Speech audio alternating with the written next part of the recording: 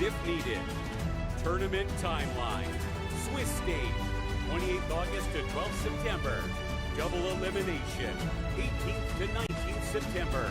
Grand final, 4th October 2025. But how do teams get here? To qualify for Clash Squad mode, teams must place top 16 by the end of Week 2 in Battle Royale knockout stage. Here's how it works. Each team plays against others with the same win-loss record. In round 1, all teams start at 0-0. They're randomly paired. Winners move to 1-0, losers drop to 0-1. From there, teams continue facing opponents with the same record. 1-0 versus 1-0. 0-1 versus 0-1. 2-0 versus 2-0, and so on. To advance, a team must get 3 wins before they lose 3 times. Lose 3 matches, you're eliminated from the Clash Squad mode. Matches continue round by round until exactly 8 teams reach 3 wins. Those 8 teams move on to the double elimination round. Double elimination format. Every team starts in the upper bracket. Lose once, drop to lower bracket. Lose twice, you're out.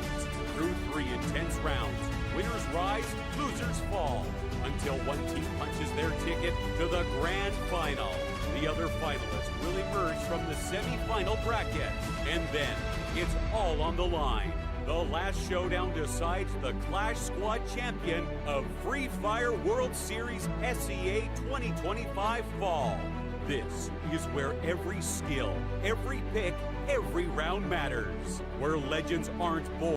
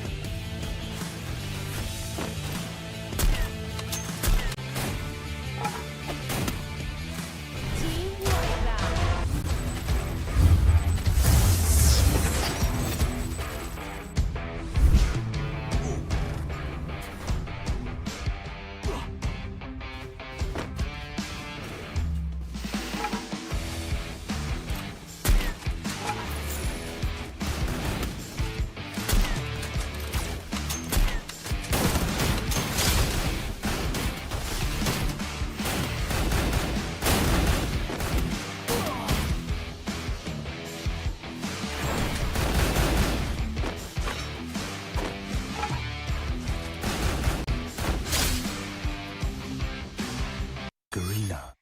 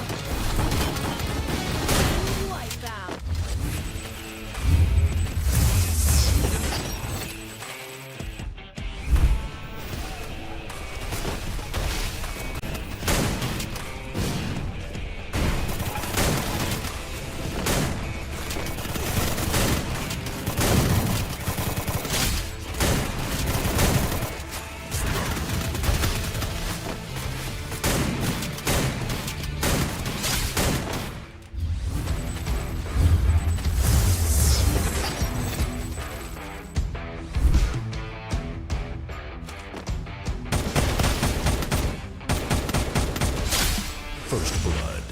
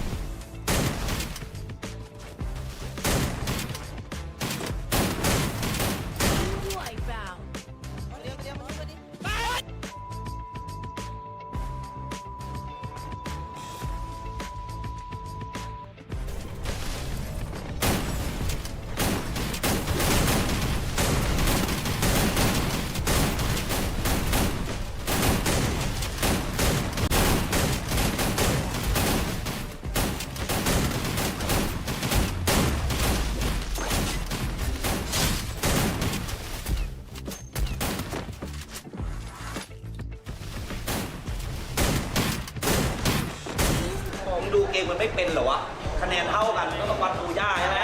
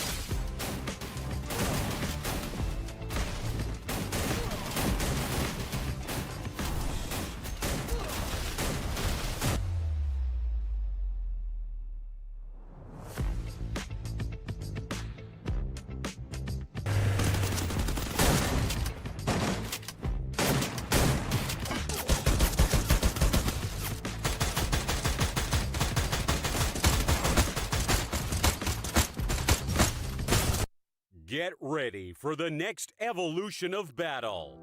This is Free Fire World Series SEA 2025 Fall Battle Royale Mode. This season, it's all about strategy, adaptation, and domination. Let's break it down. Tournament rules. Each player must equip a unique active skill. No duplicates allowed. And the map pool? 6 battlegrounds in the knockout stage. Teams battle across 6 matches, each on a different map, randomly selected from the pool, with no repeats. But in the grand finals, it's a whole new level. Up to 10 games will be played for games 1 to 6. Maps are randomly chosen. No repeats. From game 7 onward, the map pool resets and is randomly reshuffled again. What's at stake? A total prize pool of $300,000. Champion, $100,000. Second place, $40,000. Third and fourth, $20,000 each. Final MVP, $4,000. And every day, Team of the Day earns $250. The journey begins August 15th. The knockout stage runs for 6 weeks. Week 1 to 2, 18 teams, 3 groups, 12 matches each. Each day, matches are played between 2 groups, A versus B, B versus C, A versus C. After 36 total matches, teams are ranked 1 to 18. Week 3 to 5, the first place qualifier. Starting August 30th, top 12 teams battle it out. The winner of each day secures a grand final slot. And gradually, 13th to 17th ranked teams join the fray. That's 6 teams qualify. Week 6, last chance qualifier. 2-day matches on September 20th to 21st. The 11 remaining teams and the 18th ranked team face off. Only 6 will survive. That gives us 12 teams for the ultimate showdown. Grand Final, October 5th. Welcome to Champion Rush Mode. The rules? Get to 80 points first. Then, secure a booyah to take the crown. If no team gets a booyah after entering Champion Rush, the highest total points wins. The point system is simple. First place, 12 points. Second, 9. Third, 8. All the way down to 0 points for 11th and 12. The battlefield is set. 12 teams, 1 final challenge. This is Champion Rush Mode. 1 strike can shift the game. 1 win can spark the rise. This is free.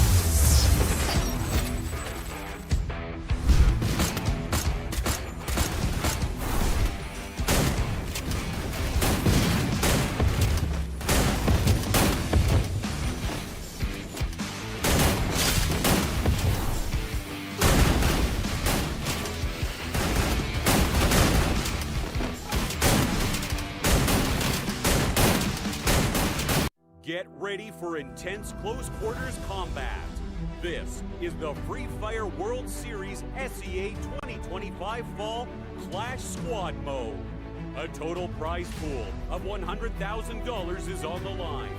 The champion takes home $30,000, with $15,000 for second, $10,000 each for third and fourth, and $3,000 for the final MVP.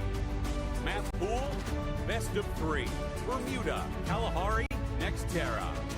Best of 5, add Purgatory and Solera to the fight. Ban pick system. A random draw decides which team bans and picks first. Ban phase. One team bans one active skill, then the other team does the same. Pick phase. First team picks one skill. Opponent picks 2. First team picks 2 more. Opponent picks 2.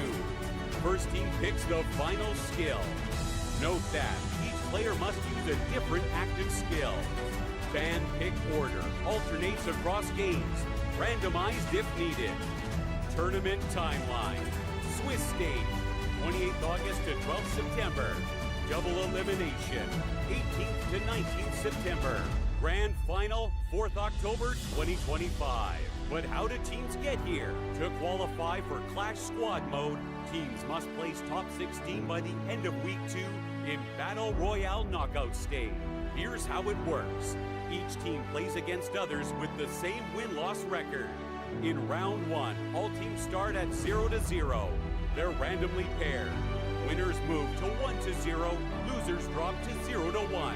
From there, teams continue facing opponents with the same record. 1-0 versus 1-0.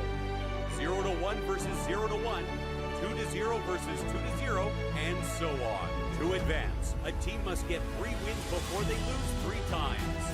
Lose 3 matches, you're eliminated from the Clash Squad mode.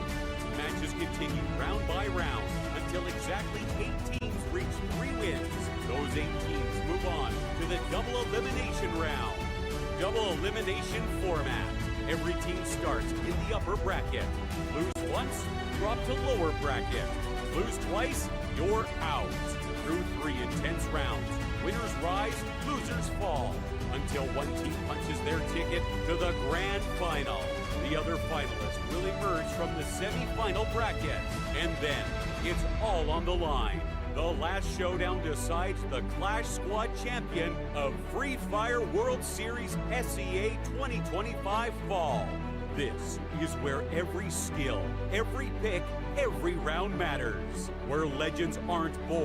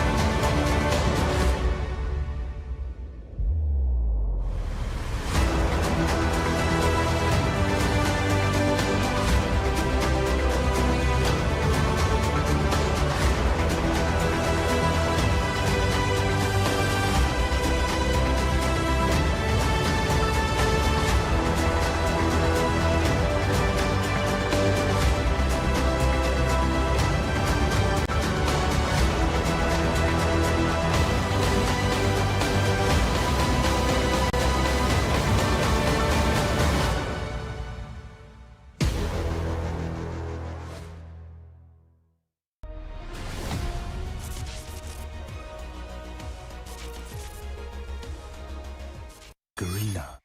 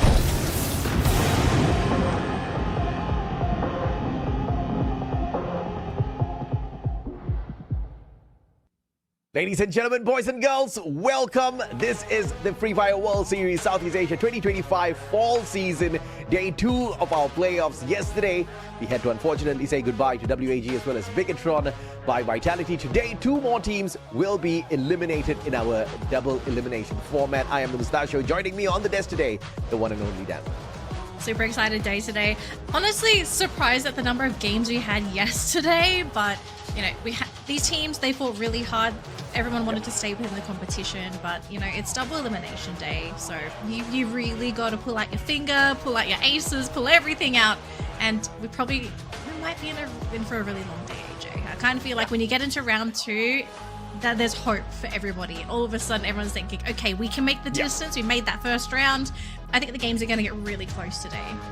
Yeah, today, because we've got the creme de la creme of squads in Clash Squad, and this is the server, right? This is the competition that everybody wants to tune into. There's a good reason why Southeast Asia has got so many slots on the global stage, because the quality that comes out of the region. Now, specifically in Southeast Asia, there is one country that is absolutely dominant. It doesn't take no prizes for guessing for sure, because I think I'll lose a lot of money on that. Thailand has been dominating Battle Royale in the past, and now they're dominating this Clash Squad as well. They've got 5 of their teams in here out of the 6, and they're all gunning for the maximum amount of this $100,000 prize pool, from which, if you strike the top, if you get the number 1 spot, you walk away with 30K, Danny. And this is basically a separate prize pool altogether from Battle Royale. So if you think about it, this is just a little extra on top for the teams that are still competing in Battle Royale as well. So lots on the line really for all these teams competing today, because the majority of them, if not all of them, are still within the Battle Royale tournament. So crazy stuff here, folks. Tournament Thailand, just very quickly, we've already done the Swiss stage. We are currently in double elimination weekend. So today is the final day for double elimination, because we have our grand finals happening on the 4th of October. So please, if you haven't already, mark your calendars, make sure you're free, make sure nothing's happening on that day, so you get to tune into the very exciting games here for Clash Squad. One unique active skill, and not just in a team, but across the board in a game. So you will not see 2 Tatsuyas, 1 on each side. You will literally just see 1 Tatsuya. We've got the bans and picks now applied in our Clash Squad. Of course, that has been making things a tad bit more difficult for some of these teams who really favor certain overpowered active skills out there. Yeah, I think we are starting to see where some teams really shine and where some teams do lean towards having certain abilities, actives, and I guess even when it comes to gameplay as well, some teams you can see they need to be in the lead all game to win that match, right? So it's been pretty interesting to see the team dynamics coming into Clash Squad and how the teams sort of function together. We do have the bracket on the screen at the moment, and we've already had our stuff happen for day number 1. We are currently on round number 2, and all of the games today are best of 3s. Just a reminder in case anyone is thinking they might be best of 1s. Nope, all 4 games today will be best of 3. So we could be seeing 12 games, AJ. I'm just saying. The competition's tight now. Well, let's hope those best of 3s end up in some 2-0s, because no better way to knock your opponents down into the lower bracket, no better way to eliminate them from the competition by showing that even though we are only left with the top 6, there is still dominance here amongst them, right? And I think we do have some potential of that happening, but in this first game, it will be really tough to make such a call. This is EVOS Divine taking on Falcons. Falcons, the champions of Clash Squad from our previous spring season in 2025. Obviously, there were not as many teams, there were not as many rounds that were played. This format is way longer and way more matches that we have been entertained by. But they have shown us one thing, and that is absolute quality. Even yesterday against Buriram, when we thought that, okay, all right, Buriram's got this in the bag, this is the comeback, this is the revenge, and they took away game 1, Falcons in that second game, Karoro with a pistol literally changed the fate of the squad. And just as Falcons normally do, right? They come in, they swoop the crown at the last moment. It's actually quite scary watching Falcons, just seeing how good this team can be when they are in sync, when they are at the top of their game. And if you make those little micro mistakes, we've seen this happen in Clash Squad, teams making small mistakes, maybe for some reason underestimating Falcons in a particular situation. Falcons, they capitalize on every small mistake. So I think if I'm EVOS and I'm staring down Falcons right now, I'm thinking, okay, how do we cut this team down? And that's a really difficult question to answer because, AJ, I mean, we've seen Falcons play all their games so far. Is there really an innate weakness to this team? Because I think from what we've seen so far, they haven't really shown us there are any aspects in Clash Squad that they've really struggled with. I think they do struggle when they initially lose the first couple of rounds. Unless, of course, the shop that's activated in the game has got the Deagle in it. If the Deagle is in play, these boys turn into a monster, just like what we saw against Buriram yesterday. Even in rounds where they could purchase, an assault rifle or an SMG, some of them still defaulted over to the Deagle because that's exactly how good the pistol is. And I think that will be a very big factor overall. But as far as, Falcons is concerned, it's very rare that you get to catch them, having any sort of weakness. They've been one of the most perfect teams out there in Clash Squad. There have been. I mean, there's a reason why this team was crowned champions.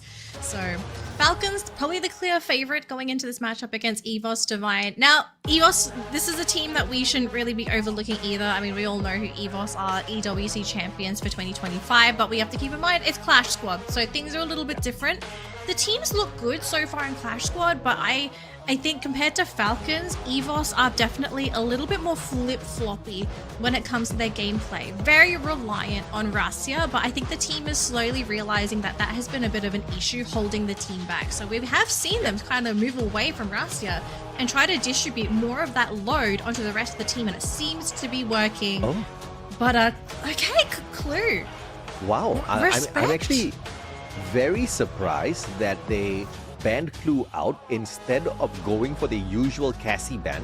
Now they've left this Cassie wide open, and Falcons have not used Cassie at all throughout the whole Swiss stage, which honestly is a super shocker to me because it's one of the most OP skills out there, and they've now not even gone for that pick. They've left this bait out. EVOS, if they drag this Cassie in, I think it's going to be pretty horrendous for Falcons, but it could also be a major bait by Falcons, forcing EVOS to play an aggressive playstyle. Yeah. EVOS not falling for their tricks at all. Oscar, Chrono, Ignis so far, which is still a very balanced playstyle. You don't really need to go crazy with this just yet, especially with Chrono and Ignis, who can be used a little bit more defensively. I mean, of course, we saw a few aggressive moves out there yesterday with the Ignis, but a little bit more defensive. Hopefully, yeah, but also just looking at the lineup for EVOS, like this, there's no way you fit a Cassie into this anymore, right? Like there's nothing here that Russia plays. Like this last pick has to be Russia's pick. So Falcons, probably understanding that, okay, Cassie's probably not going to be going to EVOS. They're going to go for it themselves, but what's the pairing? Like the only options you have left really is Tatsuya, but they go for Steffi last pick. That's a smart pick. I like that. Absolutely, especially against EVOS, those nades are going to rain down on your head for sure. So bringing the Steffi in is definitely a power pick. And Falcons, for the first time here in Clash Squad, is dragging in that Cassie. This same Cassie which they have banned time and time again. 11 times Falcon has banned Cassie out. They did not want to see this Cassie played at all. And now they're going to show us how she is to be used out there on the battlefield. I am excited. I can't wait to see what Falcons do with this. And Homer will be the final pick here for EVOS, obviously because that Clue has been banned out already. Coda taken away by Falcons. Dropping in here for the Homer, pretty interesting overall, but obviously EVOS will be able to make good use of this. It looks like EVOS is planning to not be super aggressive from the get-go yet.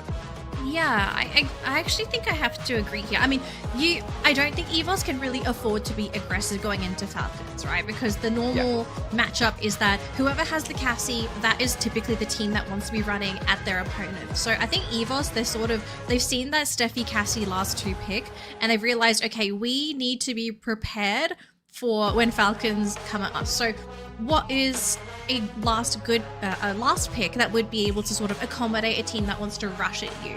And I think that the pick for Russia, like they needed Homer as well. They kind of needed to have access to some kind of vision. And we've seen Russia play Homer before. He plays a really fantastic Homer. So I kind of think this was a bit of a trap pick by EVOS, saying that, okay, Cassie's in the pool. If this is picked up, we have something available, because they picked up that Homer real quick. This was not something that they had to really think over. So I wonder if EVOS are the ones trying to bait Falcons into picking up the Cassie, but it could also be vice versa, right? Falcons, as you said, because they never played Cassie up until this point, this could be a shocker for EVOS because they might not know how Falcons like to play the Cassie. So it's like a two-way street here. Both these teams trying to trick each other, but who's the better trickster? 78% of the time where EVOS have brought in the Homer, they've walked away with the victory.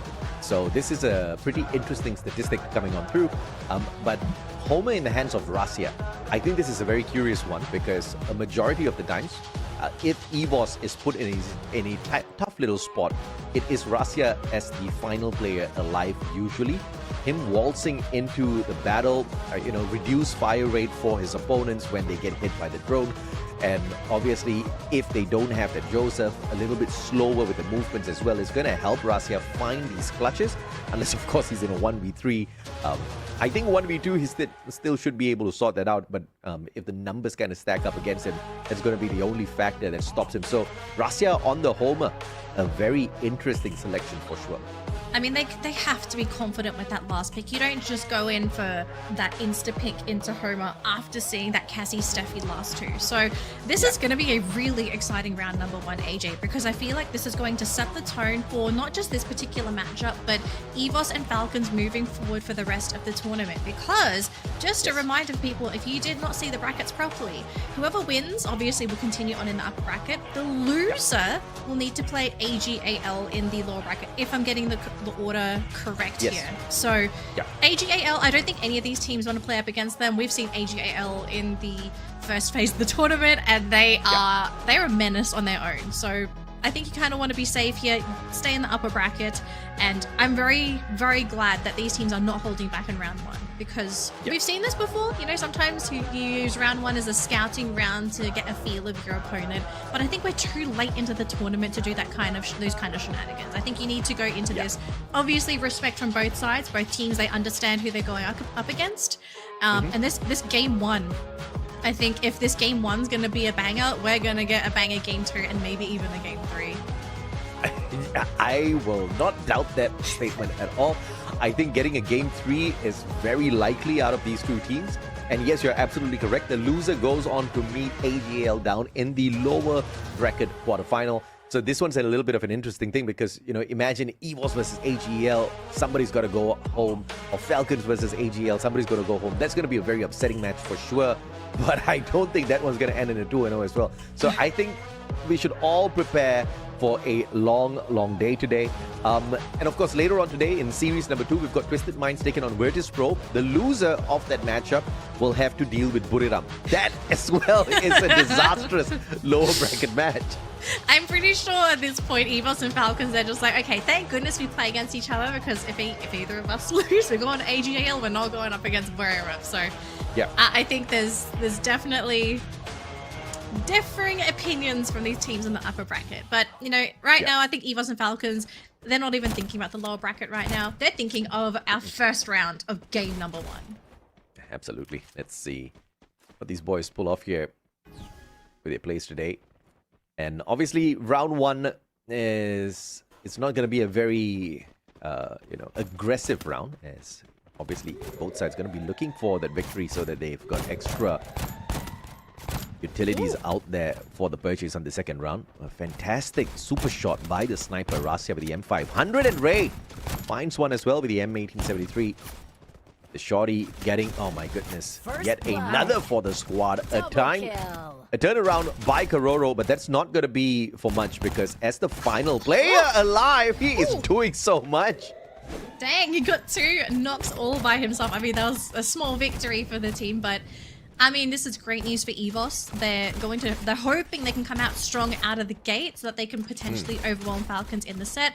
I don't think Falcons are worried about this at all. I know you did mention that typically Falcons, sometimes if they struggle to get out of the gate, that's normally where this team can potentially fall. But I feel like with this lineup, they have so many ways to come back into the game. They just kind of have to find these small mistakes, these small openings that EVOS Divine create for them. As a force buy here out of limit, I believe he's on the G36. Pretty dangerous as well, and you definitely need the force buy on this particular compound because of the long ranges. As you can see, Rasia with the Barafal. Lots of powerful shots out of him. Goes for the prone. And the medkit whipped out instantaneously. Now, Limit versus Ray. This is going to be a tough one for the Falcon player. He's all alone here. He's all alone. He does have some teammates on the opposite side of the platform that might be able to help. So here we go, On Fire and Corora. And look at that, Rasia. He saw that coming. He just dropped onto the lower floor. He's like, no, I am not dealing with this. But he does have Coachil nearby, but he did get shot at. Ray, though! Oh, the backstab by Corora. Beautiful play. So that's going to be Ray God. Aim God at Rasia. Next two to fall. Oh my gosh, this round two. Looks like it's going to go in favor of Falcons. We do have Coachil. Best thing you can hope for is just try to get a knock, maybe one elimination. But man, this round two, great comeback, great plays from Falcons. Ooh, a perfect round. Not a single player on the side of Falcons got knocked. And this flank around with these two buddies definitely put a dent in the strategy of EVOS. I don't think Ray even saw that coming. And then, of course, Aim God and Rasia was... I mean, I think the communication this time around was a little poor from the side of EVOS because Rasia obviously saw them running straight towards him. Yeah. And Ray had his back turned against them. So, you know, that information wasn't being passed over. Yeah, I have to say that was rather peculiar. Maybe the information came a bit too late, you know, who knows? But it's round three. Falcons versus EVOS Divine. So the game is essentially tied. A couple of shots are being thrown out, but nothing connecting onto Ray. On Fire, though, all by himself. Going to be leading the charge. He's got his team behind him. And On Fire is being spotted out by Ray. But there's the first knock. It's going to be onto On Fire. And look at that, right into it. Aim God going for the next knock. So On Fire are more on the ground. Not finished as of yet, though. Focusing now onto Limit. Aim God. Can he aim like a god? So close. Ooh. I mean, brilliant play by Aim God there. Gets it with the mini Uzi. And obviously, we saw Coachil rush on forward towards that cyber airdrop. Gets the cyber point for the squad. Also pulls out a level 3 MP5 from the cyber airdrop. I mean, it's a double whammy because, first of all, you get to unlock the cyber airdrop store a little bit later on. You just need to collect those points first. But being able to get the level 3 SMG out of there and use it to perfection a little bit later on for a knock as well is perfect. EVOS making that round look so simple, and they ended it so fast as well. Yeah, big plays by Aim God to really set things up for the team. So interesting first 3 rounds. It seems like it's been pretty one-sided. Like whoever gets that first knock tends to take that next round. But oh, Cororo taking a big shot already down to half. But same thing with Rasia. So both of the snipers taking quite a bit of damage. Oh, Cororo, the charge continues here for EVOS, trying to find that opening. But the glue wall's blocking the line of sight here for Coachil though. But look at that. One more gonna go down. Cororo, next one to fall as well as On Fire. Now it's just down to Limit all on his own on the opposite side of the platform, and he knows he's in trouble. If he can at least get a knock or an elimination, he's going to be in a good spot, but there's no way he can revive anybody. Man, what a round by EVOS. VSK in the hands of Limit, and this sniper on the side of Falcons obviously not going to miss a opportunity like that. Ray sprayed down. Just took a couple of shots, but Aim God again with the mini Uzi of all guns, just running and gunning each and every single player out there. Walked away with 2 eliminations this round. 2 eliminations. And another round in the pocket here. Just a lot of work being put in by the front line. I have to say, EVOS today are looking fantastic. Up until this point, we've been so used to EVOS Divine playing this 3 protect 1 play style where they really rely on Rasia to be the one to dish out the damage. But everyone's been stepping up. Aim God stepped up. Coachil and Ray has been there to provide the support for Aim God. And yeah, Rasia's doing his thing, but my goodness, Aim God absolutely stepping up today for the team. I mean, no doubt at all. I think Aim God has been pretty fire. And he was on all of those rounds, mainly running that mini Uzi, now whipping out the Trogon instead. A tier 5 gun, looking to punish the Falcons players. Ingo is still out in the open though. One more finding Ray. Picking him up is going to be absolutely impossible. Limit not missing that second shot, but the third one would have been perfect if it was not for that glue wall. So a timely defense by Aim God. But while all that is happening, the rest Oh of my Falcons God! fell. Oh my gosh. Russia is uncontrollable. What in the world was that? Look at this guy. I think Boom. Falcons Boom. are looking at this saying, wait a minute, guys. Russia's on fire. What have we done? This man has been enabled and he's playing Homer of all things. Oh man, that win rate is no joke on Russia's Homer, AJ. What was that? I mean, with the VSK, he was standing out in the open. Nobody found the Punisher on him. Instead, he was just finding open tags onto those players. Russia missing the first shot, though. Could have found the Punisher onto Limit.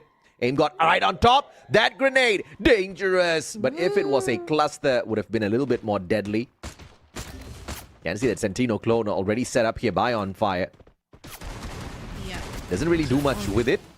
Ooh, but the backstab though. So we do have a couple trades. Rasia, Kochil, and Limit down so far. What? So 2 versus 3 situation. Aim God though can't quite get the angles. Oh, he goes down. On Fire grabs him in just the nick of time. And we only have Ray standing for EVOS Divine. Korori does get picked up though. So now all of a sudden, everything is going to be on Ray's shoulders. It's a 3 versus 1. Very unlikely victory. But Falcons, they find that comeback. And at least they claw their way back to 2 points. I mean, that was a really, really unfortunate round for the players of EVOS. Especially that little blunder there by Aim God. He was trying to go and knock the player down who was executing his friend. Should have waited for a little bit more of a timely moment to take those shots, but instead allowed him to jump. And such is Grav Labs. If this was any other compound, Aim God would have gotten that knock already. Yeah, Grav Labs is a bit of a weird one just because of the gravity. I don't think anyone ever is going to get used to danger. the very slow descent. Yeah, here comes that danger. Rasia, he's on that top floor, but look at how many Falcons players are there as well. We do have the cyber points picked up by EVOS Divine. They're up to 3. Uh-oh, AJ. Is this going to be an issue here for Falcons? I mean, if they are able to take the round, they'll be huge with Rasia. First one to go down thanks to one more. And Coach Heal, next one to follow. One more net gets him. And look at that. It doesn't matter if you get the cyber airdrops because Team Falcons, they're going to farm up your team. Yeah, definitely. And obviously, the resources are going to be pretty bled out here for the players on the side of EVOS Divine. But as long as they've got enough money, that should not be a problem because level 4 vest, here we come. Super Energizer, here we come. And Super Energizer out of the cyber airdrop store is just 100 coins. So you're going to be able to run and recover.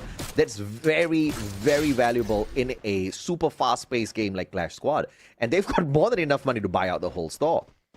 Yep. I mean, there we go. So EVOS Divine not too happy with that previous round. So they want to try and push this to match point. That's 4 points to 3. Falcons, they do need to get 2 more wins here if they want to push this next round to match point. And you know, this map in particular for Clash Squad. Aim God caught by one more. That was pretty big, forcing out that glue wall just to go for that pickup. They do pick up Aim God, but I think EVOS, they kind of want to go back. They want to recover somehow. Ray going to be hitting the ground again thanks to Limit. Rasia, next one's to follow. And Aim God as well. Oh, the sweep by Falcons. All because of a grenade connecting. Oh, painful. Yeah, that one painful. It was sick. And obviously Limit as well, punishing Ray, who was trying to recover out in the open, and it was also the angles of Limit that made it so difficult for EVOS to find the recovery. Yes, they had set up all of their glue walls, but Limit outclassed them with his position, and they had no defense, no response for him whatsoever because of the pace of shots that were being let out by this guy. And again, opportunity to overwhelm with the defense, but not enough money to buy all of those level 4 vests. EVOS, they've unlocked the cyber airdrop, but if you're broke, then it's a tad bit unfortunate.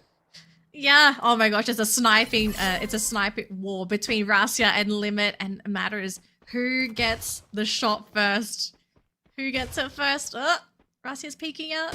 Limit's waiting, so patient.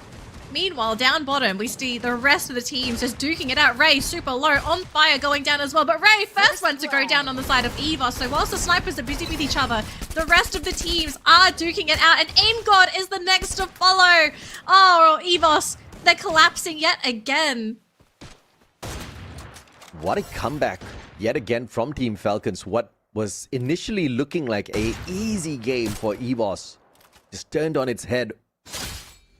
And of course, Limit waking up in this fight has punctured a hole through Razia's defense. His offense really means nothing at this point. Oh, the Riptide Rhythm actually hitting his own pillar. Not affecting Razia, who finds a quick reposition. Still, they have an idea as to where he is, and Kororo's looking for that flank. He got clipped. He got clipped. He is super low. And there we go. That final shot by Limit catches Razia. And that's going to be it.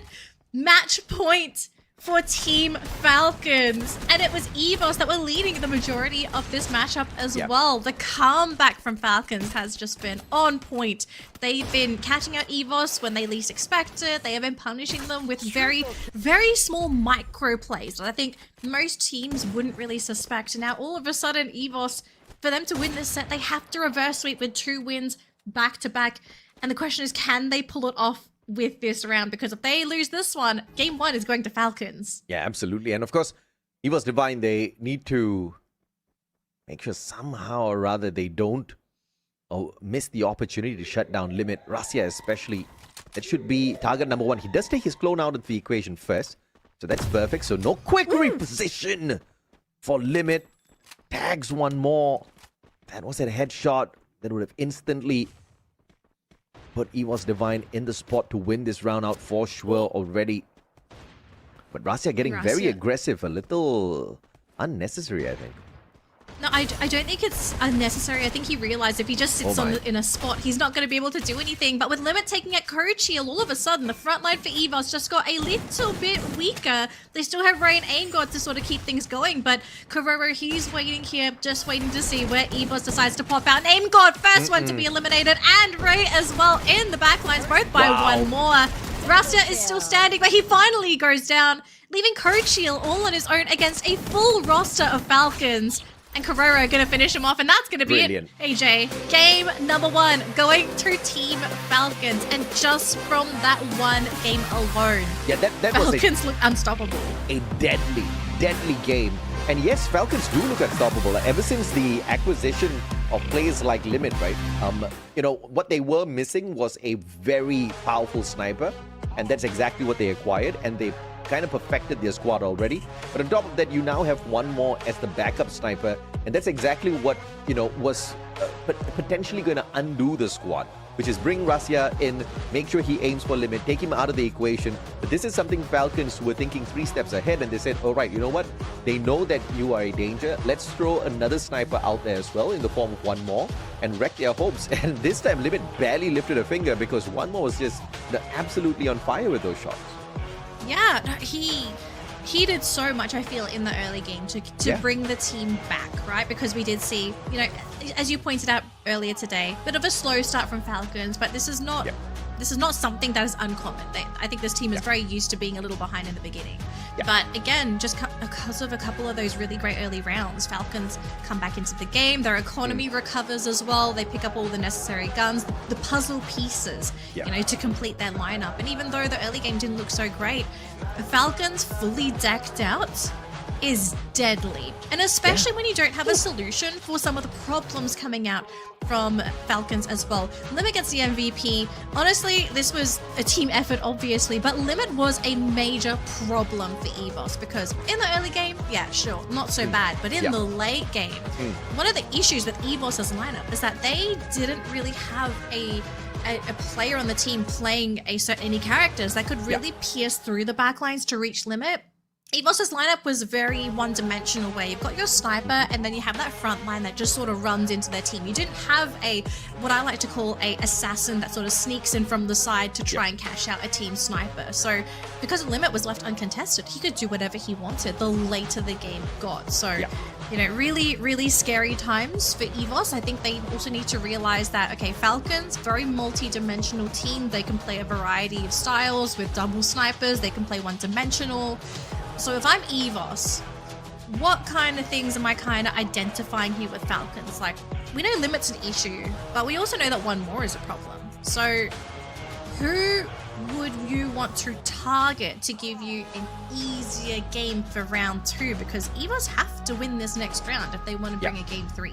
Yeah, I dare say the bigger target should be Limit, because without him, I don't think it would have been possible for Falcons to stop EVOS running away and to turn the momentum around. I think Limit did a lot in that equation, so well-deserved MVP first of all. But more assists coming through from One More because of his pacing, especially towards the later end of the game. You saw in that final round, he whipped out that AWM. I think the secret is not really gunning down any specific player from the side of Falcons. Obviously, it would be very helpful if they took Limit out of the equation early, especially in the late rounds, because he's a deadly sniper. But what's more important is they were so hyper-focused on the cyber airdrops, right? Which is very important, we all understand. But there should also be some caution in the air when they do go ahead for the approach. I think they kind of threw away a couple of opportunities, and they did not expect to lose players that quickly. You have to respect Falcons, and I feel like EVOS was a little too confident in the first game. That should be fixed here at Kalahari. Yeah, I think that's a really great statement, AJ. It did feel like they may have gotten a little overconfident after getting those first couple games off of Falcons. So maybe if EVOS sort of tone it down a little bit, I don't know if you can really say give them more respect. You know, I think EVOS are giving them as much respect as possible, but I think they need to be a little more cautious with some of their plays, because they did at times, you know, like it's great to have confidence, but I think you also need to think at the back of your mind, like, okay, we know what we want to do, but we also need to predict what our opponents want to do. Like, how can we outplay them so that they don't expect our next move? Just very quickly, we do need to bring this up as well. Game 2 is going to be on Kalahari. Now, the thing is, usually people would like to say, oh, it's Kalahari, this should be, you know, EVOS's map. Now, here's the issue, folks. Falcons are also pretty dang good at Kalahari, so map choice isn't really an issue here. One thing we do sort of need to look at, though, for both teams is how confident are they in dealing with elevation, because that's what Kalahari brings to the table for Clash Squad. And not everybody is very confident with elevation. And I'm going to point out very quickly, if we see Mammoth in like these first 1 to 3 rounds, I think some of these teams are going to be screaming, because we have seen teams struggle whenever Mammoth comes up. Yeah, no doubt at all. And I think earlier on, I expected to see a little bit more out of One More, but he was playing the Cassie, so he was the designated backup player. You know, to call him that would be a little unfair, but he was exactly that, right? But in the later parts of the game, he kind of realized that it just fared a little bit better if he picks up a long-range gun, especially on the battlefield that they were on in that initial fight. So this is a interesting thing, where are we actually going to see them drag the Cassie in again, since it's so effective? I mean, they've run through the whole of the Swiss stage without touching Cassie at all, and now the moment she shows up, I think it has been quite a big game changer for Falcons. I feel like Cassie's a game changer for a lot of teams that pick her, honestly. Just such a insane character. And I think the most amazing thing about Cassie too is that there is no real Cassie counterpart aside from Cassie, right? Like Cassie's the only one that can really do what she does. So teams are not really given too many options for an alternative if Cassie is their go-to pick, unfortunately. I don't expect it to be banned here, but I do wonder if EVOS are thinking about taking it themselves if it's available. Because Falcons get first pick, and I don't see Falcons first picking Cassie. They might get it during the second round or third rounds of picks. But for EVOS, they've only got 2 opportunities to snipe up that Cassie. And if it's not during that first round, they're going to have to hope that she's still there during that second round of picks.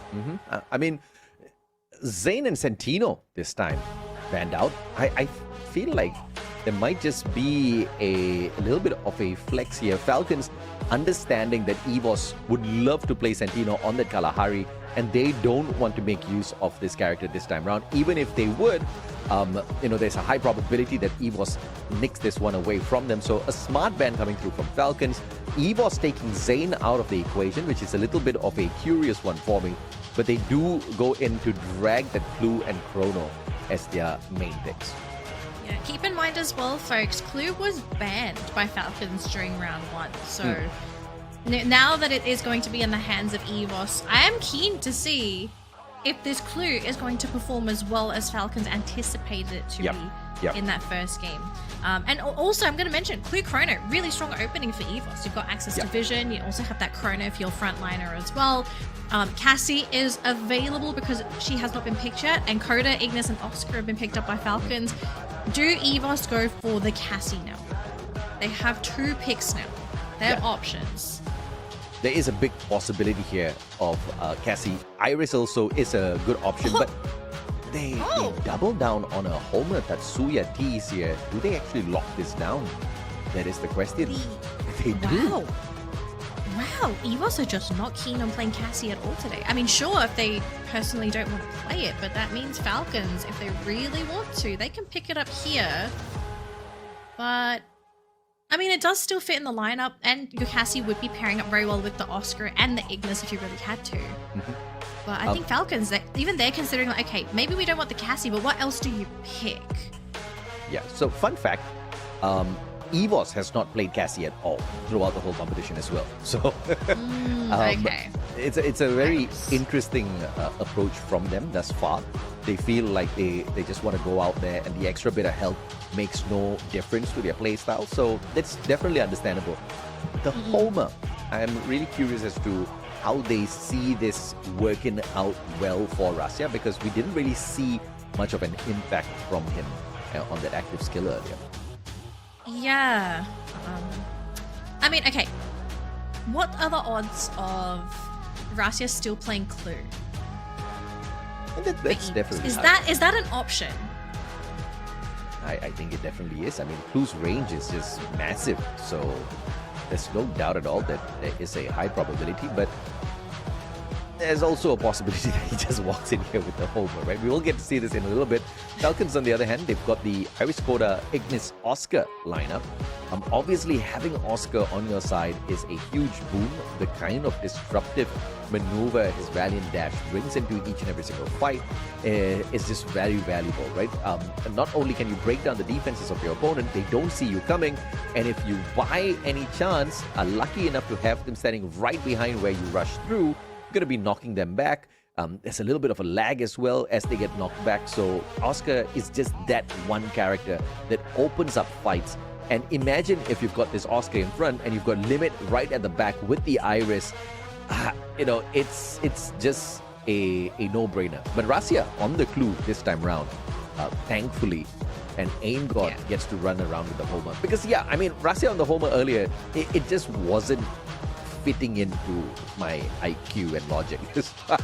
And I don't think he even used it.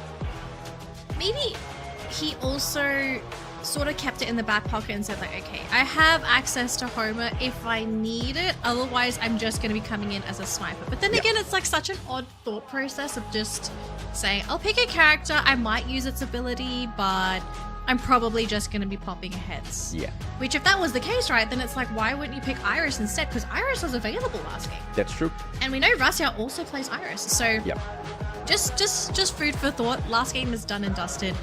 We are ready for round number 2 here, ladies and gentlemen. And just a heads up in case you did not catch game number 1, as you can see on the screen, Falcons are leading the set 1-0. And for EVOS to pull this to a game number 3, they need to win this round. It's going to be on Kalahari, which this team, they're comfortable playing Kalahari, but Falcons are as well. So I don't think it's going to be so much of a map difference between these two. It will absolutely come down to a battle of skill and how both of these teams utilize a lot of the tools that they have access to with their drafted lineups. Just again, AJ, kind of looking at what is available for both teams, right? Like both Falcons and EVOS, they have ways to run at each other. For EVOS, they have Kochil, who's going to be on that Chrono that can frontline, can run in with Ray, who has the Tatsuya as well. But then on the side of Falcons, like they kind of want to run into EVOS as well. They've got Oscar, they have Ignis, they have Coda to provide vision. So just seeing how both of these teams have tools to run at their opponents, who do you feel like is the team that wants to be in the driver's seat for this second round? I mean, obviously EVOS, because they need to stay alive, or else they have to go and deal with AG Global a little bit later on, which is something that I don't think they want, because the last time they bumped into AGAL, they got whooped 2-0, and that's the That's the only time they have ever been whooped 2-0 in Clash Squad within the season. So yeah, they definitely do not want to bump into them. This is a do or literally die game for EVOS Divine, because there's a high probability if they go down, if they lose this match, they are going to get kicked out of the competition, unless of course they work out some sort of magic in the lower bracket. Yeah, let's try not to work any magic, you know. Let's try and make it right through into the upper bracket. Let's not throw the homo on your sniper. It's a little bit too late now. I don't think they can really change that Homer pick. So Yeah. look, if EVOS are picking it, like clearly there is something about Homer that just really meshes well with how the team plays, because there are so many other characters that they could have picked, but they really love that Homer pickup. So we'll see if game number 2 is where Homer shines. Maybe Aim God is able to pilot the character a little bit better. Round number 1 though, this one can really go either way. It's just a matter of who lands their shots first. And as you can already see, we do have that flame wall advancing onto EVOS, and Falcons, they get the first knock onto Ray. Beautiful trade back here by Rasya with the M500, finding the head on fire though. The first one to reach the airdrop, and will use that sight to slice down Rasya, looking for yet another. Coach Shield, smart turnaround, but gets sliced down as well. Can we see a 3 slice? Yes, we can! On fire! 3 slice melee knocks. And that's the way you start off game 2. They are looking to tease the EVOS players. Oh man, what a way to start round number 1. And I think if I'm EVOS, I'd be panicking as well, thinking, oh, okay guys, this is a game. We are behind 1 round. We've just given that first round away to Falcons. We're going to have to try and make this comeback happen in round number 2. And so far, looking at both of the teams, we have no armor on the side of EVOS. They've actually decided to bypass armor, whereas you can see for Falcons, they've loaded up Kororo. Yeah, absolutely. And this is the place where EVOS has to play very careful. They lost that first round in a fairly embarrassing manner. All right, again! Unfortunate for Ray that Nate just literally found him smack on the head. Aim God gets tagged halfway there. Limit keeping an eye on him. AC-80 flanks around. On fire on the other hand with the Valiant Dash. Breaking down the defenses, and it was a 2v1. Tochil now showing up as well, and on fire, just cannot stop. Gets 2 knocks already. Rasya with a sliver of health. Could not do anything against a full squad of Falcons. Oh or flock boy, of Falcons. Which one is it? That's a lot of Falcons. But I am really concerned about this second game here, because round number 2, it's another very decisive victory by Falcons. It's almost like we're watching a sprint, and EVOS have started the race at a jog. Whereas Team Falcons, they're already running away with the matchup. So if EVOS don't pick up a game in the next 1 to 2 rounds, this game might just be a 6-0 with just how good Falcons are looking already in Kalahari. And Kororo, very, very low, does manage to retreat behind a wall. Now this might be the opening. EVOS are looking for Coach Shield, and Ray are going to be starting the fight here on fire, trying to dive deep, but the smoke screen making it a little bit difficult for him to really see. Coach Shield though, still trying to find somebody. He sees one more, tries to go for the finish off onto one more. Oh, but he goes down. One more. The smarter man, and Rasya has been caught by Kororo. On Fire's literally just walking around with the sight. He's still looking for some melee knocks. This time, of course, one more had to back him up. On Fire gets knocked down, but that's nothing much for them to worry about at all. 3-0, EVOS Divine. This, I think, is making them extremely nervous already. They have been starved in this game from the get-go.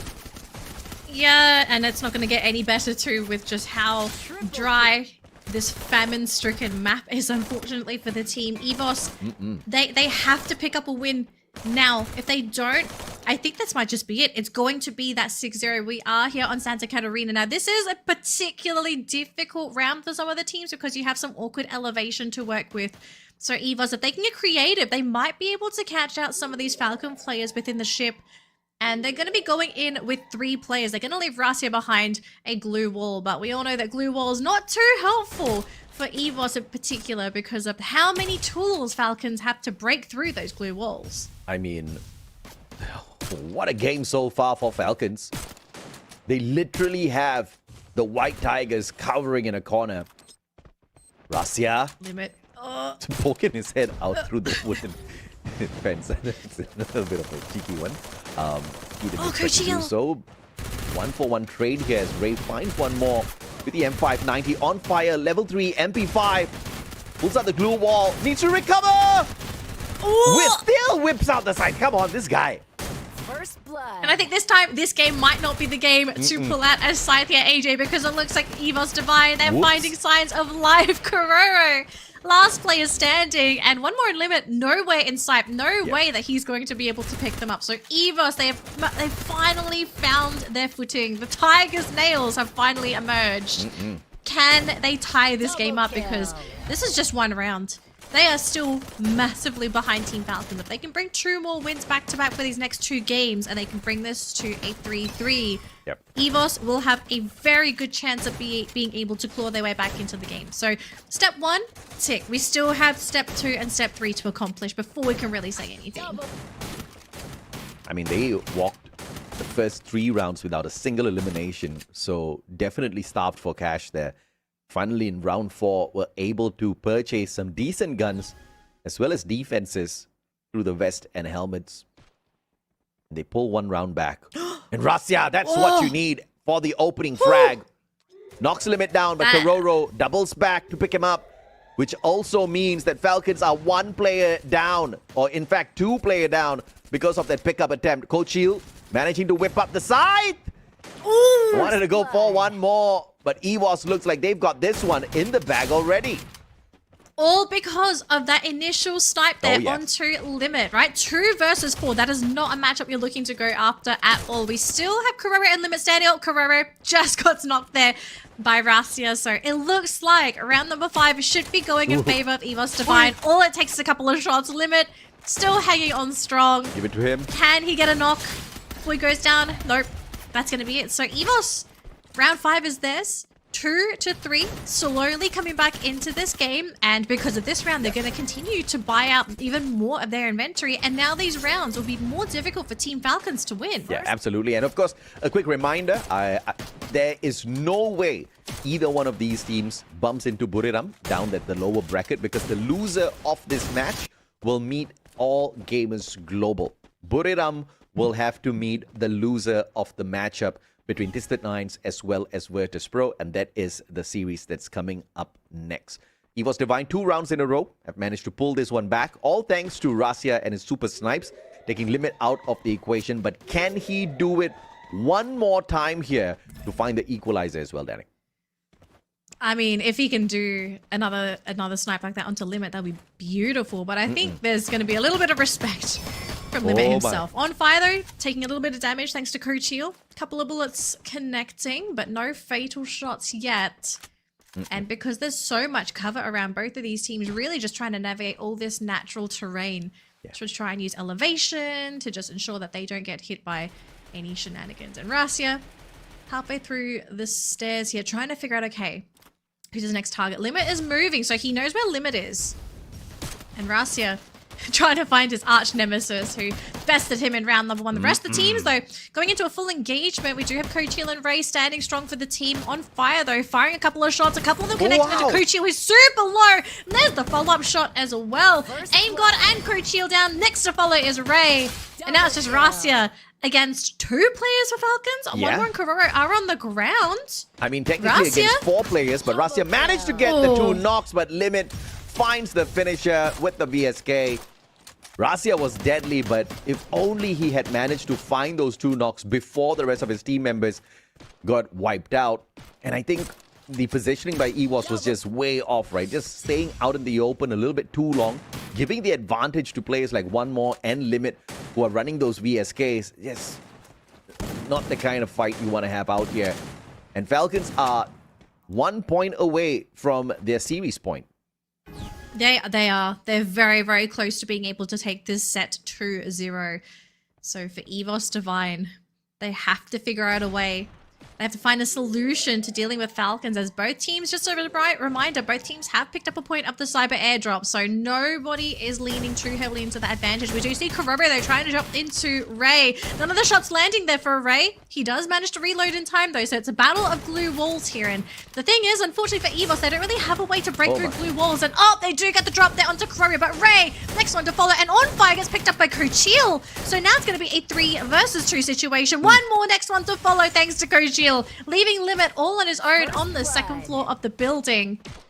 And it looks like EVOS, they're going to be able to bring this set 3-4. A very decent comeback here by EVOS Divine. Like you said, one final player in the version of Limit is going to lose his VSK. But it looks like the rest of the players on the side of EVOS already have enough guns on them. They are not going to loot this guy. They just want to get this as a flex. Coachil gets the ace. 4 players all taken down just by this superstar. Whoa. What a round there for EVOS Divine. They put us some miracle plays just being able to break through Falcons to begin with, because we did see Falcons. They were the ones that tried to go for the push there onto EVOS Divine. They tried to create space for Limit. But I think the lucky thing for EVOS was that nobody got one tapped by Limit. I think if any of them got one tapped, that round would have been over. So I think EVOS are also realizing how important it is that they stay out of the line of sight there for Limit. Don't allow the sniper to be able to either throw those chips in or to be able to get the one tap, because if a one tap happens, the round is essentially theirs. Now, scary moment here, because both team snipers are going to be sharing the same high ground.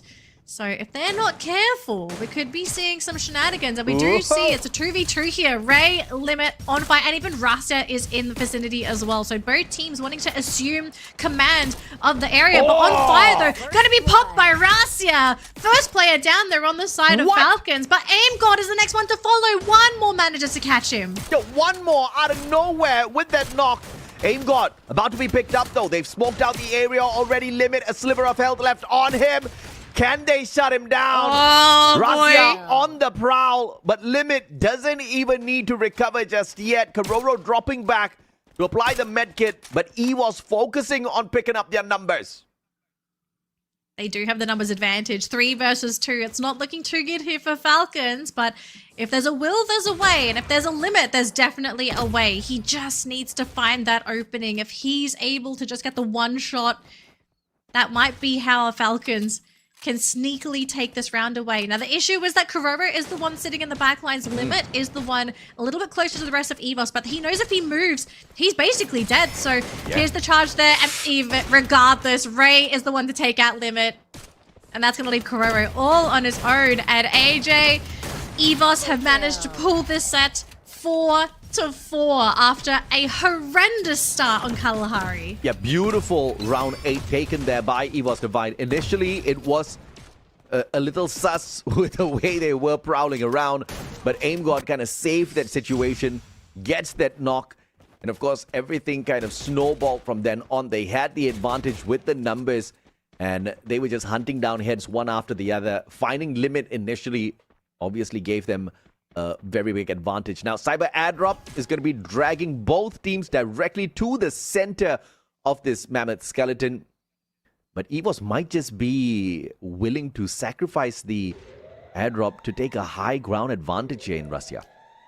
Is it really worth it, though? Because if they give it to Falcons, that's going to be 3 points for the Cyber Airdrop going into Falcons' favor. And if Falcons win this round too, I think that'll be massively disastrous for EVOS going into round number 10. But let's also keep in mind, like Mammoth, it is a very finicky map as well. Some of the grenades do connect there. Aim God, though, did not get the one shot. One more, though, going to be finished off by Ray, who does climb onto the bones. So 2 for 1, though, on fire. Also, the next one to drop, leaving Limit and Kororo standing for Falcons. And Rasya and Coachil holding the fort here for EVOS. It's not over yet, but they do manage to get the pick up there. So one more is back in this game. Yeah, Rasya just took a little bit too long to get into position. Could not find the flank onto anyone. Kororo was low for a million years there before. Found his foot, Kororo. Nasty shot. He got an arrow to the knee. What a way to go down. There, Rasya. He realizing even my feet aren't safe. Limit's right behind him as well. And Rasya, does he know Does he know Limit is there? Is moving GG. along with the blue zone, and Rasia, no chance. 3 cyber airdrop points for Falcons. 4-5 in favor of Team Falcons. This round 10 might just be it for EVOS Divine. If they can't find a win here, this is going to be a 2-0 for Falcons. Can they bring the finisher in? Because they also have the level 4 vest that they can purchase. But it looks like the boys are a little broke here. And share cash with each other. So not everyone with the level 4 vest, only On Fire gets to purchase it. But it's all fine and dandy. Limit X7, the gold AWM in hand. On Fire with the power foul. One more with the VSK.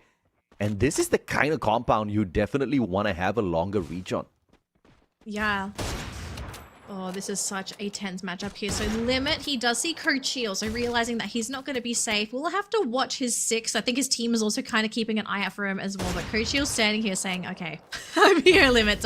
You're not allowed to leave this compound. I will find you at some point. But Coachil dropping down to half, and even Ray providing support. So look at this. So much emphasis for EVOS to get rid of Limit. But Ray, he gets hit by Limit. He's on the ground. He gets 2 shots. Limit! And he punches them down. He says, that's what you get. That's what you get. Unbelievable shot. And if that was a collateral in this game, that would have just been it. Oh, no. One more shuts it down. Here comes the 6-4 that will convert into a 2-0 victory for Team Falcons over EVOS Divine. Rasia's the only one that can save them from that fate. But Falcons are too professional for this. And one more point for them that brings the series to an end. An unbelievable 2-0 defeat suffered by EVOS Divine. And of course, no surprises delivered by the Falcons. These Falcons are deadly. It doesn't matter what you throw at them. They even beat the Tigers. These are some crazy big Falcons, guys. But jeez, incredible. This team is on form. I am fearful for whoever has to play against Falcons in that next round, because they just look terrifying. The team is on point, and even if you have your sniper being flanked by 2 players, Limit got both. He got both all on his own. He didn't need any help. He says, I only help myself. You guys do the front. No, Limit is just unbelievably good. He has no limit. And, you know, obviously they had vision. They saw the boys running straight towards them. Limit got the information of the rest of his team members. You drop in through, had the smoke, shoots through both those players. Again, they were lucky because there was no collateral, but unlucky that it is Limit who did not think twice, took the fight straight to them. And obviously that was a maneuver that the EVOS player just was not expecting. And with the AWM gets a CQC shot, but it is On Fire that is your MVP. 9 eliminations in total with a total damage of 3,498. But trust me when I say everybody from the side of Falcons this time around, they were definitely the MVPs. What a solid game against EVOS Divine. Yeah, the team worked in that round. Even though it was a 2-0 series, everybody had their moment where they shine. Everybody was able to basically bring this team to victory. Sure, we had to go to 10 rounds, but a win's a win. That's all that matters for these teams. It doesn't matter how you get there. As long as you cross the finish line, you are good. So I think for Falcons, you know, EVOS, I think some people look at the matchup, they say, oh, 2-0, oh, that must have been an easy matchup. It wasn't so easy. There were definitely moments where it looked like EVOS were going to be able to bring themselves back into the set to push it to that game number 3. I think what didn't help for EVOS in this particular matchup was just having such a weak start. I think if they had gotten 1 or 2 wins much earlier on in the round, I think they would have been able to take this and push it to that game 3. It was just that dominant start from Falcons, setting EVOS back, forcing EVOS to work overtime just to equalize and to even bring it to a 4-6 in total. It was it was a lot of work for EVOS, and for all we know, maybe they sort of ran out of gas in the tank as well, because these rounds, they're quick. You might think like, oh, it's so fast, it shouldn't be an issue for the players. We're talking microseconds. Like these players, these teams have to make split-second decisions, and it can be extremely tiring just playing one round because everything happens so fast. Yeah, the mental so maybe streak, EVOS. Yeah, so maybe for EVOS, maybe it was a little bit too much for them because Falcons, this is a different team as well. You have to think next level when you're playing up against Falcons. Not surface level thinking, we're thinking next dimension. Yeah, and this is the worst scenario of all for the side of EVOS. They just got 2-0'd, and they're going to meet a team that 2-0'd them in the competition as well. That's AGAL. It looks like the kryptonite for EVOS Divine is Thailand, right? The Thai teams have been able to overwhelm them. They've been able to overcome Bigatron by Vitality, Esports. No issues for them whatsoever. But they bump into AGAL, they meet trouble. They bump into Falcons, they were absolutely outclassed. Yes, a few of those rounds, maybe we saw some good stuff out of EVOS, but just overall, they were outplayed today for sure, which is a little surprising. I expected Russia to put up a stronger fight against Limit. I will not argue that Limit just, made Russia look like a junior this time around, which technically he is in comparison to Limit, but I wasn't expecting such a result. Yeah, I don't know if it was an issue with Rassia himself. I do believe it was probably Falcons just making them look not as great as they normally do. So I'm probably more inclined to believe, Falcons. They're just that good. There's just this team makes everybody look like kids. So very excited to see Falcons play again. Not today, unfortunately, because they've made it through. They're going to be waiting for our grand final day. But for EVOS, we are going to see them play again later today. But in the meantime, though, we are going to give Falcons their deserved spotlight for securing that win with a very short interview. Hello Survivor, welcome to our interview section and Booyah from Team Falcon, and now I'm here with Limit. สวัสดีค่ะ First of all, congratulations that now you grant into the upper bracket final. So the first question I want to know about the first map. So I have to say that it was Divine lead the game first, but then your team just back and bring the victory. I want to know that which round or which situation that bring your momentum back. อยากรู้ว่าในเกมแรกค่ะเราโดน EVOS Divine นำไปก่อนและหลังจากนั้นเนี่ยเราได้ราวกลับมาแบบ5ราวติดเลยแล้วก็ได้รับชัยชนะมาอยากรู้ว่าเหตุการณ์ไหนหรือว่าราวไหนที่เป็นจุดสำคัญที่ทำให้ได้โมเมนตัมกลับมาค่ะก็ตั้งแต่เกม5ครับที่โดนพิพิธภัณฑ์ที่เมืองพิพิธภัณฑ์ไปก็ทำให้รู้ว่าเกม6ว่าเล่นยังไงครับแล้วหลังจากนั้นก็คือแก้กลับมาหลังจากราว6ก็คือเล่นได้ตามแบบว่าแก้แผนกลับมาได้ประมาณนี้ So it's begin in the round 5 that score is have to be like 4-1 so that time Team Falcon know that what is the point that they have to fix after that round is going to be round 6 after that they got the 5 round in the row because they know well that what is the problem about that. Okay, so about the second map, how to say that for second map is BU lead now, but then they also come back. So I want to know that you have been like struggle a little bit. So what is the problem about the second map? อยากรู้ว่าในแมปที่2เนี่ยเรานำก่อนค่ะแต่ว่าเหมือนมีติดขัดนิดนึงแล้วอยากรู้ว่าปัญหาในเกมที่2คิดว่าคืออะไรคะน่าจะเป็นพอพลาดเกม4ครับถ้าเกิดไม่พลาดก็น่าจะจบ 6-0 แต่พลาดที่4ใช่ทำให้การเงินมีปัญหาใส่ชุดนักศึกษามาเพื่อนผมได้นะครับไปยังไงล่ะทีนี้ Okay, so about the second map in the round ไหนนะround 4 they have a lot of mistake about that so it's lead to make them have a problem about the money so that they don't have any effort to get the better gun. Yep, and about who's got the problem about money just come to talk to Team Falcon. Maybe you will get some treat from them. Okay. Okay, last question. Do you have anything to say to your fans because now you grant into the upper bracket final, which is gonna be in 3 ย่าน Midtown in Bangkok, Thailand.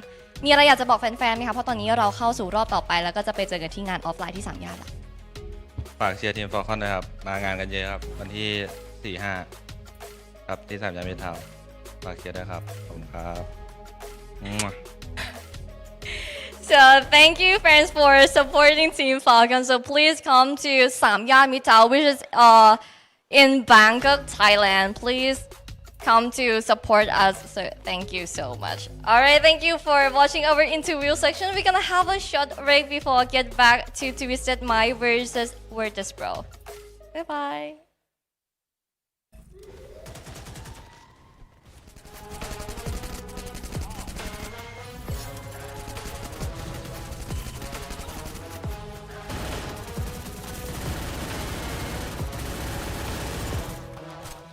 First blood.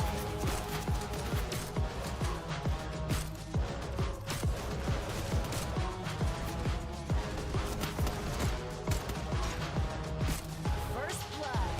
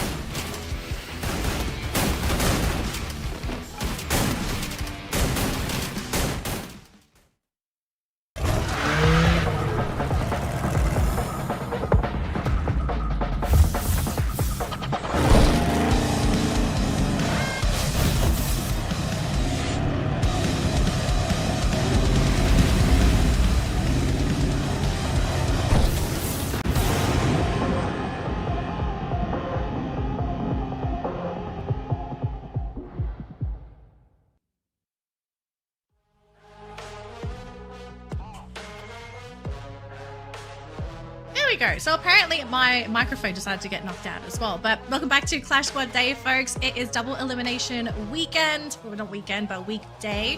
But we've already said goodbye to several teams yesterday, meaning that we're going to be saying goodbye to a few more teams today. But we're still in the upper bracket.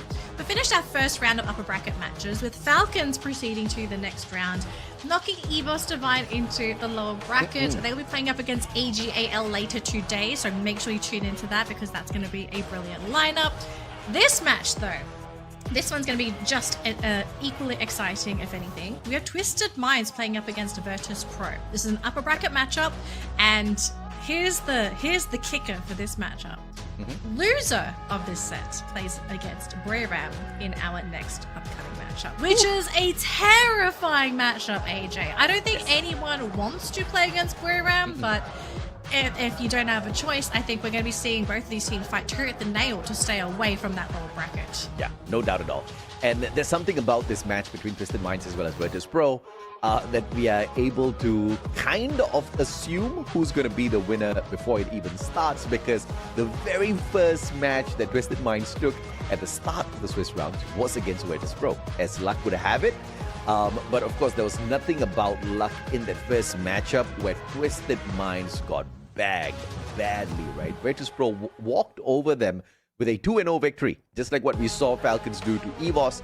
So there's a high probability that actually happens again. Okay, I know you say it's a high probability, but we have seen repeat matchups in Clash Squad, and what we or at least what I have seen thus far is that the opposite happens. Yes, so that's whoever true. won the first set generally takes the second set. So that is true. We're not saying that is what's going to happen in this particular matchup, but there is a good chance that because these teams they faced up against each other already, they already have an idea as to how their opponent plays. They physically played against them, which is the most important thing. And now there's going to be a lot of adaptation, a lot of learning, and I feel like a lot of research put into this matchup for both these teams. So I'm interested in seeing in how these teams adapt to each other. Like how quickly do they learn how to move around their opponent? Are we going to be seeing some crazy picks and bans? Because we have, I mean, earlier today, the craziest thing was probably Homer from EVOS, but even then, EVOS play a lot of Homer themselves. So yes, they do. Twisted Minds and Vertus Pro, maybe some crazy picks. I'd like to think so. But then again, these are high-stake matches, so I don't know if you can afford crazy picks here either. So let's see. The bands of picks are going to be starting off in a little bit. The one thing we do know about both teams, they love playing the Coda. They love the Chrono. So there's a high probability these two skills will not be banned out because they themselves want a potential where they could bring it in. Or since they love it so much, there's a good reason why they love it, they might just want to ban that out, right? So there's a 50-50 on that. But there is a situation here where we do see Twisted Minds leaning very much towards the Ignis. Taking out a character that they love and abuse so much could just be the deal breaker here in this starting matchup. Yeah, I have to agree, right? If in your research for a team, if you see somebody playing a particular character, or at least they play a character for its active and they are very successful with it, it just makes sense that you want to either ban it out or you could be the team to counterpick it if you get access to first pick. I don't know if it's something that you want to be first picking. I think if it's like a more high impact character like Chrono, for example, we do see a lot of teams prioritizing Chrono. That might happen, but in terms of bans, I could see both teams maybe banning Chrono. The Ignis might slip through. I'm kind of curious if there's going to be a ban for Oscar, because Zane is the ban for Twisted Minds. They will also get first pick. It's up to Vertus Pro what they want to give up for that first pick, because if they ban Oscar here, we also have to remember Santino is still in the pool, Cassie is still in the pool, Chrono could be first picked, and that's going to be the Santino for Twisted Minds. Okay, you can beat me on the head with a bat at this point, because the ban onto Zane, Vertus Pro has literally played Zane one time so far. So I'm not too sure what this ban is about. And of course, the counter ban here on the Oscar, the same can be said for the team of Twisted Minds as well. They're not really big fans of the Oscar play. They have got a 4.5% pick rate on this Oscar, right? They've only used him twice so far. So interesting for sure when the bans are concerned. But obviously the picks are going to be a little bit more important here. Twisted Minds sneaking away that Santino at the very get-go here. Yeah, I mean, Santino did slip on through, and it just... I feel like if you didn't take that Santino first pick, you're giving away potentially, if Chrono wasn't going to be the first pick for Twisted Minds, Santino Chrono. I think that pairing would have just been absolutely disgusting. So you have to kind of take one of your guns at the moment, and Santino ends up being the choice. Now, for Vertus Pro, I mean, they've left their options pretty open. I do like that they open with Chrono because they already have their initial rusher, and you have that support that can come in from Coda. Alternatively, some teams, they actually put their sniper on the Coda as well. So I love Coda as a pick because it's such a versatile character. The Twisted Minds though, okay? Clue and Steffi. Love the Clue. I think we all know Clue. Amazing character, can be used can be used for utility or can also be placed as a sniper for the team.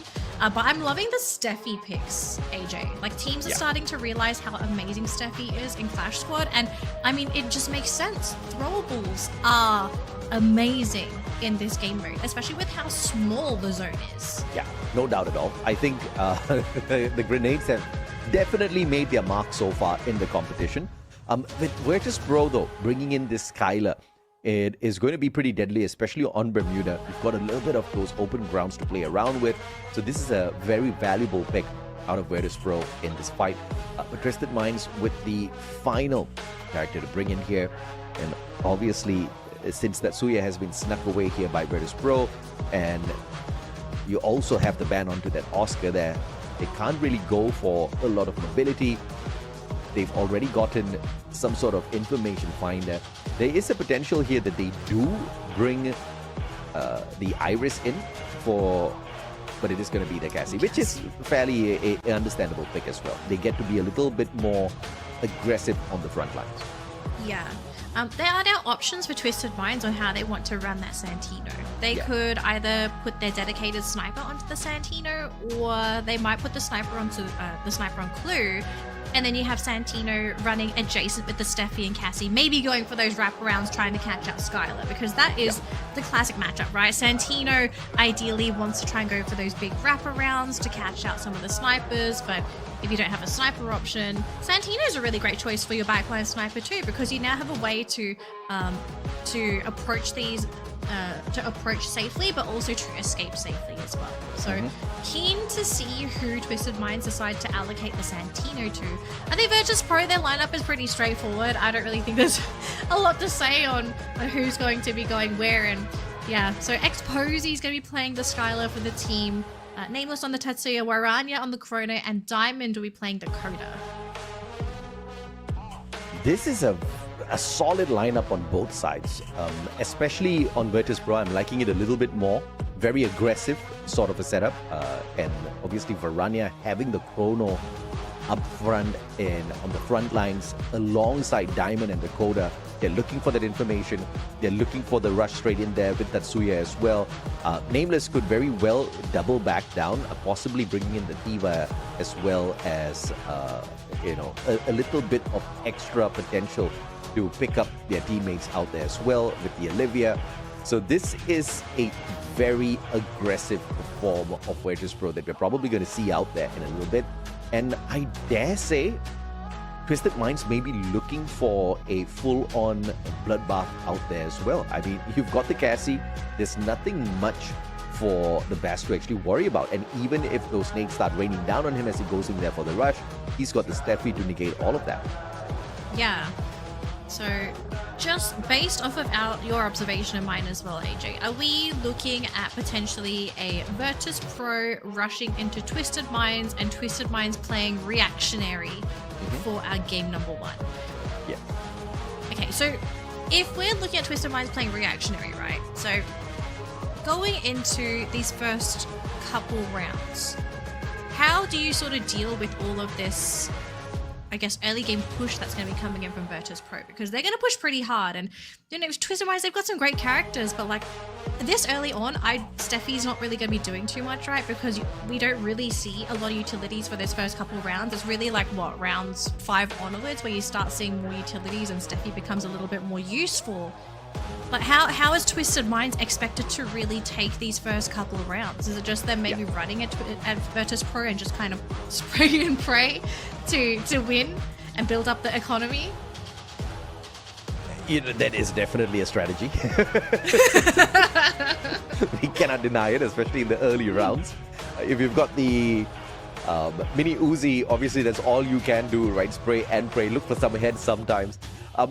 Obviously, this is the kind of strategy that we almost always see the Thai teams go with. You know, just super pumped up, a lot of recovery capability, even on the front lines through that aggression. They've got the chrono, they've got the gas. It's a very balanced lineup on both sides. I think it's going to be a difference maker when we do see that Sentino in play as well, coming through from Twisted Minds. That's the only variable factor. Like how that Sentino is used in a little bit will tell if or not they do get the jump scare Twisted Minds. Yeah. No, I'm so glad you brought that up. Yeah, Zensi will be very important. So we're going to have to keep an eye out on him to see how he's going to impact the lineup. But you can already see, right? You got Cassie Steffi just going right into it and saying, okay, keep your eyes on us. And we're going to have... Well, Aranya literally just ran past and they let him. Interesting. Are both teams freaked out? Okay, we are starting to see some gunshots, and the Bass Diamond, first one to go down. So Vertus Pro already down a player. Cougar, very, very low. Looks like he was clipped somewhere, and he will finally drop, unfortunately, to Nameless. Yep. But Jump managed to clip Nameless back, so it's going to be a 1-for-1 trade, and looks like Cougar will be picked up. So Vertus Pro off to a bit of a slow start for our first round. I mean, they were running all around the battlefield, getting super aggressive. Rania especially looking for the back lines through the side, looking for a slice as well. But Varania's not going to be super lucky this time round. And instead of getting a slice, he gets shot down. The Bass, on the other hand, has been on fire from the start. Yeah, I mean, with the support of Cassie, right, it's a bit difficult to really just run and gun down the Bass this early on. So with Jump tied to his hip, if I'm Vertus Pro, I'd be thinking, okay, how do we deal with this potential front line? Because they have ways to fight into this duo, but at the same time, this lineup is not built for burst damage, right? There's a lot of chip damage involved. If you get close enough, okay, sure, you might be able to one-tap them with the shotgun to the chest. But aside from that, though, it's going to be quite difficult to take down this front line duo. We're on your diamonds! Taken out by Cougar with a grenade! What an opening! The initial tags by Bass and all around the flank with the mini Uzi, this was played so well. They knew exactly what they were doing. And Cougar just followed that up with a grenade after the initial bullets tagging them up. Whoa, that was... The finisher with Cougar, I mean, this was just a beautiful round executed by Twisted Minds. They made that look so succinct. And Cougar is just on fire right now. 2 eliminations only, but 4 assists in total. Look, it's only round 3. You know, that's a lot this early on into Clash Squad. Oh my gosh, this first game.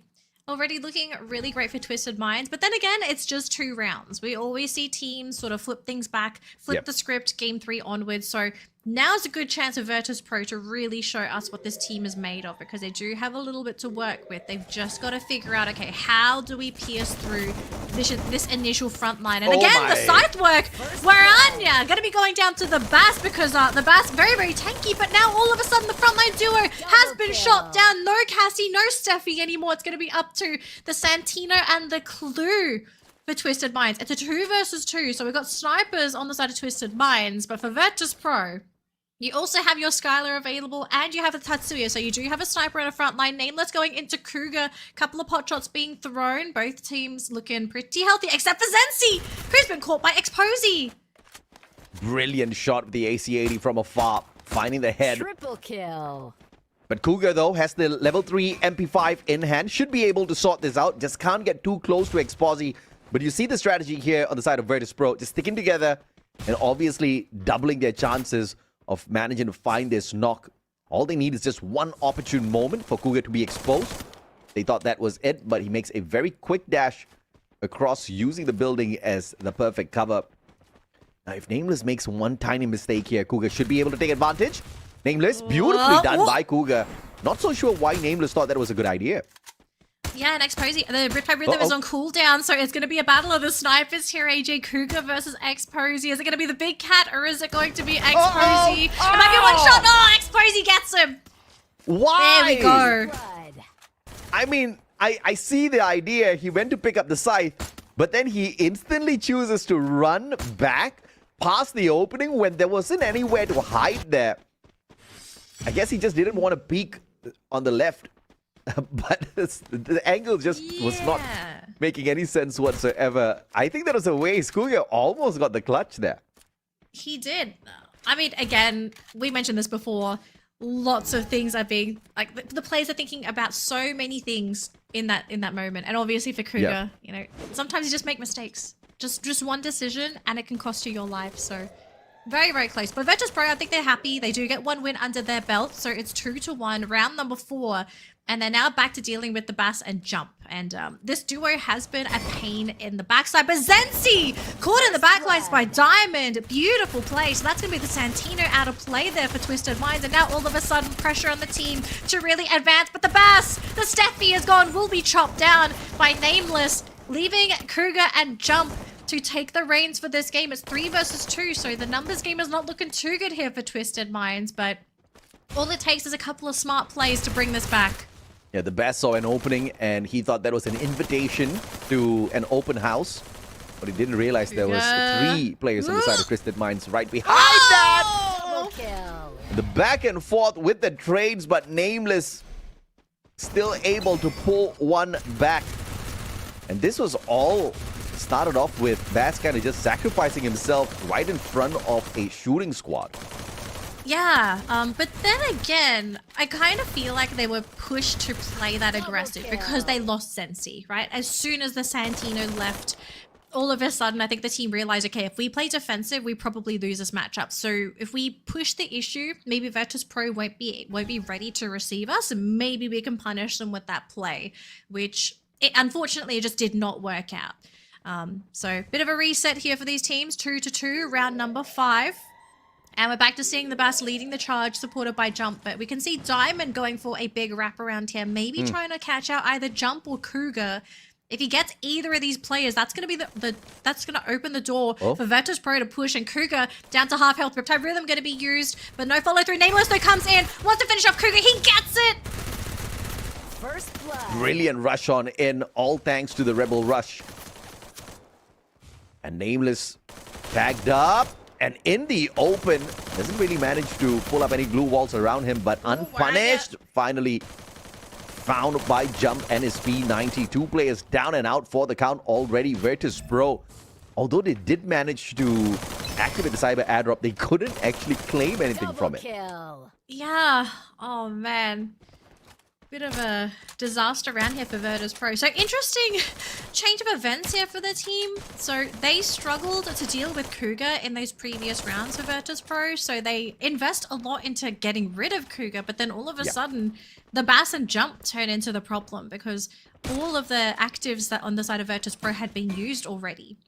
So now I think Vertus Pro, they're starting to finally realize, okay, so for the 2 rounds that we made the comeback happen, it was because we got rid of the front line, which was Jump and Bass. So if they can deal with the front line quick and expose Cougar, that might be the way for Vertus Pro to be able to take this set away. Now, obviously, at the same time, Twisted Minds are also thinking about this. They have to think to themselves, okay, how do we continue to play aggressive, but at the same time be able to preserve our back or front line? Like, how do we play in a way where we can play aggressive, but we can't get punished for it? I mean, this was just a sweet start for sure. But Vertus Pro catching up, trying to flip the script here. The cyber airdrop points have been very carefully picked up by Twisted Minds. Not getting very aggressive at the very front line. Always biding their time. Steffi popped in a very unfortunate situation there. Could have been an accident. No grenades were looking for him. The Bass sprayed down. The trade is onto Diamond, but Jump though stuck. In a spot. And unfortunate that Morania had the M1887. Oh, that bottleneck really hurting Twisted Mind. So it's up to Zensi. This is the Santino. Lots of low players. Waranya and Diamond very much within reach of maybe just being eliminated on the spot. But as Waranya heals, Zensi's job just gets increasingly difficult. But he caught Nameless. There's the first drop. Zensi's still here though. Waranya gonna go for the pickup. Diamond there to retaliate if Zensi tries to go for the jump. Trying to play with the natural terrain. Couple of shots connect. Not quite there, but they do get the finisher there with Waranya. So Vertus Pro bringing the set back 3-3. So it's not going to be Twisted Minds heavy any longer. We got a match, AJ. Yeah, neither one of these teams want to bump into Buriram down at the lower bracket quarterfinals. So we see the hustle. At the end of the day, absolutely go on. Yeah, tell me. Oh, I was just saying I could absolutely see the coaches sort of talking to the players saying, if you lose this set, you know, something's going to happen. So yeah, I don't think it's just Buriram they're worried about. It's probably the coaches as well. If you do happen to bump into Buriram down at the lower bracket, oh, what a Riptide Rhythm. Breaking down the defense, Waranya are still sneaking in there towards that cyber airdrop. Taking a lot of risk, playing around with the chrono as well. Nameless with a backstab. And the bastard, no chance. Nameless was the change bringer in that battle. Man, he has done so much for Vertus Pro these past 2 games. So already getting rid of that front line duo, leaving Zensi and Kruger exposed. Zensi's the next one to drop there. Beautiful stuff. Nameless doing all of the heavy lifting in this matchup. Waranya and Diamond are on the ground though. He has to finish off Kruger. The problem players, 2 versus 1, and the hunting party return with their prize. Unbelievable ace hit here by Nameless, who was just so relentless. Managed to find the final. Yeah, managed to find the final player as well, and of course is stacked in cash right now. Pulls in the Groza X of all things, and 7 kills to his name. This man is working, AJ. Yeah, overtime. Still in the first game. I mean, it feels like it's been going on for a while. Just back and forth, we keep swinging. And Nameless, no better time to bring that Groza X out.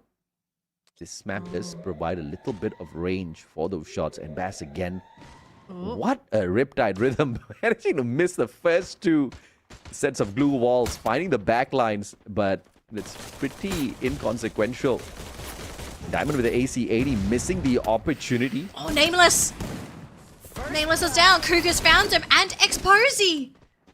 Oh my. The Cougar and Jump also going to be going down. So we're down to a 2 versus 2. The Basto next one to follow. Waranya gets the shot in. So it's Waranya and Diamond versus Zensi. They want to get the finisher. But Zensi's there. He's trying to go for the 1 shot, but he won't get it. Wow. Vertus Pro pushing it to match point. Vertus Pro, unbelievable in this fight for sure.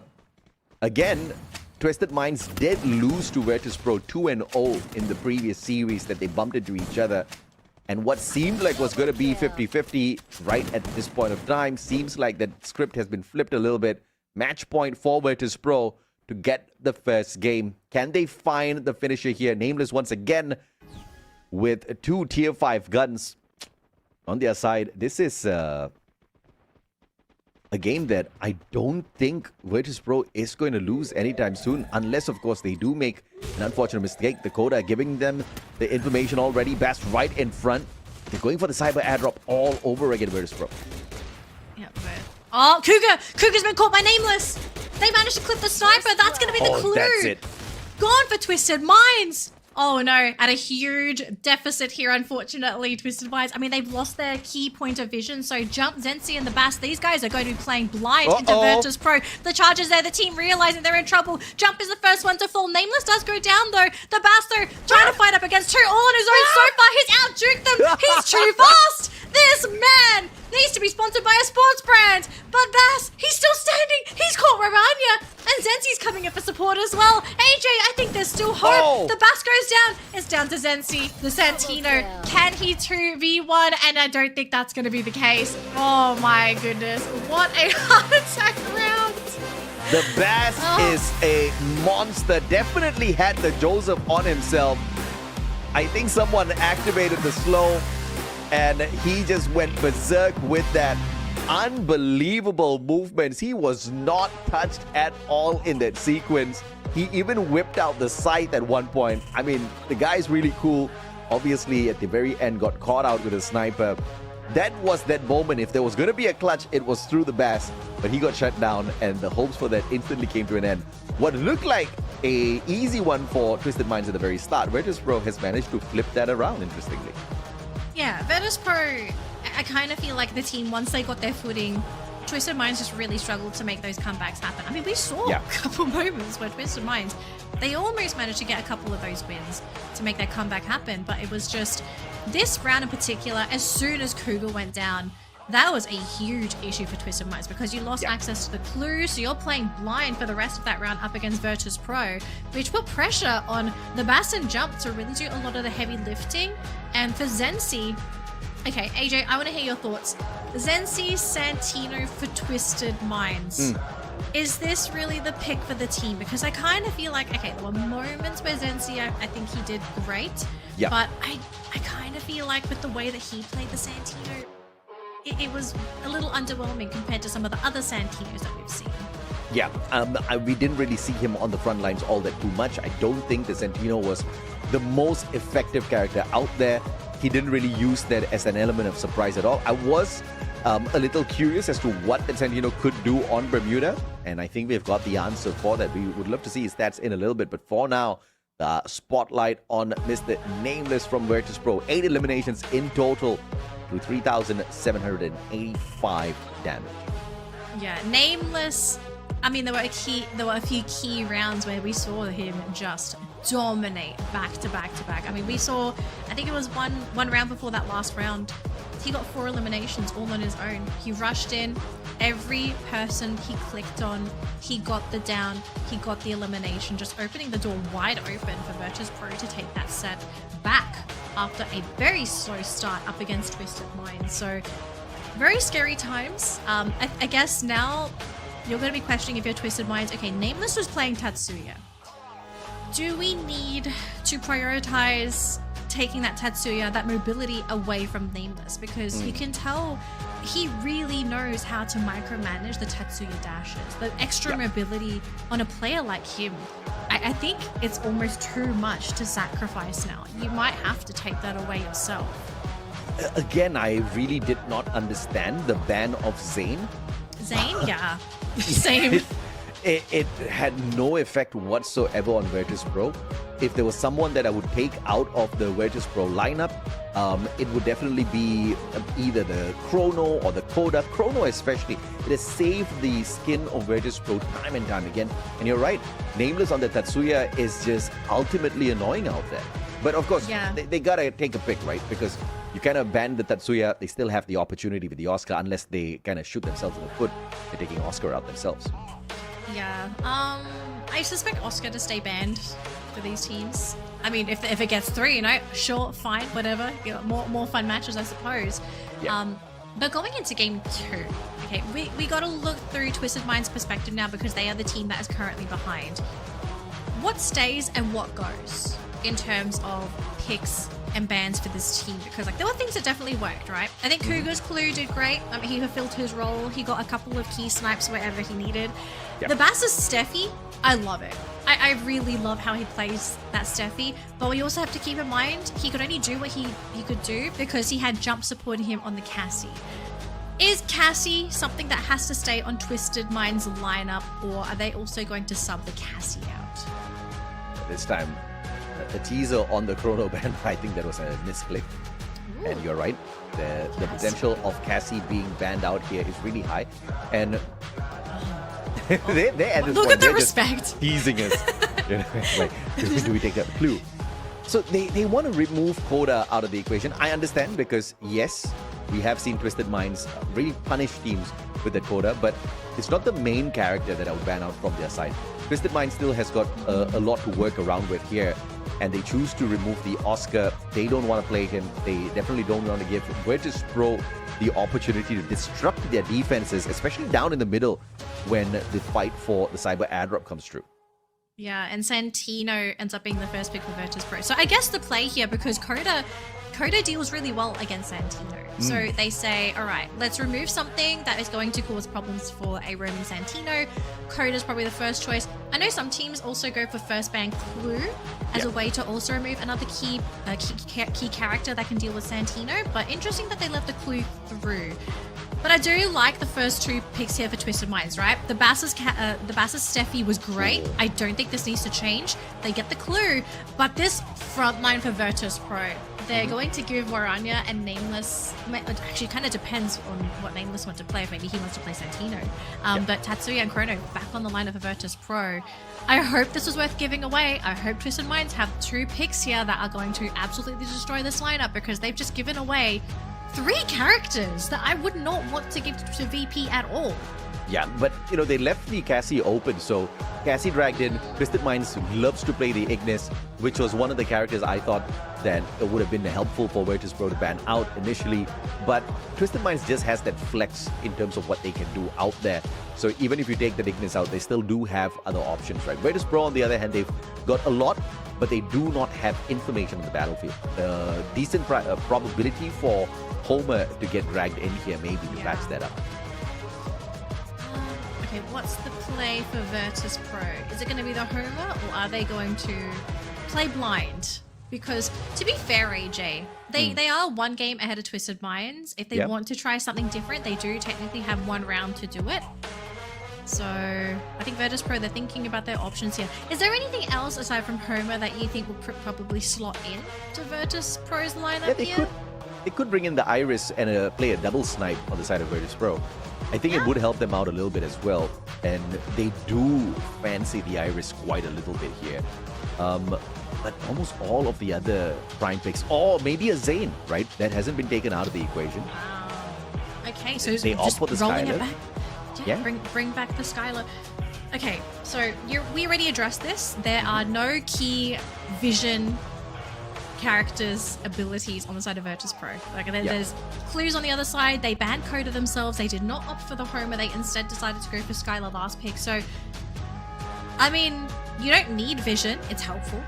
That's probably the best way to put it. Vision is helpful, but with what Virtus Pro have, I kind of wonder, like, do you even need vision to begin with? Because firstly, this team plays so far forward anyway. And maybe you can kind of bypass that vision by having a roaming Santino. Because that's what Santino does as well. This character usually plays away from the team, so maybe he plays at a different angle. And instead of using a character to rely on for vision, they're going to have to use word of mouth to say, player here, player there, that kind of stuff. I could see VP being a team that can do that. Am I a fan of it? Not really. I do think it's just safer to have a vision providing ability. But I do also believe in the ability of Virtus Pro, especially with what we saw in that last game. The team just very, very capable of being able to play their characters, especially with what we already saw, right? The Skylar, Tetsuya, Chrono, that was in their last lineup as well. They played these characters great. Yep. I'm now looking at Exposy on the Santino. Okay, well, it's Exposy. He played Skylar that last round, so instead Diamond is going to be playing the Skylar, which is a pretty interesting pivot for the team. Let's see what they do with this one, because Virtus Pro obviously not looking to drag this day out any further, and they sure as hell do not want to play up against Buriram later. So they want to get this done and dusted fairly quick. But if you look on the side of Twisted Minds, I think there's one thing that they can definitely do, which is kind of cool it off in the initial period, right? Because we did see the very aggressive pushes towards the center part of the map round after round, and it just wasn't serving them very well. I think they're allowing the Bass to be a little too confident out there, which needs to be cut down a little bit. Yes, he does have jump backing him up with the electrotherapy, but I think if they use that a little bit more efficiently, they could definitely pull this game back, lead us into a game number 3, and maybe even force Virtus Pro down to meet Buriram. Yeah, look, it's a very, very realistic possibility for both of these teams to take these games. It's going to come down to the second matchup, right? Are we going to see a third game, or is it just going to be Virtus Pro to steamroll through Twisted Minds? Which, the lineup of Virtus Pro a little unconventional, because we don't have all the pieces. But then again, sometimes you have to ask yourself, do you even need the pieces to begin with? Sometimes you have to play a different game compared to your opponents. And I think Twisted Minds, they're also kind of questioning, like, okay, Skylar, Tetsuya, Chrono, Santino. Aggression is coming our way. How do we deal with it? Because it's going to come from multiple angles. Obviously, you've got Waranya, Nameless, and Diamond coming in from the front, but then also you have to wonder, where's Exposy coming from? Absolutely, and because we got to keep an eye on this Exposy play. Santino, he could just be one of those pokers, right, who's going to go little wild with the push. And Nameless, First blood. fantastic catch onto the Bass. As anticipated, pulls the 180. Nameless! My goodness, this guy. This is why you don't give him Tatsuya. That was the first mistake. You don't give this man Tatsuya, and already just showing off how good he is on this character. I mean, he was just blitzing around, pulls off the 180, helps out his buddy Warania get the takedown as well. 2 eliminations, and now in a 3v2, Twisted Minds starting things off on the back foot. Things are not looking good for the squad, who has already taken a 2-0 loss up against Vertus Pro in the Swiss rounds. Yeah. Now, we do still have 2 players remaining here in Twisted Minds. So it's Zensi on the Clue and Cougar on the Ignis. Now, obviously, these 2 characters, they do thrive a little bit better in ranged combat. They don't want to really be in the face of Nameless as Tatsuya. So there is still a chance that they are able to win this round. It's going to be a question of whether they can find that distance between them and the players running at them from Vertus Pro, or if they might have to play with the blue zone, because now this is the first time today we've actually seen the blue zone get small enough that we start seeing it rotate. And it's going to be pushing towards that top right-hand side of the map. So Cougar and Zensi, they got to move at some point, and it looks like, do they want to jump from the 2nd floor? Cougar's made it, but he's all alone. Oh. And Zensi's a little bit far behind. Cougar fighting all on his own. Up against 3 players, is still standing, taking a little bit too much damage. Less than half health. Gonna go for the juke, but there goes Cougar. Hits the ground, and Zensi comes a little bit too late. And Vertus Pro take that first round. I mean, they definitely took their own sweet time because they were waiting for Nameless to recharge his Tatsuya. The cooldown fairly long. And Twisted Minds, on the other hand, I don't really know exactly what they were waiting for. Perhaps for the Flame Mirage to be reactivated on the Ignis. It was initially used at the start of the round, but it wasn't used to perfection. For them to find the rotation was decent, but instantly outplayed by Exposy and that Santino, sending his clone up front, switching spots with it, and they automatically had a 2-on-1 situation on Cougar to wrap that up. So very decent response from the side of Vertus Pro. Yeah. Round 2. Maybe this is where Twisted Minds can get their footing with this lineup, because so far they've already dropped that first game against Vertus Pro. They are a little bit behind in this set. Do need to bring it to a game 3. We are seeing a couple of shots being thrown out, but nothing major, nothing fatal yet. We still have Nameless hiding around the corner. Just trying to see if he can spot anyone, because I think the moment Nameless spots anybody, I think he's just going to decide to, again, just rush in, try to go for the 2-tap. Nameless has been spotted, though, so he's not safe, and he's going to go down. Jump, catching him. Big pick for the team. Diamond's going to rush in as well to try and finish off the Bass, but no, Diamond is going to lose his life trying to protect his teammate, and Waranya taking damage himself. Next one to fall. And Vertus Pro, in an effort to save Nameless, they lose their lives, leaving Exposy all on his own. Yeah, a little careless, unfortunately, by Diamond. Sent out the Riptide Rhythm unnecessarily, jumped into that fight, thinking that he could win it out. But obviously, the rest of the Twisted Minds players going in and piling onto Nameless was an unexpected situation. Bass tried to turn things around, couldn't find that.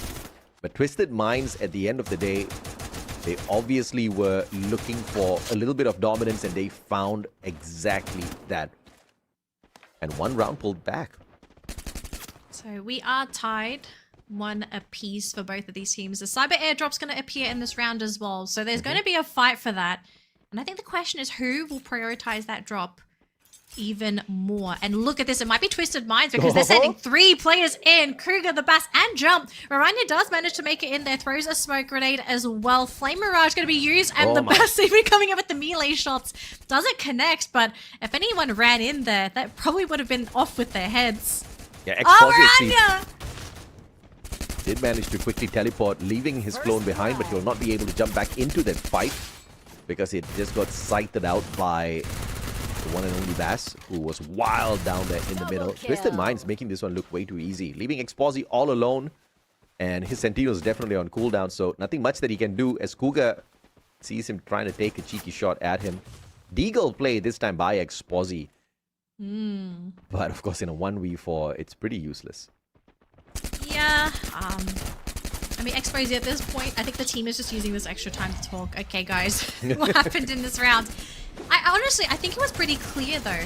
Just Twisted Minds invested more into trying to get that cyber airdrop compared to Vertus Pro. So just being at that numbers disadvantage in that initial group up at the cyber airdrop, I feel like that was where Vertus Pro sort of dropped the ball. They didn't realize how many resources Twisted Minds are willing to throw to get that first point. So that is going to set Twisted Minds a little further ahead. But I think this is crucial information now for Vertus Pro to realize that, okay, Twisted Minds probably going to fight pretty hard for the cyber airdrop. Maybe for the next round, they can use it as a trap. We'll find out after this. Okay, a quick beeline here by Vertus Pro, right up to the top. They're looking for this airdrop. Jump and his buddy Bass kind of taking the back lines here. Backdoor entrance right up to the top. So they avoid the initial encounter. But Nameless sees this one coming. Goes in for the pump, pulls out the chrono just in the nick of time, and the Bats literally walks in with the scythe and gets the win. And oh man, Vertus Pro, very low. Nameless goes down. Oh man, just GG. what happened, Vertus Pro? I mean, the team looked really good. I kind of wonder now is the fact that they don't have a proper vision active ability. Is this now coming to bite the team in the back? Because it almost feels like when they run into these fights now, they are underprepared. Like they can't anticipate how much Twisted Minds is about to throw at them. Yeah, true enough. I think the game of information is very important, and they dropped the ball there. They did ban out the coda, and they allowed... They banned the coda themselves. Yeah, exactly. They banned the coda, and then that left clue to be picked up. They didn't pick up the clue, which was a curious one for me. So it wasn't like they were not allowed an opportunity to bring in that information play into the game. They actively chose not to, and they're paying the price for it. Yeah, they prioritize Exposy Santino for this too, which... Yeah. I mean, to be fair, I do feel like Exposy is the better Santino in this total matchup, but just without the vision, without the openings, you can see he really struggles to even do anything. But we are coming into round number 5 here. The smoke screen is not helping Vertus Pro at all. And Twisted Minds, they're getting into position. Jump is leading the charge for Twisted Minds, and again, we still see them fighting under the tower. Cougar and Jump, though, first ones to go down on the side of Twisted Minds, and Vertus Pro, still 4-man strong, hanging in there, the best. Beth, come on! Come on! Oh, no! I mean, such cheeky plays. He wasn't even trying to win that round. Bass was just looking for some melee knocks just so that he can laugh at Vertus Pro. But I guess they are the ones who will walk away with the final snicker. Man was really low already before he put the side away finally, but obviously it was a little bit too late to sneak themselves away from that one. AWM and the M590 combo pulled away by Vertus Pro. Yeah, that last round was a really odd one. Like, do you sort of feel like that play happened because Twisted Minds maybe got a little overconfident, thinking that, oh, we've won all these games back to back to back. We can easily take out Vertus Pro with a very cheeky play around the cyber airdrop. I mean, it was just very, very odd. I do hope the team sort of narrows it and focuses in on this next game because they don't want to drop this matchup. And with the Bass down and isolated, they're going to lose the Steffi right off the bat. First blood. I think that's karma in play there, AJ. They were just done with the scythe plays, so they put him out of the equation first. A good play coming through. And Exposy, I think now that he has got the sniper, maybe we'll start to see a little bit more fancier repositioning coming on through from that flow. Cougar, what's his name? He gets a mad grenade, but Exposy saving his buddy. by shutting down Cougar from afar. That was unexpected. That was some really great teamwork. Really, really great teamwork. And all of a sudden, Twisted Minds are the ones struggling up against Vertus Pro. As they've lost their Steffi and they're about to lose Cougar as well, leaving Jump and Zensi as the ones to try and pick up this game, but against 4. Yeah. The odds are looking very bad, but they do manage to catch out Zensi here. So all of a sudden, I think their hopes and dreams for taking this round has been dashed. As Jump will be making the jump, and Vertus Pro have brought this game back 3 apiece. Yeah, I definitely feel like Exposi is the better player on the Centino. No doubt about that this time round. With the repositions that he's finding here, absolutely sublime. Allowing him to play multiple angles, which is very much needed on this compound. And now we head on into Grav Labs, where things just get super dicey, man. I absolutely hate this place. Yeah, I'm pretty sure all the players currently hate this map as well. Some people absolutely love. Yeah, if you're playing for fun, or if you're playing for money, AJ, okay, there's a difference. I don't know. Nameless Bass, once again, super aggressive, has the electrotherapy. Man, that has been giving this guy an ego boost for sure. Ooh, the Bass. He's still sticking around. Zensi, though, has been caught by Exposy. That is huge. So all of a sudden, Clue is out of this game unless they can get the pickup. But I do believe Zensi is alone. So that's going to be one player gone. And unless Twisted Minds can down someone in the next second, I think they're going to be in a lot of trouble here. Diamond gets caught by Cougar. That's a major start. The Basto is going to be traded in place. Nameless is there. Waranya is battling as well. They do manage to get the pickup though. So Vertus Pro, they don't lose anybody. Diamond's the next one to drop. But Cougar running into all of these players all alone. Can he somehow 3 versus 1? This would be a miracle if it happens, but no miracle for you, he says. Unbelievable. Vertus Pro. Oh man, that was chaotic to say the least. Yeah, no doubt at all. I mean, Warania was the game changer. He came out of nowhere. M519 them. Jump got caught. Bass then got dropped. And Cougar had no choice but to try to do something on the front line. As he was bringing in the shotgun, but nothing much he could pull off in a situation like that. And now again, Vertus Pro flipping the script and taking the lead. They're taking the lead, and if it's anything like our first matchup, this might just be the beginning of the end here for Twisted Minds, unless they can somehow get their footing back. And Diamond, he is just standing on the stairwell. Zensi is just there, loading up the smoke grenade, and Zensi does not get the one tap though. And oh, it's a 1-for-1. It was a little bit slow, but Diamond for Zensi. Meanwhile, there's a glue wall here, just holding down the fort. Waranya and Nameless trying to stop this push coming up from Twisted Minds. They catch out Waranya. Nameless all alone. He's the next one to fall. Twisted Minds looking to take this game. It's just Exposy left. He's going to try and pick up his teammate, but is the glue wall going to be broken in time? They do pick up Diamond. He's super low. They're going to try and go for the surprise. Another smoke screen. And maybe this is where they can try and turn this game around. It's a 2 versus 2. Jump and the Bass versus Diamond. They get it. The Bass, last man standing. 4 apiece, AJ. I mean, the Bass has to be the first player that they take down. Vertus Pro just scattered and a little bit too far away from the rest of the players, and obviously the pickup, depending on Exposi to do all of the work, is just not gonna work out all the time, right? So Vertus Pro kind of dropping the ball here, getting a little bit too aggressive on the front lines, allowing Twisted Minds to change that situation very quickly in a position where Vertus Pro could have run away with it. Now we are all equal once again in this round 9.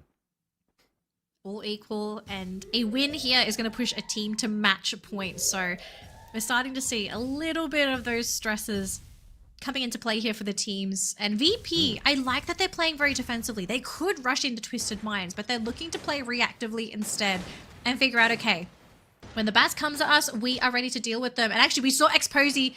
He just teleported to his mannequin. So he's repositioned himself. And I think Vertus Pro, they're waiting for the initial knock for Exposy. Like, where does he choose to go? He is a little bit wide from the team. He's trying to find that angle, but so far he just can't quite find it. Cougar, he gets a shot in. Not the one tap, but that's already a lot of damage under Twisted Minds. Yeah, no doubt. And the damage should be able to be averted at this point. Oh, look at this. The booster jumps. Ooh. I love this. Decent boost onto Diamond, but doesn't find anything just yet. Just looking for the rotation. Finally, up top, VSK. Still, Time turner. no impact. I mean, he does have eyes on these players, waiting for one of them to step out, but everyone on the side of Twisted Minds on the inside. Bass finds an opener frag. Nameless turning it on to jump. And Cougar, the only one to save the squad now, does very well up against Nameless, but could not pick anybody up. Unfortunate in that encounter. Twisted Minds just walked into a firing squad.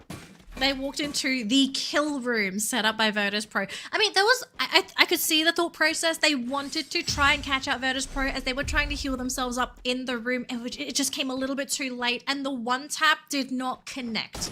They needed that initial shot to get the knock onto Nameless to give them that initial advantage. It did not come.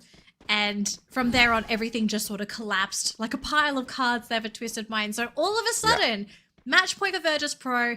One win here is going to end the series 2-0. But for Twisted Minds, they have to win the next rounds, the next 2 games back to back. And the first map they got to win on is Grav Labs. This is the last map you want to be on, especially when you're at risk of losing everything.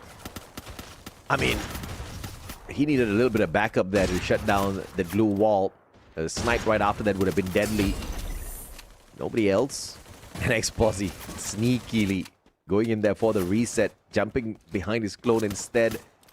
And the players on the side of Twisted Minds end up breaking a empty glue wall. Now, still looking for a better position. Bass versus Nameless. Spots him. Gets tagged up, though, from the opposite end. Oh, boy. Bit of a scary moment here. The Bass, though, first one to go down. And X-Posey. Zensi's the next one to follow. GG. Twisted Minds. They have been twisted to death. Vertus Pro gonna end the series 2-0 on Grav Labs. If I'm Twisted Minds, I would be heartbroken that this ended up being the map that decided their fates in this best of 3. And I did not expect a 2-0 between them. Although, yes, we have seen one in the past where Vertus Pro has delivered the exact same verdict when they bumped into Twisted Minds. But this level is a little bit different, and Twisted Minds looked so put together at the very start. I still think that the Bass was a little too overzealous in some of these openers. Maybe with a little bit more patience, he could have done something. Because, I mean, let's acknowledge one thing. He is a phenomenal player. He is really, really good at what he does. But I think you're nothing in a team play if you're going to try to do it all on your own. Granted, he did have the electrotherapy with the Cassie, but there was just no combination in terms of what he was doing on the front lines versus what his sniper was doing in the back. Yeah, you know, now that you do point it out, the team did sort of function strangely. Like, they didn't function like one unit. It was the Bass and Jump doing their own thing in the front, and then Zensi and Cougar just either they'll follow through or they're busy taking out someone else. So yeah, the team did feel a little disjointed, which does concern me because their next matchup is going to be against Buriram United Esports. And if you look like this playing up against Vertus Pro in the upper bracket, I mean, you need to be put together if you're going to play up against Buriram. So I think you're going to have a very, very big group discussion. If the team has a coach, I hope the coach has also identified this. That has kind of happened with Twisted Minds. Draft-wise, I think I like their characters, like their choice of actives that they like to play. Draft order is a little iffy, I feel. Like their choice of characters and when they decide to pick them can be a little off. But I don't know if there's enough time between now and their next game against Buriram to give them the advice that they need to win that set, because that's a whole other monster, AJ, that set. This could also be revenge by Vertus Pro, because, you know, now these boys are owning their brand, Twisted Minds. But I would have also loved to see Cougar on the front lines as well, right? Maybe with a 3-man push. But obviously, a little too late for that. Didn't work out. And Vertus Pro just proving that they are the better team. 6-3, 6-4 on the scoreline at Bermuda and Nextera with another 2-0 delivered at the start of this day. Unexpected stuff happening here, Danny, and I will not be surprised if we continue to see a scoreline like this down there at the lower bracket quarterfinal as well. Yeah, I think we both agreed at the beginning, right? We thought we were going to be getting those full 3 games, but now that we're seeing these 2-0s, maybe this is just an indicator of that line between these teams, like that skill gap widening between our top teams and our top teams. Okay, so Yes. you know, we're already seeing who is primed to continue on in the upper bracket. I think the lower bracket is where we're going to be seeing these much closer matchups, because like these teams now, they're now under threat of being eliminated. So they don't have those 2 lives anymore. They realize that if they lose this, they are out. So I feel like that's where everybody is going to be pulling out all the stops to win, including dirty strats, surprise picks, maybe a little bit of cheese, because we do love seeing a bit of cheese in these kinds of games. Yeah, Twisted Minds, like, if they still have anything in their back pocket, they're going to have to bring it out in this next matchup, because it's going to be a very wild one. But as we sort of wait for that matchup, we do need to have a quick interview with Vertus Pro, because they just won this set and they're going to continue their journey in the upper bracket. So let's see what Vertus Pro have to say. Alright, Survivor Booyah from Vertus Pro, and now I'm here with Nameless and Diamond. สวัสดีค่ะ สวัสดีค่ะ Congratulations that now you into the upper bracket final. So first, I have to ask about the second map in the round 9. So Nameless, you are the one who made play for your team. So how to say that fight is took a long time, and you just fight in there and wait for your friends to join the fight. So I want to know that what made you to what decision that you make, and how is the communicate in there. อยากรู้ในเกมที่ 2 ค่ะในราวที่ 9 จะเป็นราวที่ Nameless เนี่ยเล่นยื้อไฟเพื่อนนานมากเล่นอยู่คนเดียวเลยอยากรู้ว่าตอนนั้นเราตัดสินใจยังไงแล้วก็การคุยกันเป็นยังไงบ้างคะก็ตอนนั้นไม่มีอะไรในหัวเลยครับแค่คิดแค่ว่าต้องเอาให้ได้สักตัว2ตัวก็ได้ About that time he say that he has nothing in mind, is like a blank that time, but the things that he think is he have to do something in there. For example, have to got the elim just like 1 or 2 to make more advantage, and yep, he did it, and that round is become to Vertus Pro. Okay, so let's go to the next question. I want to know that about the first map and second map, have to say that it's a close game for both teams. So I want to know that what is the key factor, or what is the advantage that you get more than Twisted Mind. อยากรู้ว่าบอก2เกมนี้ค่อนข้างสูสีเลยอยากรู้ว่าอะไรที่รู้สึกว่าทำให้ไฟท์ของเราเหนือกว่าเขาบ้างค่ะผมว่าน่าจะเป็นแบบเรื่องกำลังใจครับเพราะแบบเวลาผมพลาดพวกผมก็ให้กำลังใจกันเองครับไม่ซ้ำเติมกันครับ So about the Vertus Pro, have to say that even they got a mistake, no one blame each other. They just support each other, and yeah, we can do it. We just try another things, something like that. So have to say that they support each other very well. Okay, let's go to the last question. So yesterday, Twisted Mind in the interview section, they say that they want to play against Vertus Pro because they want to take some revenge. But today is not success for them. So do you have anything to say to them? เมื่อวานนี้ Twisted Mind บอกว่าอยากเจอเราอยากแก้แค้นแต่วันนี้เขาทำไม่สำเร็จมีอะไรอยากจะบอกไหมคะครับก็มาให้ตามนัดแล้วนะครับแต่ขอโทษด้วยครับที่ให้แก้ไม่ได้ Okay, so they want to play against with Vertus Pro, and Vertus Pro just come here to fight with them, but sorry, we cannot get this ticket to you, so you have to play in the lower bracket to bring on. So now Vertus Pro grant into the upper bracket final, and see you in the offline event in Samyan with Tao. Alright, thank you so much for watching our interview section. We're gonna have a short break before get back to the lower bracket.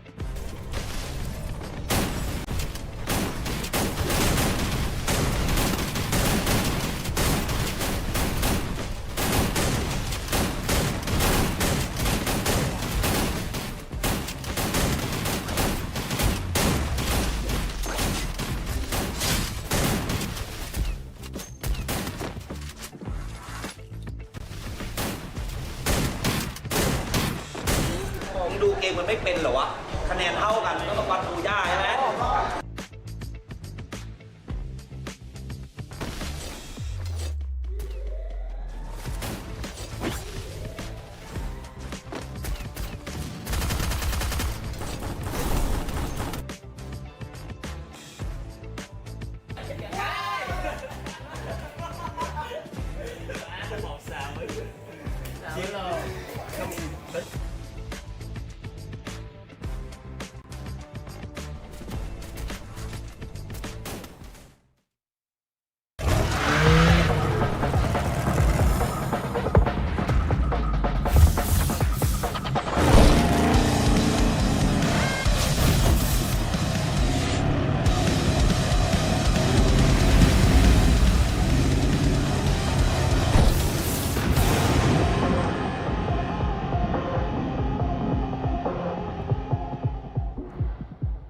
Welcome back, ladies and gentlemen, boys and girls, survivors of all ages. Day 2 of the playoffs, and now the most anticipated time of the day, where we get to talk about Red Bull once again. They are our sponsors, not just for this season, but for the past spring season as well. And if you didn't know, Red Bull Zinc and Vitamin from Thailand is supplemented with Zinc, B3 and B6, featuring a maltase that helps players stay highly focused and seize every opportunity to achieve stylish Booyah victories. Now, again, that's what we were looking forward to, but we're also looking forward to 2 more battles, 2 series which will determine who are the 2 teams that move on and who are the 2 teams that get kicked out as well. My name is AJ, I'm the Mustachio, down here with the one and only Danny Lee. We are your casters for the day. Danny, are you excited or are you nervous? Both at the same time, because there are too many beloved teams down in the lower bracket. I don't think anyone wants them to be going home, but it's the name of the game. Someone's got to go home. So yeah. I think now people are kind of wondering, okay, who's the first team that's going to be going home? And if you didn't know what the matchup is that we're about to jump into, it is our first lower bracket game. It is Twisted Minds going up against Buriram United Esports. Now, if I'm Twisted Minds, am I happy being a team that plays back-to-back, right? Because we don't get a break. They just finished their first game of the day, and unfortunately they lost. And they're already playing up against Buriram. I mean, I've heard differing opinions from teams. Some teams like playing back-to-back because they're warmed up, they're good to go. It's kind of like a warm-up session. Some teams don't like it because they're like, we wanted a break. We wanted to have a moment to talk with our coach. We did have a 5-minute break in between the interview section. So, I mean, they did have time to speak, but yeah, I don't think anybody has enough time to talk before they play against Buriram. I feel like this is one of those teams where it's like, no, talking's not going to help. It's going to come down to action. And, you know, Buriram's been waiting in the wings since the start. I mean, they've watched all the games. And if I was Buriram, I absolutely would have watched that previous matchup. So they already know that Twisted Minds are what they're capable of playing, how they kind of play. And I would even consider that a disadvantage, you know, having your opponent watch your previous game. I do agree in terms of the strategy part of the matchup. It is a little bit of a disadvantage to have your opponents who are going to take you on to see every single card that you're potentially going to play up against them as well. But the one thing that could be on the side of Twisted Minds is they've warmed up. And you know, usually on your warm-up matches, you're not really, you know, the best yet. And then as these rounds go, you really start to pick up pace, and then all of a sudden you're acing your games. Maybe that's the kind of head start Twisted Minds needed. And look at Wasana, the man's already sleepy. You know, he was so bored waiting for this moment. So that's the disadvantage of playing a little bit later. This man needs a Red Bull. It's time to wake up, you know. So elimination matchup, boys. Come on, let's go. Let's go. I expect to see a lot more exercising, but it's a scary time here for both of these teams because thankfully it's not a best of one.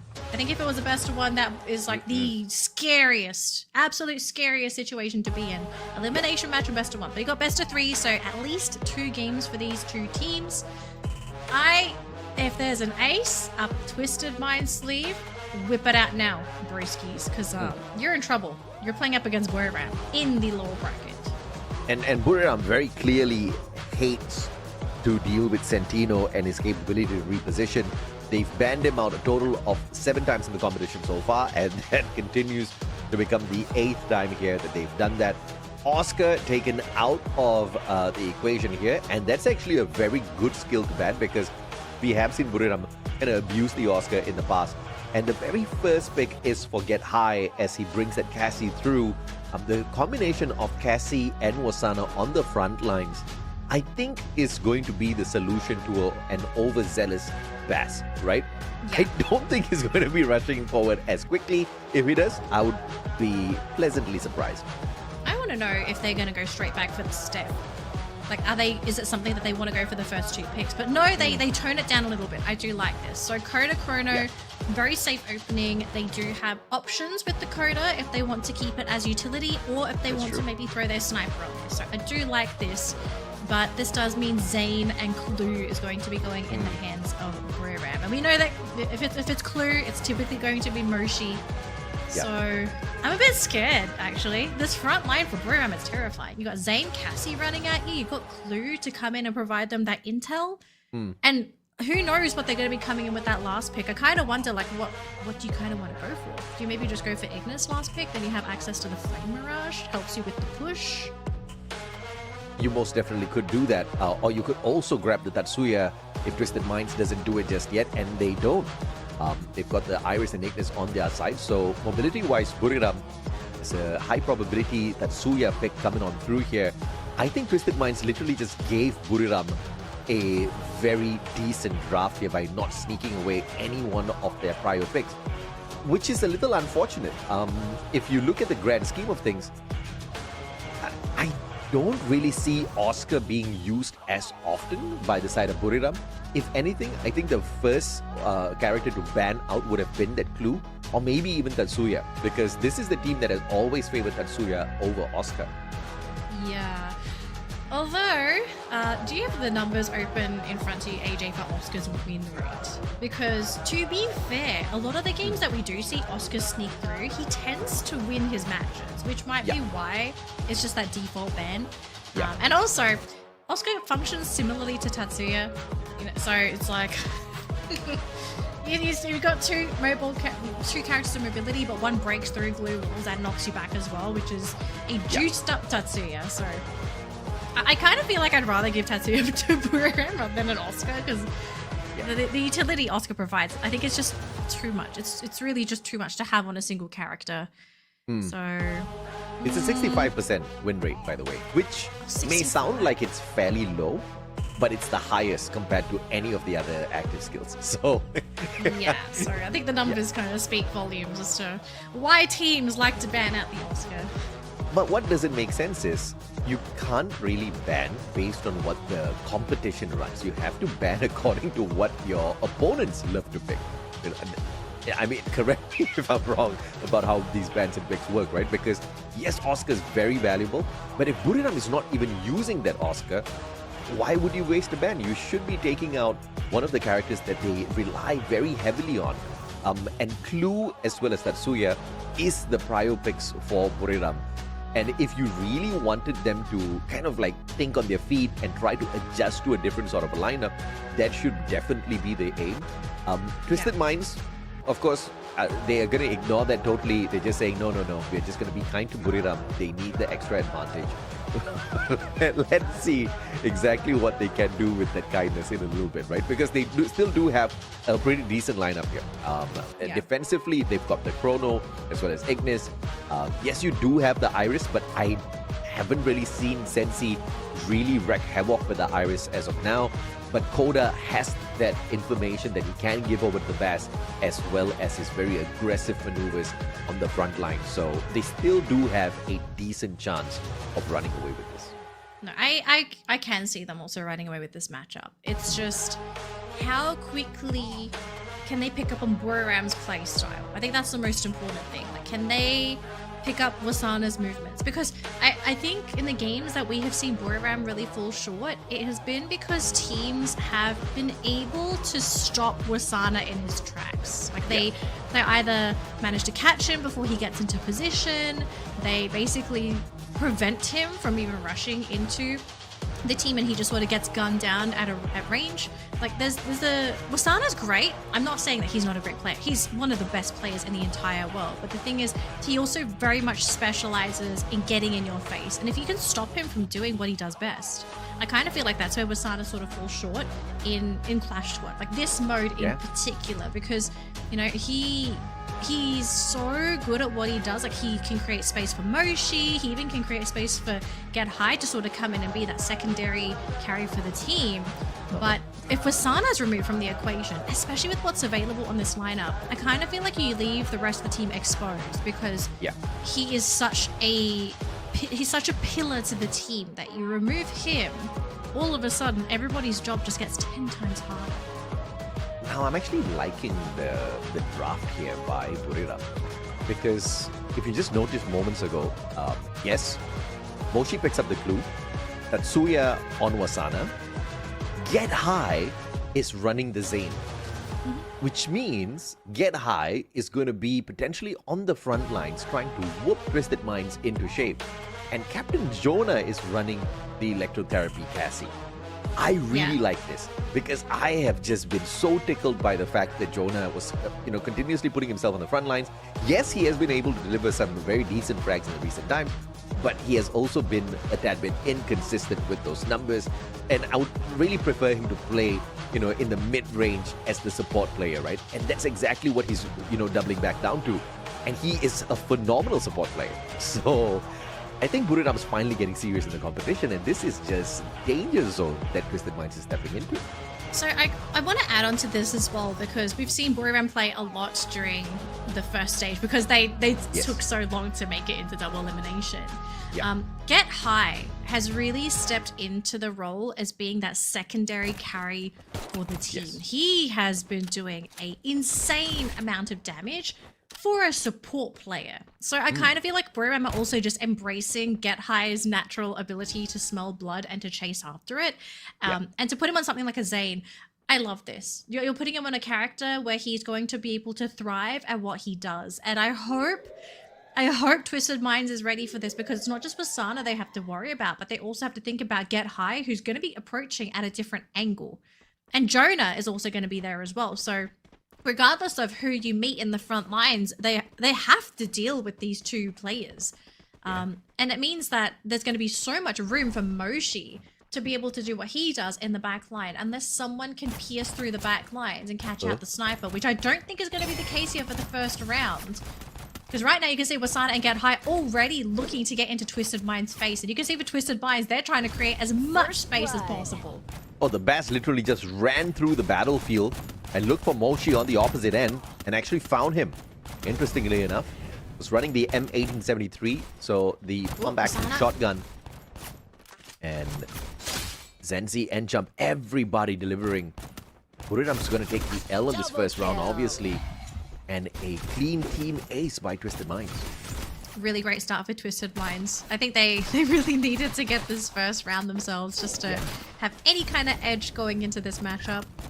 They are already warm as well. We do need to sort of mention that too. Twisted Minds, they played a round before this matchup, so they have already played. They're warmed up, they're ready to go. Whereas for Buriram, they're kind of coming into this set cold. So it's not unexpected to see a team, not look so great for their first couple rounds, especially if they're coming into a set completely cold and basically playing their first game. So game number 2, I think this is a better indicator as to how Buriram is going to be looking in this set. And they are going for a 3-to-1 split with Moshi sort of sticking back. But you can see Jump and the Bass already looking to hunt down Moshi if possible. But then all of a sudden they realize Zenzi being chased by Wasana and Jonah, who's gotten behind him. But so far Wasana is the one to be soaking up a lot of those bullets. Oh, okay. We got tricked there because earlier it showed like the Bass was running the quota, but instead he's the one on the chrono, which is why he was they've swapped a tad bit, more confident on the front lines. Wasana though, oh my, almost got punished, but again, the time turner just being the difference maker here. He's aiming for Moshi again potentially. Let's Get High, gets sprayed down by the M1917. Twisted Minds with a 2-up, but Jump still gets knocked out to the ground. There is a massive pickup here that they can still pull off thanks to Zenzi. Yeah, and Jonah's still bleeding out on the ground, so see if Jump gets picked up. We do see a bit of a run in there by Wasana, but no, unfortunately, his rush fails. So they will be able to pick up Jump, and that's going to be it. Moshi going down to Kruger 2-0 for our first game between Twisted Minds and Buriram, which the Twisted Minds fans starting to get a little bit excited, but it's still very early to say if they're going to be able to take this set. Buriram, it's just 2 games. They still have a few more rounds to go before we can actually hit the panic button. And this is not a game that's out of hand just yet. We've seen greater comebacks, but the question is there going to be a comeback? Because Twisted Minds, they are looking very well put together. Everybody's contributing for these engagements. And Cougar running the code up is just as effective as having the Bass run on that chrono, because that's exactly what his aggression needs. He doesn't need backup. He just needs to be able to protect himself in a sticky little situation. Get high! Just looking for one, but Zenzi finds him with the power fall from afar. Yeah, so Wasana was able to catch out Zenzi, unfortunately. So 3 versus 3 matchup here for both of these teams. Back to equalizer. Although Kruger is running a little bit low, going to try and go for a 1v1 against Moshi, but just did not have the health to survive. So Moshi finishing off Kruger. Jump is here to provide that cover fire, but I want to be careful. You're still dealing with that sniper from Buriram, and that's going to be it. Buriram grabbed their first win in round 3 against Twisted Minds. And of course, this is what you do expect out of Buriram. The capability to turn things around when they can buy something. So they dropped the ball on that first round, and obviously the second round was a sell. They didn't really go all out with the purchases, so that allowed them to at least buy decent enough equipment for round number 3, and now they are fully decked out for this 4th round, looking for that equalizer. The Bass again, looking for a very aggressive play and gets tagged up from afar. Good shot from Moshi. Yeah, Moshi, very, very skilled player in terms of getting those initial chips. And Kruger caught up by Jonah, actually, thanks to a grenade. And all of a sudden, the Twisted Minds going to be in a bit of a pickle here because they have lost one of the damage dealers. Bass gets picked up on the side. Zenzi and Jump having to try and go for the fight. But Wasana taking out the Jump as well. And Twisted Minds dropping the ball. This set is about to be equalized 2-2. And it's about to be a clean round as well. No knocks, no eliminations. Buriram, this game is just getting started. Yeah, I think that was a brilliant play by Buriram. Initially with the knock by Jonah on the grenade, found Cougar. And you saw Get High get really close to Cougar, who was already knocked. And that was the information Cougar gave back to the rest of his team members. When they tried to fall back, you saw the flank come through from Wasana. That was just too beautiful of an execution. Buriram United Esports, I mean, world champs for a good reason there. And I think Twisted Minds realizing they just had the appetizer for this full Buriram United Esports main meal. So I hope they're ready for this, because Buriram are going to be coming at them. Great time turner there to just ensure that the Bass doesn't get picked off, but that means no more time turner for any other pushes until it's come off cooldown. So I think Twisted Minds, you can see they're very cautious now. Get High, though, has been caught by Kruger. Very big knock. The glue wall is still up, though. But Wasana trying to fend off the Bass. Next person to be picked off. Now it's just Moshi and Jonah.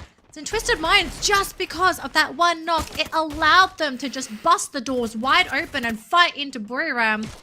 And for Jonah and Moshi, I mean, it's your sniper and your support player left to try and fend the game. Jump gets picked up by Jonah, though, but the Bass is there to help his teammate out. Will be able to get the pick up too. Leaving Moshi all on his own. Kruger, though, losing in that sniper versus sniper matchup, and will get picked off, though. So, yes, Buriram, they do lose the round, but at least they managed to grab somebody before they drop the ball. But Twisted Mind's going to be very happy with that, thanks to Kruger, who was able to sort of set everything up for the team. This is the kind of round you definitely won, because it was the fight for the cyber airdrop. And although Buriram was there, Get High desperately tried to claim the point for Buriram, and he faltered. No backup on Get High at that point of time as he got shot down.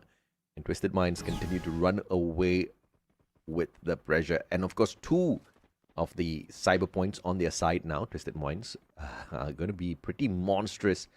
They managed to secure yet another. This time, high ground advantage potentially here for Buriram as they send 2 players straight to the top instantly.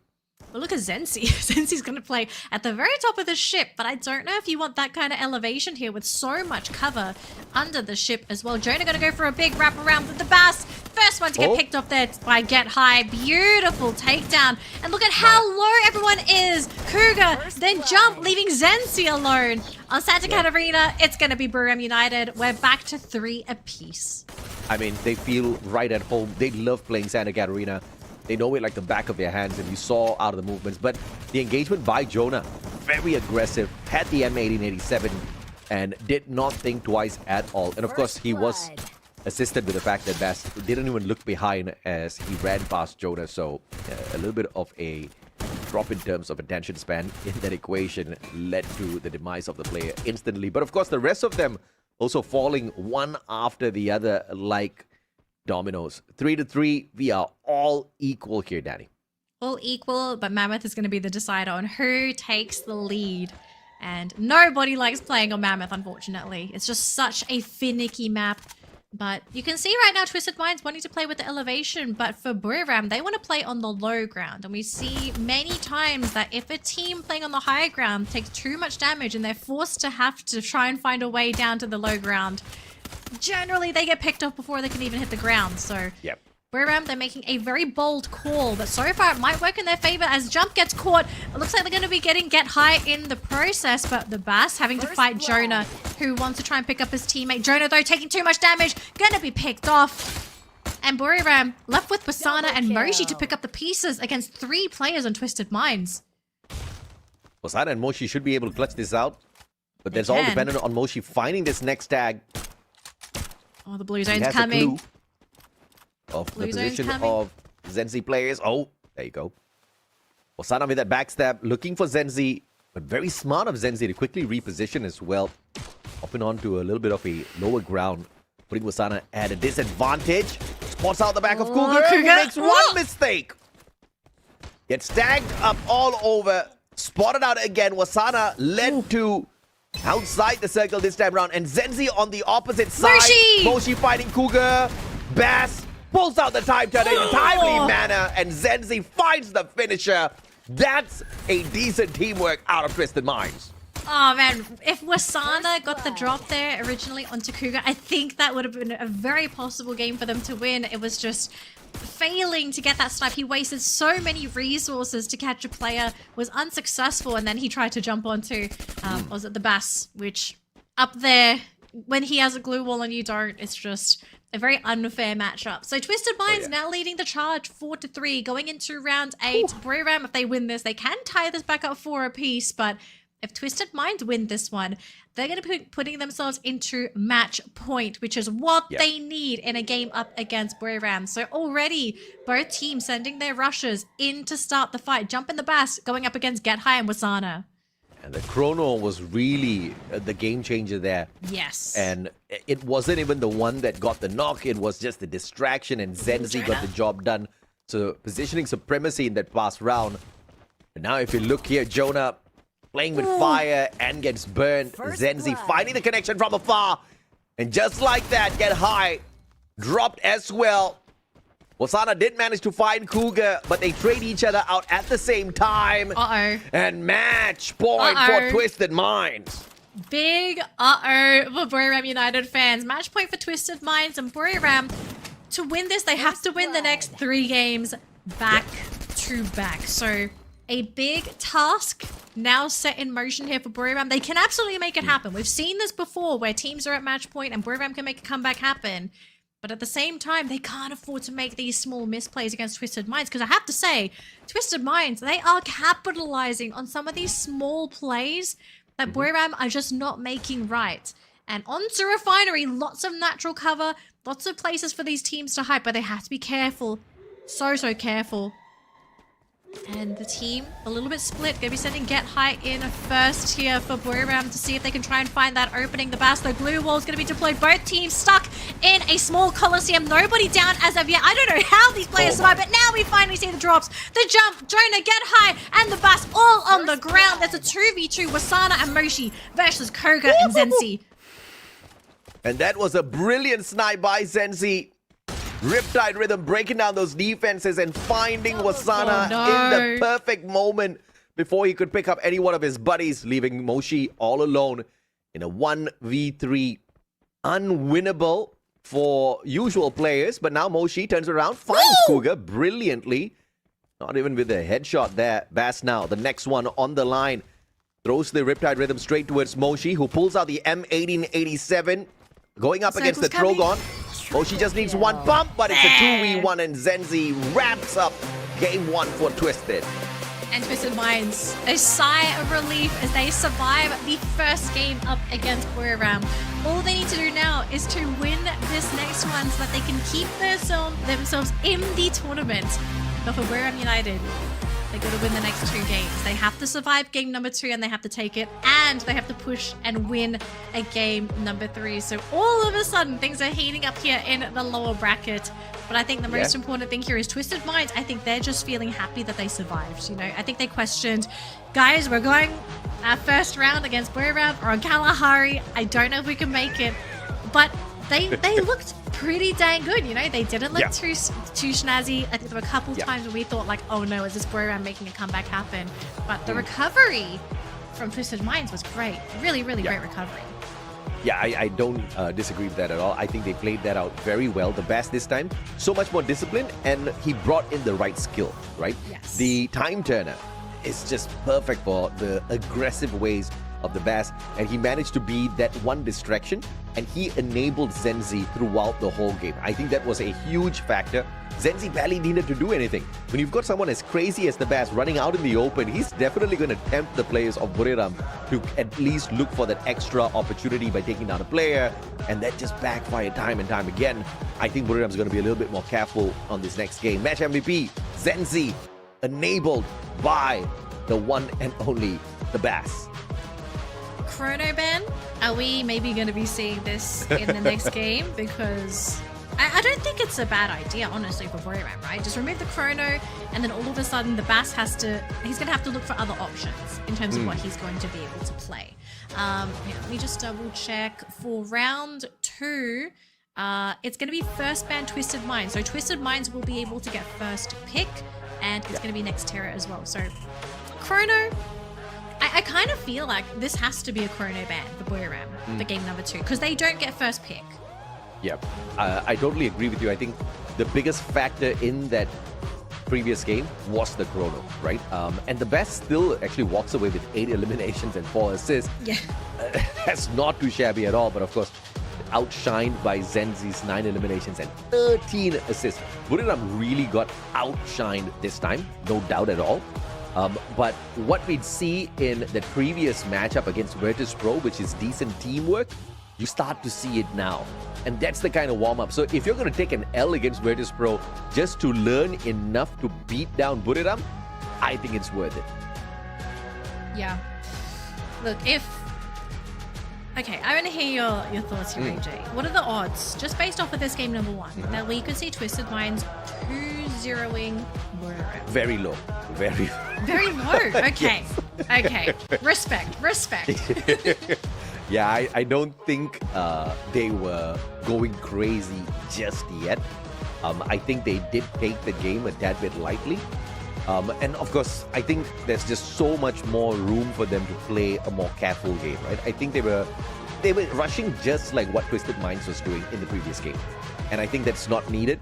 If Buriram wants to slow things down and start going for picks first, that's something that they are very capable of doing, and we've seen it in some of their past matches as well, where they have successfully dismantled teams with such an approach, right? Even Falcons felt it hard to approach the Buriram in Prime. And Vertus Pro themselves have lost to Buriram, and it seemed like an effortless matchup. So this should be in the bag. The only thing that I am not too pleased is we have to go to a game 3.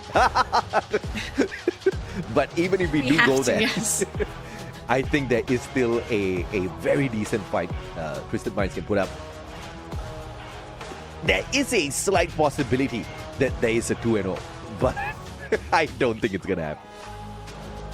Well, I think at this point now, Twisted Minds are probably going to try and prove you wrong. Because okay, all right. Look, everything is on the line for this team. But same thing for Buriram. Now that they've played a game, the team is now probably warmed up.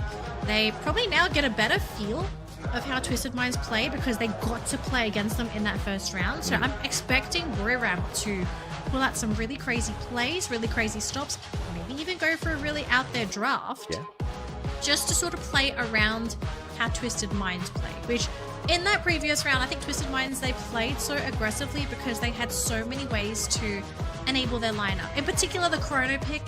I think if you remove that chrono, I feel like you remove a lot of the freedom that Twisted Minds is going to have in those fights because you won't have access to that time turner. So if chrono is gone, the prediction here so far is Buriram will ban chrono. What does Twisted Minds prioritize for their picks? Because they will be getting priority pick. Yeah, take the clue, ban the clue, steal away the coda, GG. But they take Cassie out of the equation instead. I guess they felt like there was some sort of an impact there, which obviously we didn't really see. Jonah wasn't really being the most aggressive player up in front. But Buriram just very smartly take the chrono out. Oscar's available, Santino's available, Yeah. Zane's available. There's so many characters available. I wonder if Buriram did this on purpose and say, okay, we're going to let all of the crazy things through if you are going to ban the Cassie. So the chrono is gone, but now Twisted Minds are thinking, okay, what do we go for as our next go-to pick for the Bass? I mean, Oscar's probably going to be his choice of character here, which I feel like Oscar is another character that you probably shouldn't be giving away to the Bass. But I mean, Buriram, they get the next two picks. I hope this was worth it. Clue giving away Tatsuya, Oscar. bring it, baby. I mean, they definitely need the mobility out there. Zane is a fine pick as well, but they go total opposite. Okay, all right. So it looks like Moshi wants to get involved in some of these more aggressive gunfights as well. I'll welcome that. I agree. I think I'm all for it. I think he's also realizing that he can't really sit idle either. But you also need to be prepared, right? You're going for Zane Santino. You leave Ignis, you leave Coda in the pool. Okay, the thing is, if Moshi is playing the Santino, what is going to be the vision providing tool inside of Buriram? Because what's available? We still have Clue, Homer if you really wanted to, but outside of those two, is there anything else you can really pick? Because Code has been picked up by Twisted Minds. Let's see. They have to bring in the Clue. There's no doubt. And the is it opportunity. Jonah Clue then? Yeah, there's Jonah Clue, Moshi Santino? Yeah, highly probable. And of course, you want that Tatsuya for Wasana, There's a Tatsuya. most probably. Yeah. There you go. So Clue and Tatsuya is going to complete this list. And Buriram, I guess, just didn't want Twisted Minds to be playing on that Santino or Zane. So extra layer of defense is not available on their side. This was a steal by Buriram. And the Clue and Tatsuya obviously just not opted by Twisted Minds, just leaving it open for them. And Twist will complete this list by bringing in the Iris. And we all saw how effective this Iris was in the hands of Zenzi. Not for a lot, I think it was the marking capability mainly, as well as just an extra opportunity to finish off the players of Buriram if they do play defense out in the open with their glue walls. Because the rest of it, Zenzi was just finding those open tags onto them with just pure mechanical skills. Yeah. Actually, speaking of glue walls, you've got Iris and Ignis and Oscar, meaning that if you're Buriram, glue walls are not going to be a reliable defensive tool anymore because you have three characters that can really take advantage of glue walls. So I kind of wonder, does this now alter the way that Buriram play? They can't play as aggressively out in the open because your glue walls are not going to be as effective as they normally would. Yeah. And knowing that, does Buriram just play around compounds out? They have to just sort of leapfrog their way from building to building, using Jonah as a way to provide their vision on their next target. I mean, that feels like the only way to really play against an Oscar Ignis Iris comp.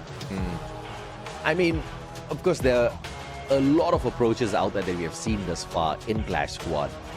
What's mainly going to matter is how does Buriram slow Twisted Minds down? Because in the previous game, it was just way too fast. They were just getting involved. They were getting baited into these engagements, which were not going their way at all.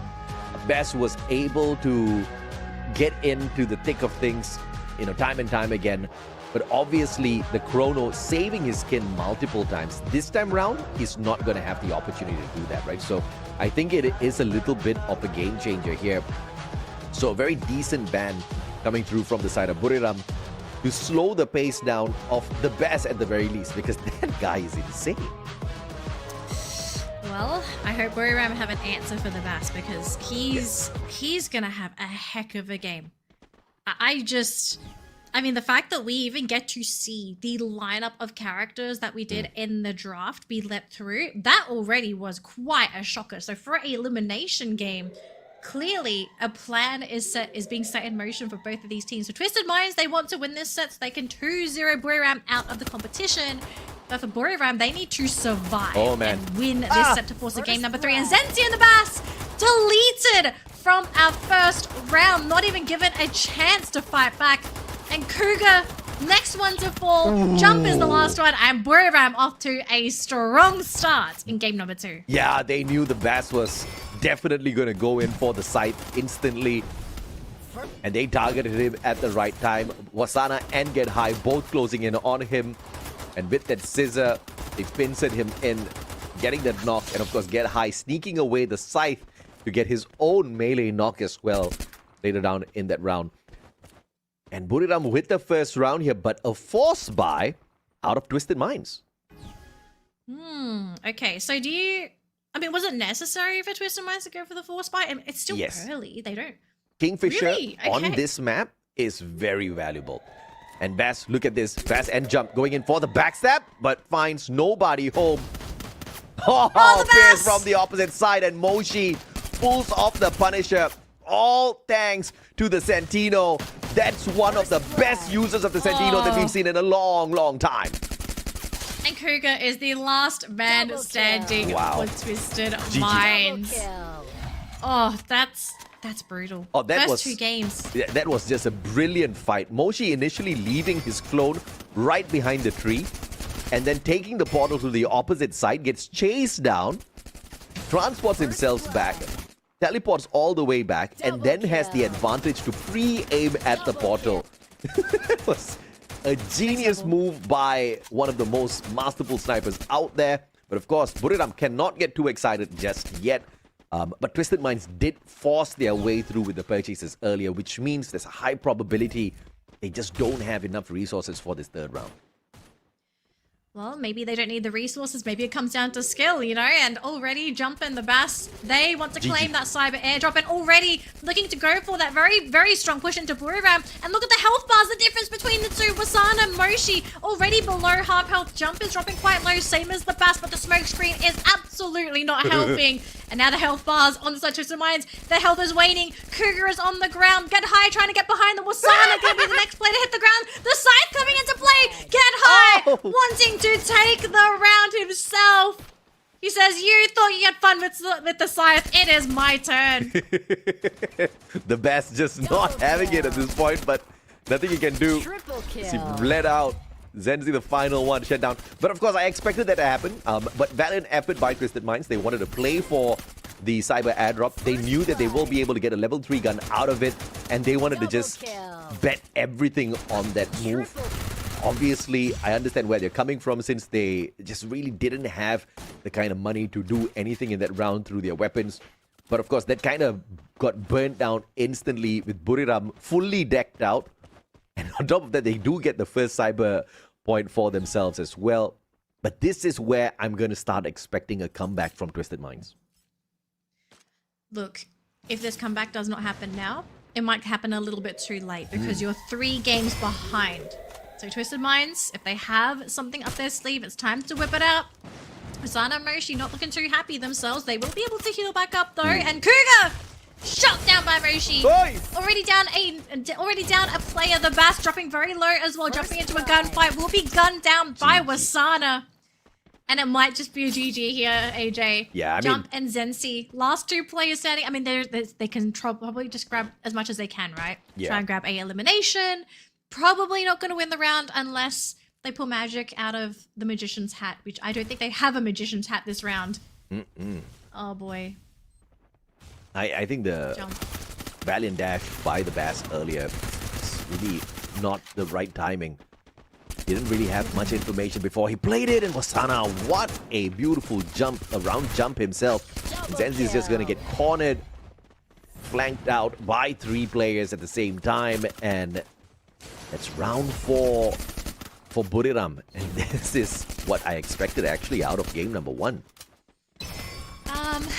Okay, here's the concern here, AJ. This is either going to be a 6-0 or Twisted Minds will find that ray of light, that ray of sunshine, the light at the end of the tunnel, starting from round 5. Because if they don't start now, I think this set is basically over. They'll just have too much of a deficit against Buriram to be able to just mount that comeback. It's going to be a marathon. If they can somehow claw their way back to victory to force a 2-0. So Twisted Minds split up. Also realizing that they are at a very big disadvantage. They have to sort of play very aggressively here and get high. Caught by Kruger. That is step 1 of this 3-step plan. If they can find another one, the glue ball, they're kicking in at just the right second. So Wasana not able to get the pick off there. Still fighting into... Zenzi! Zenzi's clipped Wasana, forcing only Moshi and Jonah to pick up the pieces. Kruger, though, will be picked off by Moshi. So 3 players left standing on the side of Twisted Mind. It's not over yet. It's Moshi and Jonah. You have to show these 2 players the respect that they deserve. It doesn't matter if there's a player disadvantage. Moshi, under half health. He's hiding, trying to heal up. Jonah, though, not going to survive as the Bass cuts him down. And Twisted Minds ready for round 6. Yeah, Zenzi they just need to finish off Moshi. Yep. Zenzi knowing exactly where to find him. And Moshi finding Zenzi first. Has an opportunity to turn things around here. Going clutch. But doesn't have any health on him. Has the med kit, but just no time to patch himself up and jump. Finds him in a tremendous round for him. There's so much of pressure and distraction jump through in there. Pretty much the reason why Zenzi got the tag onto Asana. So Twisted Mind showing signs of life, but this is only the beginning. They still have a very long way to go to even equalize and, goodness, even take over Buriram United. They have to win 4 games back-to-back if they want to force a match point for themselves. So hopefully this is just the beginning of their comeback plan. They need to win this game. Otherwise, Buriram themselves will be put at match point, and we could be looking at that game number 3. So look at this angle of approach from Twisted Minds, really spreading out, trying to find their angle of approach. And Buriram actually quite grouped up as a team, so looking to play quite defensive and sort of defend their way to victory. Bass with the VSK up to that 2nd floor. 1 more level above him should be able to get him a little bit of a vantage point. Great glue wall to block off Osana's entry. Get high! Caught by jump! He's on the ground and his teammates are not nearby either. So now Moshi, he gets a bit of a tap there. It looks like the Bass has been caught as well. Get high will be eliminated. So all of a sudden, Buriram down to 3 players. And it looks like Wasana is in a fight by himself as well. Stuck on the low ground, multiple angles. Kruger is going to be the one to finish him off alongside Zenzi. It's a 2 versus 1 down there. And now it's Moshi and Jonah again, AJ. This is the kind of comeback you want to see out of Twisted Minds. Oh, she does manage to find a tag, but exposes his spot as well. Foot found. What a tag by the Bass, and Zenzi will not miss an opportunity like that. And they do manage to pull 1 more back in here. Buriram United Esports, if they want to wrap things up, they better do it now, because Twisted Minds is looking for a 2-0 on your 2-time world champs. And every round that Twisted Minds wins, their economy grows. Their savings just increases exponentially. And they're just going to be decked out very, very soon. And I'd be worried if I was Buriram, because if you are struggling to deal with them now, it's not going to get any easier as they have access to more and more utilities. Now, this is Grav Labs. This could be the map that sort of saves Buriram and gets them that point to cross them over to the match point line. But also, I think Twisted Minds also know that they're in a bit of a weird spot too. Oh, get high. Very, very low. And the Bass gets him. First blood. Gets him with the melee as well. But Zenzi also going to be hitting the floor. Jonah, though, has also been caught. Moshi catching out Kruger. Oh, no. Okay, Buriram, they're not out of this yet. Moshi going to be snapped up by the Bass. Does not fully connect, though. Moshi very low. Oh! just zones out at the last second thanks to his mannequin and the Bass. He has to be the one to save his team. Jump and Zensi still on the ground. He does pick up Jump. I think Zensi. Oh, Jump has been caught again though by Jonah. They're not going to let him have his teammates back. Oh, beautifully done here. And Zenzi's not going to stand a chance to be picked up. The best valiant effort initially, but the situation turned around all thanks to Moshi and the brilliant play with the Sentino. One of the best Sentino users right here in Moshi. That's how you use him. And that's also one of the reasons why you do not allow a team to put their sniper on Santino, because trying to go for that sniper kill, it's not easy when they have access to that level of mobility. Yeah. So Twisted Minds, they looked really good in those previous 2 rounds, but now Buriram picking up that win puts them at match point to win the entire round and force a full-on game number 3 of this best of 3 series. Our first full 3 game if they're able to cross that finish line. Whoa, look at those shots though. Already flying at Twisted Minds. Already Kruger at half health and Jump already taking a little bit of damage there. So you can see Buriram, they want to end this now. They sure as Kruger. hell want to. What a shot by Kruger. Moshi. The Bass looking for the backstab.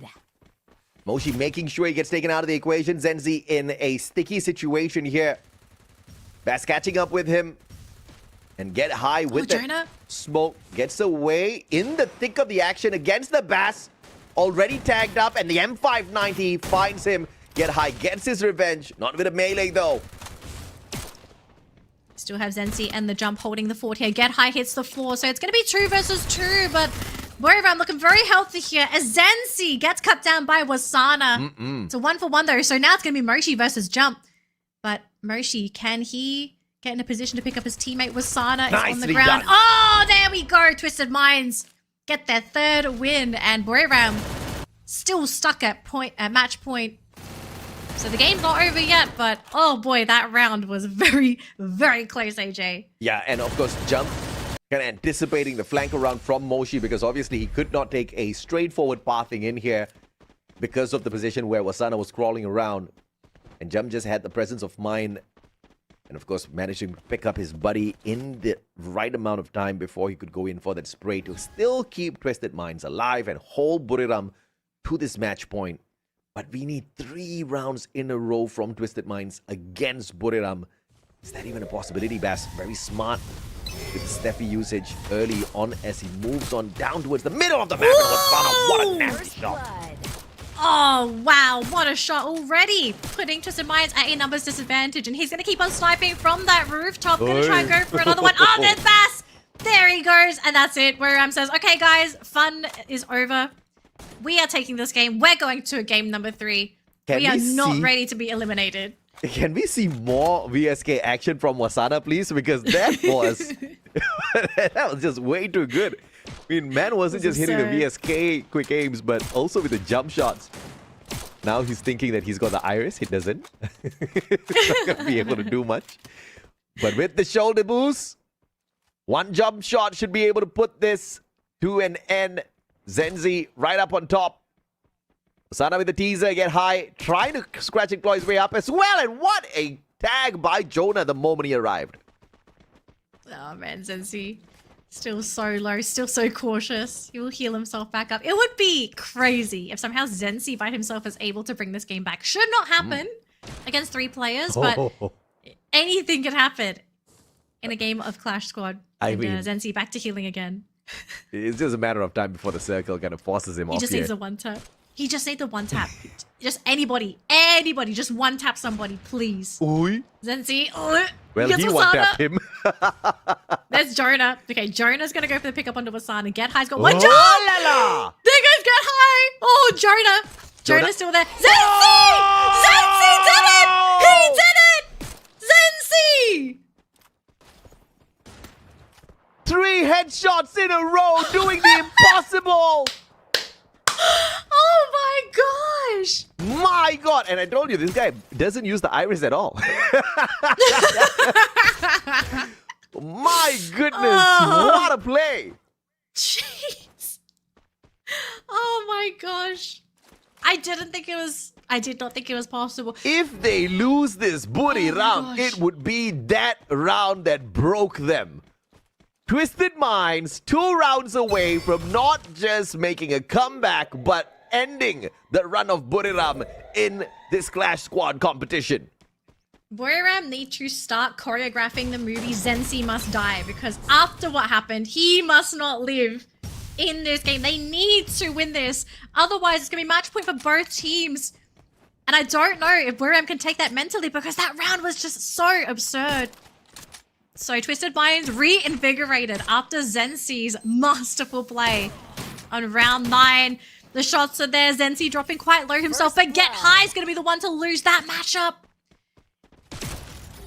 And oh my gosh, are we witnessing the downfall of Buriram? Kuga goes down, but Wasana is the next one to fall as well, leaving Moshi and Jonah again. And we've seen every single time, if it's Moshi and Jonah left, they normally, unfortunately, lose this matchup. There goes Moshi, and it's just Jonah again, all on his own. Welcome to round 11, says Twisted Minds. And Twisted Minds will bring themselves to series point after holding Buriram here for the longest of time. Double kill. Bye-bye, says Zenzi, the guy who clutched it out in the 1v3. Sure has held the MVP in this game. If, of course, they walk away with the victory in this next round. Max money, everybody's got it, but Twisted Minds got the Cyber Airdrop store on their side to give them that extra edge.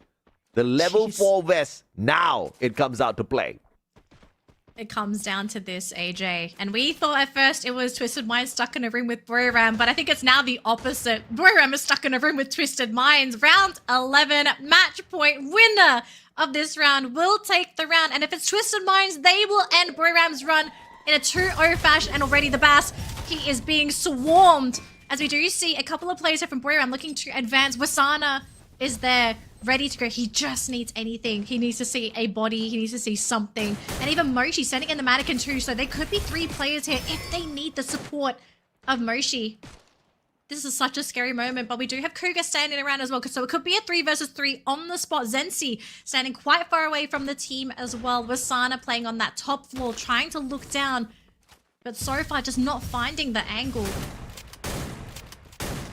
The level 4 West, how much does it contribute in this fight, Bass? Smart crouch there. Would have been a quick walk pass by the players on the side of Buriram. Get High. Gonna get caught with his pants down. And Kuga finding him with the M590 jump. Needs one more onto Wasana, but the protection by Mochi. Jonah and Mochi getting it done from the round, and Buriram stays alive. Ah, that was such a tense round. It was a case of who made the first move, who was able to get the first drop, and thank goodness for Buriram they were able to pull it out in that game, because we get a game 3. Their tournament life is still in the running, and Twisted Minds don't run away in a 2-0 fashion. After what happens with Zenzi, that play by Zenzi, I kind of feel really messed with Buriram coming into round 10, because that just should not have ever happened. I mean, no, this one should have ended a little bit earlier. Buriram just kind of got a little overzealous in the previous round, got capped. And you would think that, of course, their synergy was broken, probably some infighting in the squad, but none of that. You saw the serious focused faces on the side of the Buriram players, and they just wanted to get this done. But the catch on to Get High, I thought, was the breaking point. You know, you've got one of your front runners being taken out very early, but the mistake here was, I think, the opposite happened, right? Twisted Minds, they allowed their own confidence to become a little bit overconfident. They were out in the open. They did not expect a double snipe setup on the side of Buriram. Jonah picking one up as well, and it was just a shooting squad on the side of Buriram that managed to find the tags.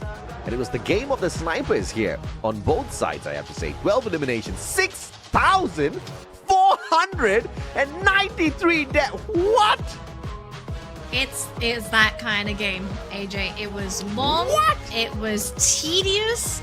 And Moshi, we have to remember as well, Moshi was playing on he was playing on the. Did he really play Clear? Am I looking at the wrong one? He plays Santino. Yeah, Santino. Sorry, I had the wrong stats. He plays Santino. He was playing as a active sniper for the team. So this number on Moshi, I absolutely anticipated this because I think after the first round, I think the team realized that Moshi was not going to be able to play that very classic, just sniper staying in the distance kind of role. So as soon as he got the Santino, the team said, okay, Moshi, you need to be actively moving with our rushes. That's what he did. And just, I feel like if Moshi didn't dish out all this damage, they would not have been able to grab the necessary eliminations on a lot of those Twisted Mind players. So yeah, Moshi, he might be MVP, but ultimately it was a necessary evil for Moshi to pop off for Buriram to even take this set because it was far too close. Oh my goodness. Yes, indeed, it was far too close. But Twisted Minds have allowed Buriram to stay alive in this fight, initially beating them down 6-3 on the Kalahari, allowing Buriram to run away with it initially, and then with a phenomenal comeback, and Zenzi with a 1v3 that was unexpected by everybody. Even I think the rest of Twisted Minds was surprised he got that one. But of course, towards the end, Buriram still managing to find some way to survive. Look at him, he's rubbing his heart. He's like, I got a heart attack, you boys. I know. That was a heart attack of a match, if I ever said so. But, ladies and gentlemen, because we're going to a game number 3, we are flying into Bermuda to end this series. And I mean, everybody knows how to play Bermuda, but I think in particular, Buriram really know how to handle this map. So my question now is, can Twisted Mind handle Buriram on Bermuda? Because yes, okay, Buriram looked like they got manhandled in a couple of the rounds that we previously just saw. Maybe just a few, but I don't. No, feel... Mochi, no. No. I agree. Yeah, I agree. But whilst that is happening, where am I getting rid of the Oscar? So they're giving... Okay, Cassie first pick for Twisted Minds, because that means Chrono could be first picked by Buriram if they really want to, which... Buriram play Chrono, don't they? Yeah, Buriram Would they prefer plays Tatsuya? Chrono, but not all the time. Zane? It's not the Zane? prime pick for them. Clue Tatsuya definitely should be their prime pick. They could just pull that Zane away because, you know, they don't want the extra layer of defense on the Twisted Minds players. So it's a very smart band phase coming through here from the side of Buriram. And initially with the Oscar, they are literally gunning down on the Bass, acknowledging him as a very powerful player, and also taking the nerf on Zenzi. They are sick and tired of Zenzi using this high risk to get the best of them here. Not the next round, they say. Of course, Zenzi could double down for the Skylar pick. Yeah, they could. I will add on to here though. Twisted Minds, okay. They know Chrono was let through, but instead they're stealing away Wasana's Tatsuya. Nice. So I love the Coda. They do need it. They did need the vision. Tatsuya steal, great. So now, what does that leave for Buriram? Because now Wasana's going to have to play something else. He's not going to have access to Tatsuya. Oh. Okay, all right. One of the rare walk-ins here, the Ignis, paired up with the constant clue on the side of Buriram. They are getting creative with this draft for sure. Buriram is pulling out something that they have not shown us yet in the competition. I think we need to pay attention. Yes, I do agree. Last pick for Twisted Minds. You've already got Tatsuya Koda, and there's the Skylar. Okay, so they say, all right, we have ways to break through your blue walls, but does Buriram even need blue walls? Yeah, they definitely need blue walls. Okay, thanks, AJ. But of course, the Skylar is gonna make sure that it takes it out instantaneously out down the battlefield. But of course, Buriram could just opt to play very defensive sort of a pacing, because we are heading into Bermuda, and you do have quite a bit of compound assistance when it comes to some of these natural defenses that's already provided by the map. So yes, the Skylar will be effective only in certain conditions, right? So as far as Buriram is concerned, I think they're very happy with this draft. And pulling that Zane away from Twisted Minds, it's just that extra layer of pressure that they can play against them a little bit later on. You've got the Ignis to kind of block out a lot of their visual information. And then you've got the Clue on your side to get all of the info that you require off of them. But of course, it's not like Twisted Minds will be running into this one blind. They've got the code on their side. Yeah, so they got the coda. I also want to mention for Buriram, they don't have a natural side quester, a assassin that goes on those side missions to try and go for the backstabs onto Zensi.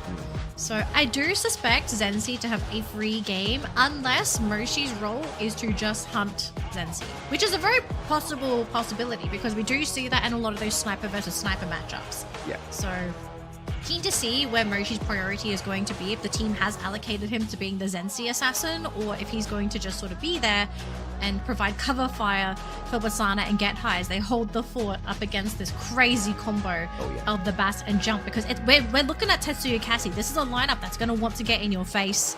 And aside from Wasana, that's really it on the side of Buriram that's going to be able to sort of stay toe-to-toe with the Cassie Tatsuya lineup. Like, Get High, there's only so much that you're going to be able to do as that Ignis.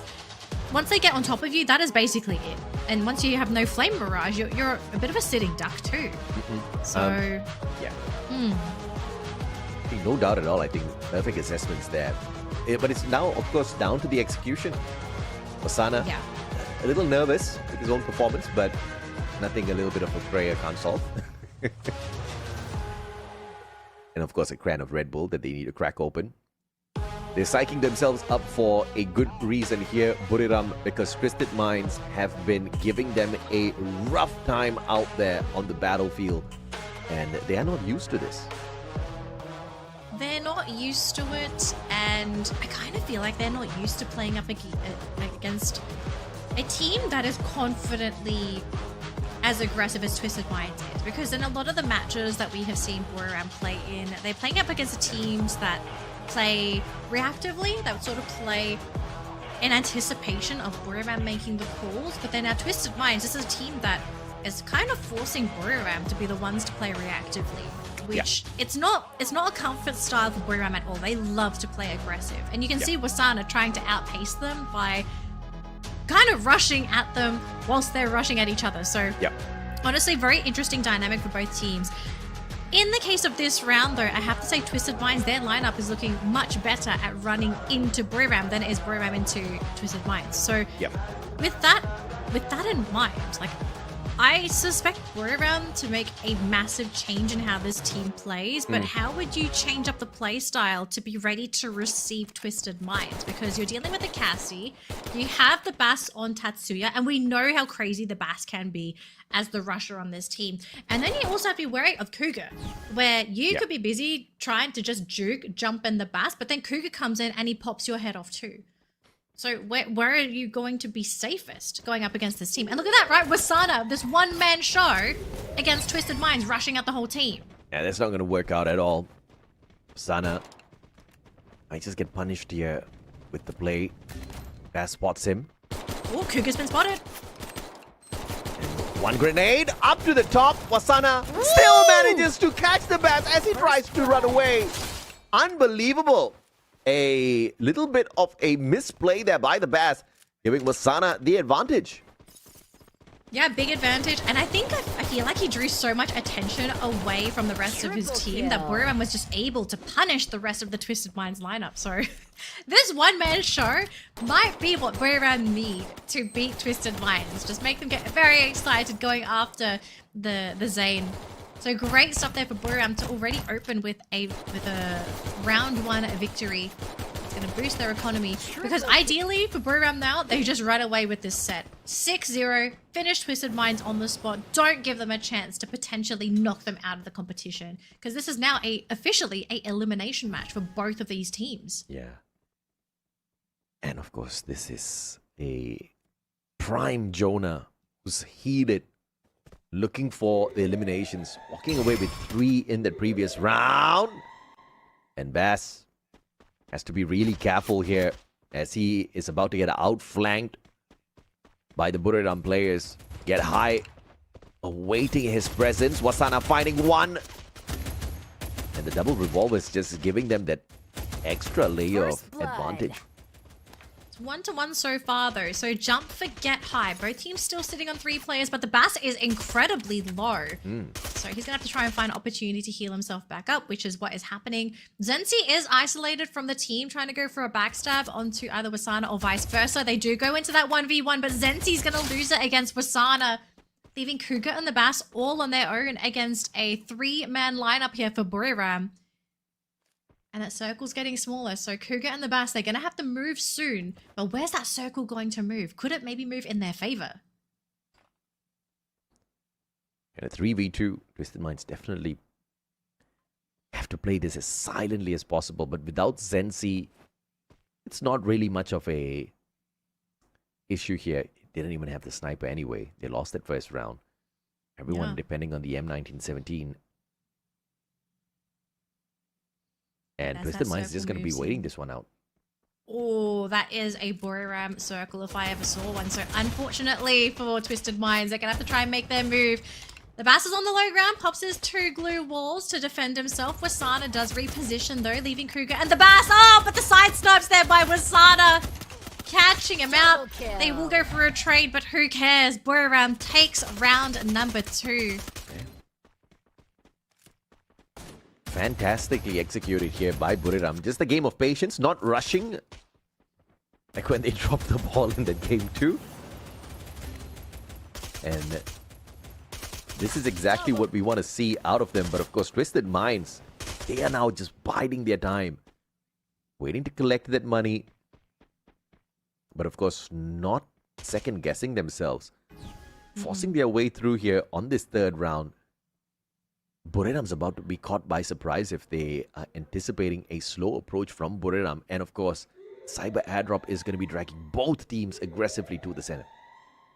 We already have the original Flame Mirage being thrown out. There's the 2nd wave, and Wasana so far going to be camping out that spot. It's only the Bass there though up against Wasana. Gonna go for the jump. Wasana though loses that 1v1. The Bass is going to take that one. So all of a sudden, no more Zane on the side of Buriram, and this might just leave the rest of the team exposed. Get hires there. He pops the Bass though. That's a pretty big pick, but he loses half his health pool in exchange.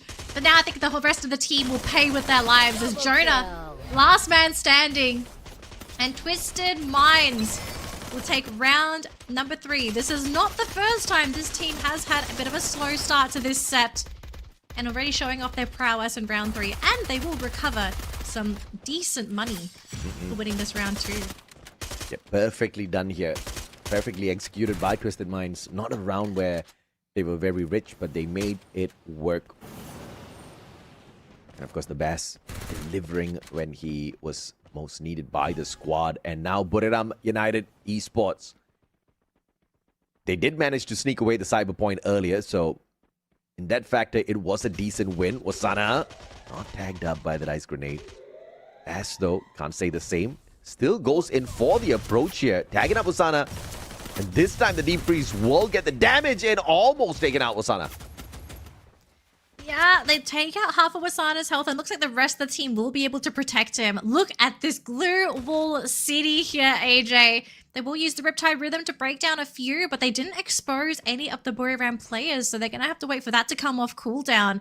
And now Buriram going to be the ones to play patient and maybe hope that Twisted Minds run into them. And Wasana back into his post, that front line to scout and check things out for the team. But it might come down to just where this circle ends up being once it gets small enough. Where does it rotate? Who's that circle going to give its advantage to? As both teams refuse to enter the fishing hut. Well, this is just a standoff indeed by both sides. But I'm not looking to make a mistake. 3 level 3 SMGs on the side. Twisted Minds jump, and Bass gonna be really dangerous. They finally take the approach. The Bass! Oh! Truly the best in such a rush. First blood. And Twisted Minds overwhelming Buriram as they fight a team ace over them. Team Ace, 2 apiece, and that was a crazy successful angle coming up from Twisted Minds. The rush aim from the Bass to get the pop off onto Moshi and jump onto the low ground. Kruger on the high ground to basically shoot over those glue walls. Beautiful stuff there from Twisted Minds. They are thinking next level in that matchup. And all of a sudden, I think Buriram are now realizing this game is suddenly not going to be a cakewalk. This is going to be a battle till the death. And Twisted Minds, they're going to make Buriram feel very small if they're going to be able to take round number 5. Now, I still recall Buriram playing against WAG on this particular map, and they lost the original qualification slot here. So if Buriram want to win this, they can't get stuck playing with the elevation. Still playing on the low ground though. Twisted Minds getting some critical damage, catching out Jonah and get high. Wasana trying to fight up against the Bass, but there's just too many glue walls, and from the back they get Wasana. And Moshi, last man standing, will be pipped off in just a second. And Twisted Minds, they now accumulate a 1-point lead over Buriram. As soon as they take out Moshi, this man does not want to go down. Oh, the Bass is just literally the best. He is truly instrumental in the downfall of Buriram here. Just playing it so annoying, baiting out Wasana time and time again. Wasana just not able to find the finisher. And then everybody else is ganging up on Wasana, shutting them down. Initially, Zenzi finding Get High as well, making sure the Bass is not caught out. My goodness. Now, Twisted Minds, they have the lead in this final game. They have their lead, but it's just one game. It's just 1 point, AJ. It can absolutely equalize. Buriram is able to win this round, tie at 3 apiece. But the dream here for Twisted Minds, they start running away with the entire game from round 6 onwards. They're just trying to find that angle of approach. Can they catch someone? Can they clip anybody? And so far, Wasana not looking too healthy himself, trying to go after Zenzi, it seems. Still trying to go for the rush. Zenzi almost down, but a glue wall saving his life. In the backlines, though, Kruger has been picked off. Wasana is on the ground. Not quite knocked out as of yet, though. And Moshi looking to go for the pickup. Jonah is there hiding behind that glue wall. The Bass trying to go for that second pickoff. Wow. Moshi is still there. They do manage to catch him. But the Bass, is he going to get punished for it? Jump in the meantime, though, has been caught. Wasana still on the ground. It's Jonah and Moshi against Zenzi and the Bass. Oh no. This deadly matchup. And the Bass, he's trying to find the shot, AJ. They put a crossfire here. Buriram through Jonah and Moshi, but the Bass with the Tatsuya on their side. Zenzi, what a riptide with him! And Jonah, the distraction, clutches out the round. Captain Jonah making sure Twisted Minds doesn't run away with this, but the Bass, come on. He literally is so irritating out there to deal with. He just refuses to fall. Man, this is such a tense matchup, but thank goodness Captain Jonah keeping the team together. It's 3 apiece, AJ. The lead is now officially gone. It could go either way here. But my, oh my, Twisted Minds. Yes, they lost that previous round, but they were so close to being able to take that set. They're making Buriram sweat bullets. Both of these teams are going to be a couple kilos lighter once this game is over, but my goodness. And again, back to their crazy shenanigans. The Bass opening things up here with Jump and Wasana and Get High. It's going to be up to them to create that space for their team. But look at this. Jonah looking to go for a very wide wraparound to try and catch Zenzi. But Zenzi's on that rooftop. Wasana and Get High have hit the floor. But Kruger is going to go down thanks to Moshi. So it's back to Jonah and Moshi. But it's up against 3 players. Jump, Zenzi, and the Bass. It's going to be very difficult. Not impossible, but if Jonah gets taken out, that might just be it here for Buriram. Another round going in favor of Twisted Minds. And yep, there goes Captain Jonah. And Moshi, yet again, all on his own. Oh my goodness me. Moshi hasn't been super effective in this fight at all in this third game. Now all alone, He has Zenzi struggled. still has the advantage over him with his bird's eye view. And it doesn't really matter what Moshi does, because if he hides behind a glue wall, there's a Riptide Rhythm ready for him. Zenzi wants to jump on top of him. The Bass wants to jump on... Jump wants to jump on top of him. Yeah, so there we go. Moshi taken out, and that's going to be another point for Twisted Minds. 4 to 3. And again, Buriram is going to be put into a position where they have to play catch up. How are they going to fight through this one? Double kill. Buriram United. Unbelievable. But this is exactly what Twisted Minds needs to do. Pile on the pressure. Throw the best out there. My God, this guy. So annoyingly effective. Confusing Buriram United and the front lines. Genhai and Wasana this time splitting up. Not wanting to get caught in the mess that the Bass brings to them. Yeah, but the only downside is that if Wasana gets picked up, he's not going to have any support. And look at this, Moshi already being gunned down by the Bass. He wants him so badly. And here comes the support. Get high though! Caught by Kruger. That's a huge one. Now jumping onto low ground. Moshi gonna hit the floor. The Bass gets caught too, but doesn't really matter. The sniper is gone. Jonah is down. It's just Wasana. In a 1v3, can he pick up his captain? Zenzi right at the back. Wasana trying to finish him off, but he's just wasting Wasana's time. Zenzi throws out the Riptide Rhythm, breaking down the glue walls. Wasana does the 180, but Zenzi finds the finisher, and now series point for Twisted Minds. Series point, match point, tournament life point, everything is do or die for Buriram United Esports. From here on out, any single loss will eliminate them from the tournament. Whereas for Twisted Minds, they've just got to win one more game and they get to stay in the tournament, and they would have knocked out Buriram from the entire tournament. Oh boy, it might be everything coming down to this round here, AJ. Round 9 out of 11. Let's see if Buriram can drag this to round 10. How are they going to do this though? Wasana right in front this time around. Bass going in, finding the chase and finding the back of Wasana as well. Oh my lord! The connection on to get high, unexpected. Can he get a third? The Bass definitely deserves to be the MVP this time round. Gets the tag onto Jonah, turns around, finds Moshi. Triple kill. And that's game as Twisted Minds kicks Buriram United Esports out of Clash Squad. And here we are, thinking that it was going to be Buriram to be able to take the set after some crazy matchups, but Twisted Minds, as a team, pull it through. And it was not a case of luck. It was all 100% skill, AJ. My goodness, but the Bass, this man, I feel like he ran this entire series with his entire team on his shoulders. He pulled off so many plays that essentially set the wins up for Twisted Minds. Going into the next matchup, anyone that's going to play up against Twisted Minds, if you don't target the Bass, you lose.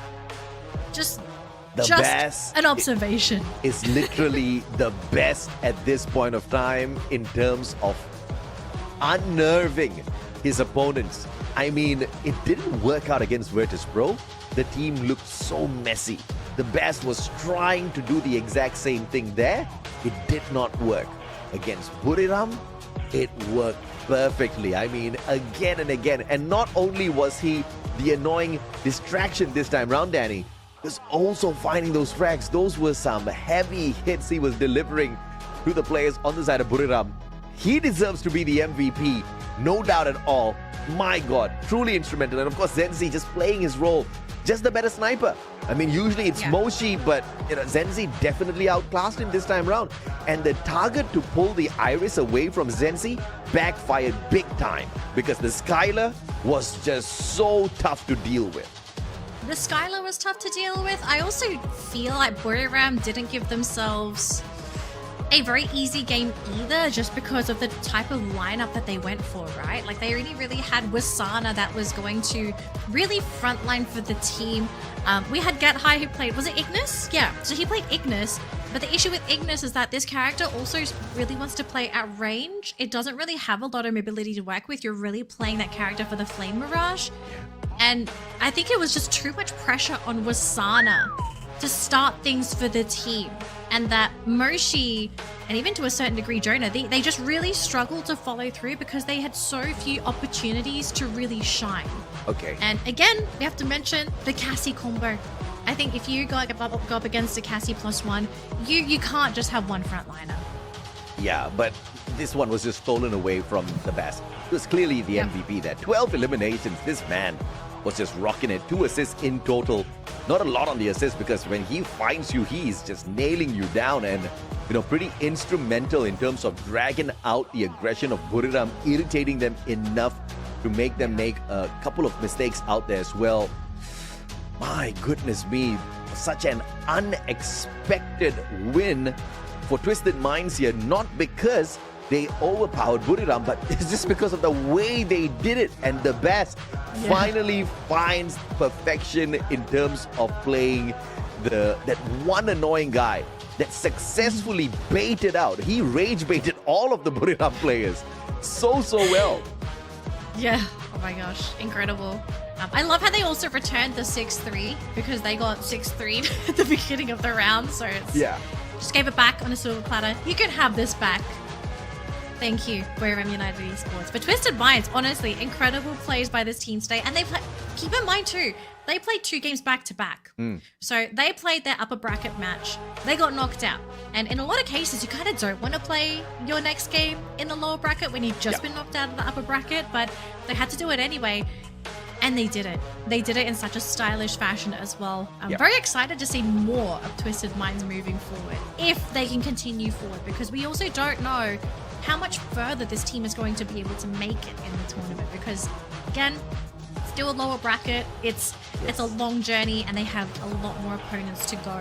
But I'd love to hear their thoughts. I think their interview is going to be so insightful on how the team's thinking, of what they were originally thinking firstly going into Buriram, because I think that's what's on everyone's mind. Like, if you are scheduled to play against Buriram, like what's the thought process? Is it kind of like oh dang, like we got unlucky, or we're ready for this? For all we know, maybe they wanted to play against Buriram. Maybe they said, okay, we know we can't play against AGAL, but we know we can beat Buriram. Like that's something I'd like to know. That's a little bit of a big question for sure, right? We've got another matchup down here. All gamers global, just awaiting this opportunity. Once again, it's not something where we expect EVOS Divine to run away with. History does tell us a very different story here. You've already mentioned that yes, but when teams do bump into them with another chance, they do manage to turn things around. I think this is beautiful, but we've got yet another interview. Me, of course, back to the one and only Morphin. We'll be back with you guys in a bit. Hello Survivor, welcome to our interview section and Booyah from Twisted Mind, and now I'm here with Kuga, Sense1 and The Bass. สวัสดีค่ะทุกคน สวัสดีค่ะ So I have to say that this game is what a close game for both teams, because they play 2-1 and Twisted Mind is the team that win in this match. So I want to know that how do you feel to win Buriram United Esports, and what is make your team fight better than Buriram United Esports? อยากรู้ว่ารู้สึกยังไงบ้างชนะพวกเขามาได้แล้วก็อะไรคือจุดสำคัญที่รู้สึกว่าทำให้เรามีความได้เปรียบในเรื่องของไฟก็รู้สึกดีใจครับความได้เปรียบก็คือเราเล่นสกิลที่เราซ้อมมาครับ Kuga say that he really happy to get this win to grant into the next round, which is have to go to the offline event. And about the team fights, they are better in they use the skill that they already practice and plan to use in this match. Alright, I have to ask you this question because that was a good performance for you, Sense. So that round is gonna be second map in the round 9, which is 1 person versus 4. I want to know that how you decide how you play in that time. ตอนนั้นแมปที่2ราวที่9เป็นสถานการณ์1 ต่อ 4 ฉะนั้นเราจัดการยังไงเราคุยยังไงหรือว่าแบบเราตัดสินใจยังไงบ้างคะก็ไม่มีอะไรจะเสียแล้วครับผมก็เลยเล่นหมดเลยครับเท่าที่ไหวครับก็คือทำเต็มที่เลยตรงนั้นเพราะว่าไม่มีอะไรจะเสียแล้วเหลือคนเดียวด้วยใช่ครับ So since one just did his bait to get that point. Even it's just 1 versus 4. Of course, the advantage is bring into the Buriram United Esports, but since one did that and successfully to get that round, even they lost the second map, but the third map they come back. Let's go to the last question. So Buriram United Esports already told us yesterday that they want to play against Twisted Mind because they want to face with Pinamo, which is your coach. Do you want to say something to him or how do you feel about it? ก็เมื่อวานนี้บุรีรัมย์เขาบอกว่าเราอยากจะเจอ Twisted Mind เพราะเขาอยากเจอกับโค้ชนโมวันนี้เราชนะเขาแล้วรู้สึกยังไงบ้างหรือมีอะไรอยากจะบอกไหมคะ ก็รู้สึกดีใจครับ ไม่มีอะไรจะพูดครับผลงานมันออกมาให้เห็นแล้วครับผม He's really happy to win Buriram United Esports, but nothing to say. But you all saw the performance of Twisted Mind already. That who is better one. Alright, thank you so much for watching our interview section. We're gonna be back to the tournament soon with AGAL. Bye bye.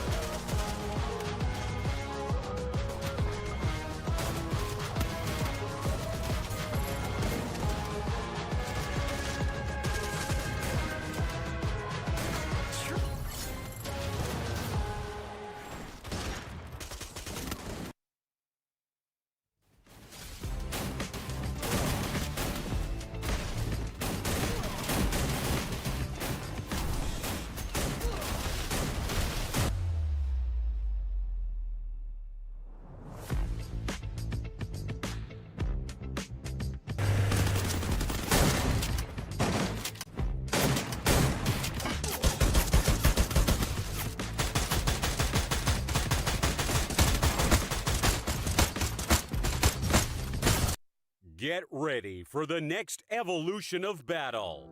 This is Free Fire World Series SEA 2025 Fall Battle Royale mode. This season, it's all about strategy, adaptation, and domination. Let's break it down. Tournament rules. Each player must equip a unique active skill. No duplicates allowed. And the map pool, 6 battlegrounds. In the knockout stage, teams battle across 6 matches, each on a different map, randomly selected from the pool, with no repeats. But in the grand finals, it's a whole new level. Up to 10 games will be played for games 1 to 6. Maps are randomly chosen. No repeats. From game 7 onward, the map pool resets and is randomly reshuffled again. What's at stake? A total prize pool of $300,000. Champion, $100,000. Second place, $40,000. Third and fourth, $20,000 each. Final MVP, $4,000. And every day, Team of the Day earns $250. The journey begins August 15th. The knockout stage runs for 6 weeks. Week 1 to 2, 18 teams, 3 groups, 12 matches each. Each day, matches are played between 2 groups, A versus B, B versus C, A versus C. After 36 total matches, teams are ranked 1 to 18. Week 3 to 5, the first place qualifier. Starting August 30th, top 12 teams battle it out. The winner of each day secures a grand final slot. And gradually, 13th to 17th ranked teams join the fray. That's 6 teams qualify. Week 6, last chance qualifier. 2-day matches on September 20th to 21st. 11 remaining teams and the 18th ranked team face off. Only 6 will survive. That gives us 12 teams for the ultimate showdown. Grand final, October 5th. Welcome to Champion Rush Mode.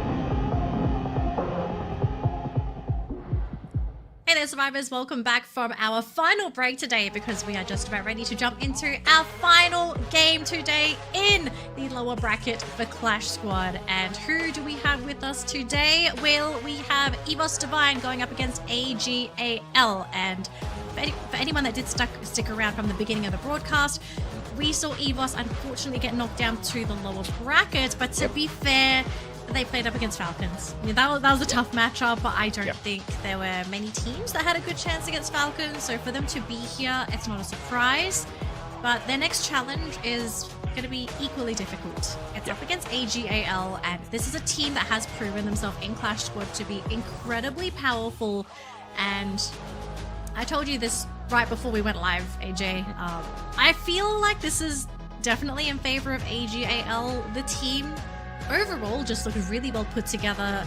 The team does not rely on 1 or 2 players. Like, functionally, the entire team works incredibly well. If someone gets knocked out, the team doesn't get crippled. Whereas for EVOS, this is an issue that we have seen with this team multiple times where they lean either a little bit too much into Russia or they don't lean into him enough. Like, they can't find this balance of having the team be able to function in a way where they just don't get crippled when one of their players get knocked out.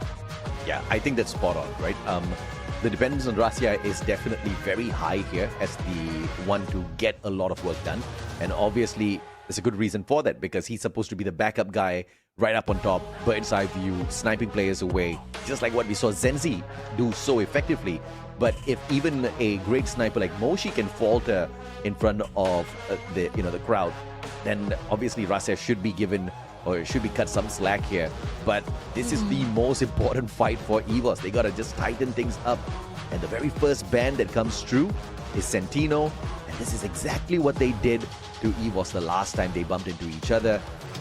I do assume an Oscar could be ripped away here by the side of EVOS, because the last thing you want is when you're playing defense up in front, AGL to come busting through all of your glue walls, surprising your players. So there goes the Oscar ban. So very unlikely for Oscar to ever go through. But this does give Chrono away to AGL, which I feel like, okay, I know there's a lot of emphasis on Zane for a lot of teams because Zane is innately quite powerful on his own, but I just feel like overall Chrono is such an amazing character in that not only does he benefit himself, but his teammates also benefit from that time turner. Like, so many times we have seen teams have situations saved because they have that time turner available. So the counter picks at EVOS, I do think this is great. Zane, Cassie, really great duo that wants to run at you, but you're running at a Chrono. And now you're running into Ignis Tatsuya as well. So what's the follow through that EVOS is going to pick to provide that cover fire so that Chrono doesn't just become an even bigger issue for them? Yeah, it's interesting that they went straight in here for the Cassie because EVOS usually does not depend on the Cassie in Clash Squad. And this is very clearly EVOS playing that counter because AGAL loves using Cassie, right? So this is an instant steal coming through from the squad, which is very smart.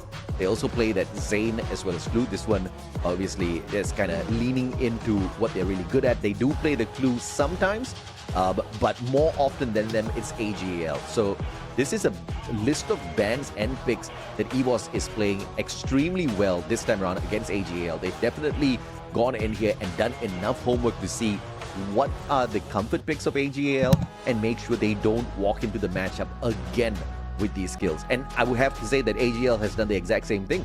They pulled the chrono away from what Abex used to really play a couple of good rounds against them. So smart play by them too. I'm a little bit afraid too for EVOS because we also get the Iris picked up on the side of AGAL. I actually forgot to mention too, another reason why AGAL is the team I'm preferring in this matchup is that EVOS and AGAL actually play almost identical in terms of play style. They have their dedicated sniper, but then they also have their frontliners. It's like a 3-1 split for both of these teams. And between the two of them, AGAL just plays this style much better.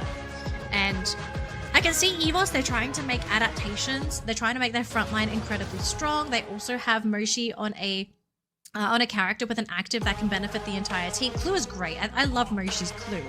I think the only problem that we now have to sort of deal with is EVOS's frontline strong enough for them to barrel through AGAL? And what's the solution for dealing with Iris? Because we also need to give AGAL's sniper a lot of respect because okay, there are definitely situations where Russia is the better sniper, but I feel like for Clash Squad, Du is the ideal sniper. His positioning is always on point, and he always knows where to provide assistance. Yeah, I think when it comes to veteran experience on the big leagues, Du's definitely the one. But Russia is that kid that has just been watching all of these masters for the longest of time, awaiting his opportunity. And when he got introduced into the mix, he just brought so much of fire to the battlefield, right? Du has had his downtime, and he has desperately needed the rest of his team members to step up. And one by one, they definitely did so, right? Cypher, Chinoy, Team SR, not as much, but he's starting to wake up in the competition as well, and it is very timely. So fingers crossed they do continue on with their plays. But the one thing that I'm concerned with initially was Ray being super aggressive with the Ignis. I guess I didn't have to worry about that much this time around because it was initially pulled away by AGAL. This time Team SR is going to be running that Ignis, and EVOS has to default over to the Steffi, which is something that we don't have to worry about because now Ray can't really go out there, you know, very aggressively and in some cases pretty callously as well. So probably he's going to survive a little longer, which is going to benefit EVOS. I kind of feel like Steffi actually matches Ray's playstyle a little bit more, so I'm kind of glad he doesn't have access to the Ignis, to be honest. Because I feel like for EVOS, one of the issues that they could have potentially run into with this lineup is just being brick-walled by AGAL by either glue walls or throwables. Because the only way for them to really break through glue walls at the moment is really nothing, right? They don't have any glue wall breakers for EVOS. So I know they have to deal with the glue walls still, but at least they don't have to worry about being boxed in and being finished off by a grenade or an ice grenade. That kind of business. But they have to make sure they even reach AGAL first. They got to deal with Cypher. I do remember all the games that I have covered for AGAL. Cypher has always been the biggest pain in the neck. In a good way for AGAL. Okay, he's a good kind of pain in the neck. Everyone else bad. Very, very bad pain in the neck. See a chiropractor, he's really bad. But he's on Chrono. This is one of his signature characters. And I think it's like, EVOS had to have known they're giving away Cypher his Chrono. So I hope they have a solution for this, because if they unknowingly gave him his best character, I'm pretty sure they knew. But I hope they have a solution for him. He's going to be a massive problem. Yeah, no doubt at all. I think Cypher is definitely one of those players who have stepped it up in the competition, and with the Chrono on him, that's the extra layer of defense that he does need out there, right? And as the rusher, I think he will be able to play a lot of these situations very effectively with the extra layer of defense that the Time Turner provides him. We kind of saw the best pull this off very, very well in the previous game, and no doubt Cypher is going to be able to do that. But there has been some inconsistencies out of Cypher in the past as well. Yeah. So we never know exactly which side of him we are going to get in this play day. Fingers crossed AGL is not too tired, not too sleepy, because they've had to wait quite a while for this fight.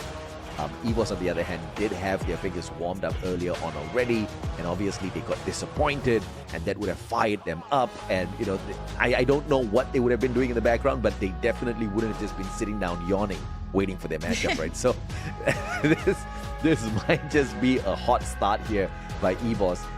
And maybe AGL just needs an L on the first game just to wake them up. And if they do wake up, I think EVOS needs to be afraid, very afraid. Well, they could wake themselves up with a Red Bull. They've got plenty of Red Bull on the table, so hopefully they crack a couple of those open, because this is an elimination match. One's not enough, guys.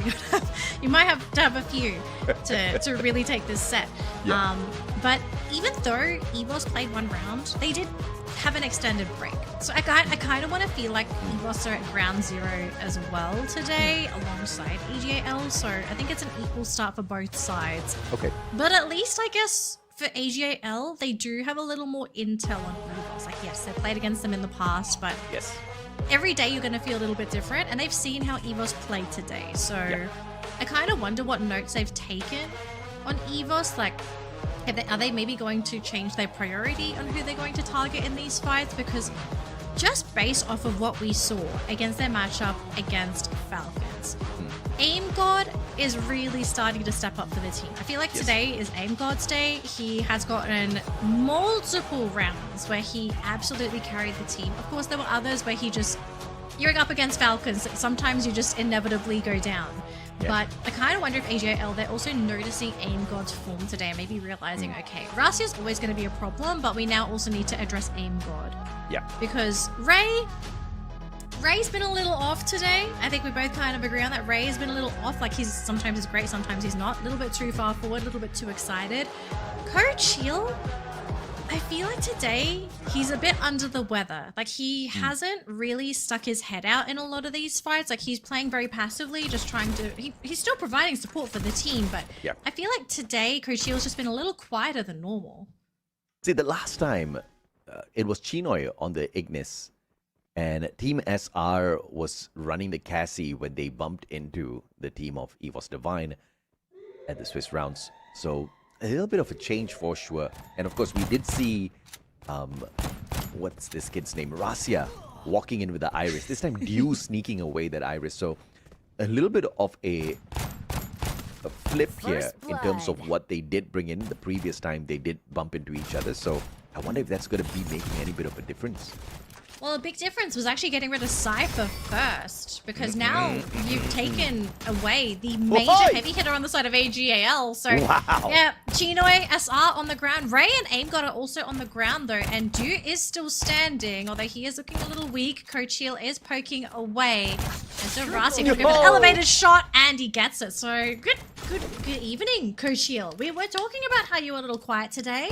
Yeah. Okay. He is making me eat my words. Come on, Coach Hill. Let's go. I mean, he hits a triple, so Coach Hill's definitely awake in this one. Dio almost found the clutch out there with the M500, just not fortunate enough. Coach Hill even dipping down into the depths of his mean soul to pull the scythe out. But, of course, managing to whip out the M500 towards the very end. But now AGAL looking for a round right back in here. First wants to reach up to the top. Cypher going in for the cross. And EVOS walking straight across the bridge to look for them. And will be pressured. Cypher actually going for the U-turn. Pulls the 180 and they punish both Rasia and Ray for the rush. Wow. Okay, so... Look, it was a very ballsy play for EVOS. They thought they were going to have the edge in that 2-2 split, but they just weren't able to finish the job. Oh boy. Okay, so one apiece this round. First round did not count. Now we are officially playing a game of Clash Squad here. Look, I could totally see what EVOS were hoping to do. They really just needed those first few shots to land, and it just didn't happen. So, yeah, ballsy play, but sometimes you kind of have to play ballsy if you are in these high-stakes matches. So round 3. Okay, this is the real test for both of these teams because they both have a little bit of economy to work with. They had an idea. It was a great idea if only Cypher didn't turn around, you know? Yes. So I think it was a great counter by All Gamers Global as well. The communication was definitely sharp. Flame Mirage just goes wide. I would have expected it to stop right before The players of EVOS blocking out the cyber airdrop, but that does not seem to be the case. Yet another Flame Mirage sent out, and Team SR shuts down Rasia. Ray didn't stand a chance as well. Kochil with a sliver of health jumps on in to pick up his buddy. AGL can't get through the glue wall just yet. Finds Rasia again, puts him down. A smooth finisher by AGL this time. Oh, that was so painful too, because according to the scoreboard, AJL were the ones to actually end up getting that cyber airdrop. So EVOS, even though committing 4 players to getting the cyber airdrop, not only did they lose the round, they didn't even get the point. Oh, that is so painful. So painful. All Gamers Global winning out a double here. Not just that round, but also that cyber point. And the big objective dropped here by EVOS Divine. Nothing that they cannot recover from this time. They've got decent defense on the level 2 vest and helmet. AG Global, on the other hand, it's all about the weaponry on their side. Level 3 on the vest and helmet. So, does make a slight difference. Also has the level 3 MP5 in the hands of Cypher. I love Dew going for that big wrap. I think he's going to try and surprise Rasia. This was one of the reasons why EVOS lost to AJL in some of their preliminary matches. It was because Dew hard focused onto taking out Rasia. And it happened multiple times. So Rasia's on the ground. So he's going to have a really rough time in this series. And you know, he got picked up. This is the call for AJL to rush in. Although Team SR getting punished by Ray. That is pretty big. But Cypher going to be able to drop and get rid of Rasia. So there is a 1-1 trade. Coach Shield, they're going to be caught. Dew on the ground as well. Both teams trading players one by one. Aim God going to be targeted by Chinoy. Not picked off yet. Chinoy runs out of health at the nick of time. Cypher? And now it's going to be Cypher versus Aim God. There's no time turner for quite a while. The 1v1, it's going to happen. Blue walls just to buy some time, but Cypher wins the matchup. A big brain play with just jumping outside of the blue circle, taking so much of risk. A little bit of damage as well, but instantly flanked around, anticipating Aim God to barely have any health on him at that point already, and that was the right call. Cypher also had the better gun. The level 3 MP5, and now with the level 3 Scar as well. Man, this guy's gonna rip through this round. Yeah, we kind of talked about Cypher just being an absolute monster on Chrono, and in 1v1s, he will have the edge in a lot of these cases, and him being decked out, I don't think that's going to help the case at all for EVOS. But if they can get rid of Cypher and sort of reset his inventory, that would be a really great start. Now the issue is, can they even get to him to begin with, because he is just such a pain in the backside.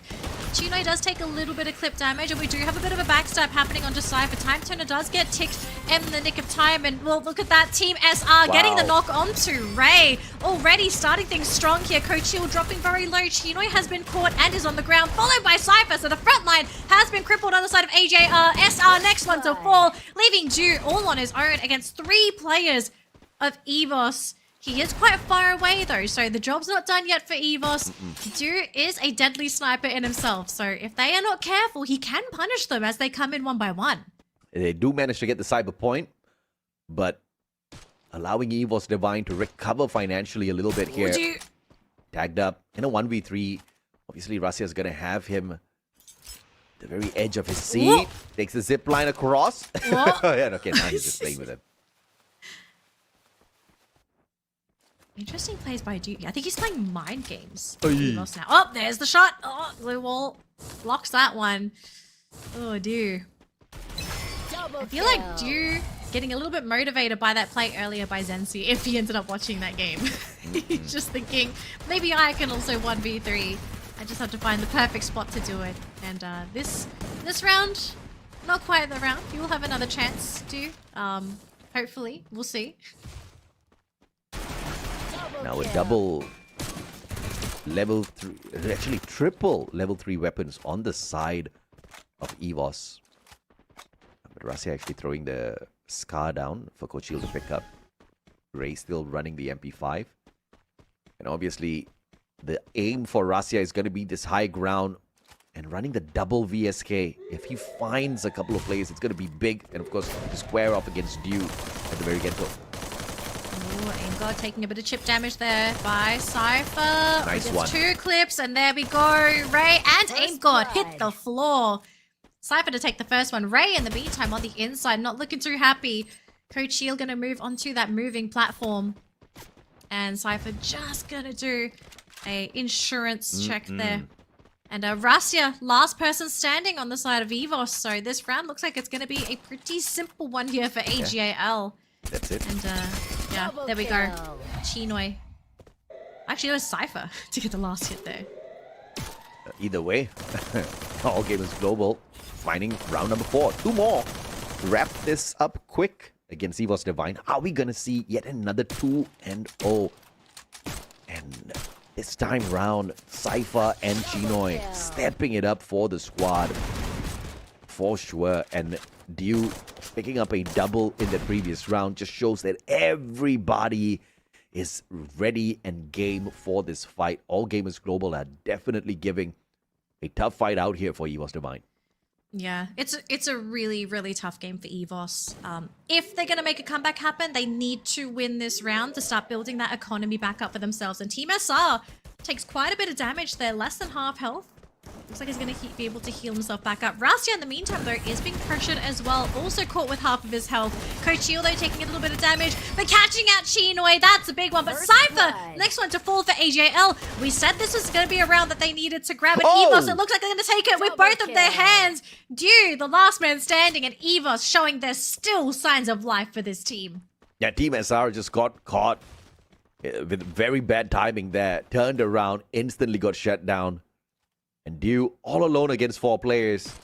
Does he find a clutch out of nowhere? This is the exact same compound where we saw a little bit of shenanigans with Buriram. That 1v3. But Yeah, Zensi. Yeah, Zensi Iris on the rooftop. yeah, I don't think... and Dew has got the Iris as well, so maybe. But no rooftop for him, though. No rooftop, yeah. I was going to say he's got a blue zone. And... What? Rastia gets caught. Okay. That was just nasty from Dew, but of course, just totally outnumbered and pressured by the blue. But cheeky indeed with that shot through the glue wall. And now EVOS Divine pulling back 1 round just to stay alive, just to buy themselves more time. All Gamers Global 1 round away, 1 round victory away from match point.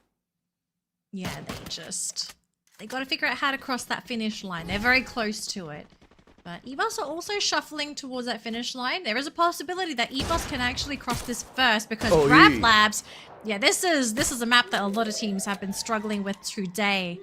And for AJL, this is not the map that they want to play to try and get match point. But if they have to, they'll have to go through EVOS first. And Rastia playing on the opposite side of Grab Labs, whereas the rest of the team moving as a unit, just slowly leapfrogging their way. Glue wall to glue wall. Cypher in the corner, though, trying to go up to Chinoy. Dashes out of it. Cypher, though, tries to jump. He gets caught by Ray. The gravity working against Cypher.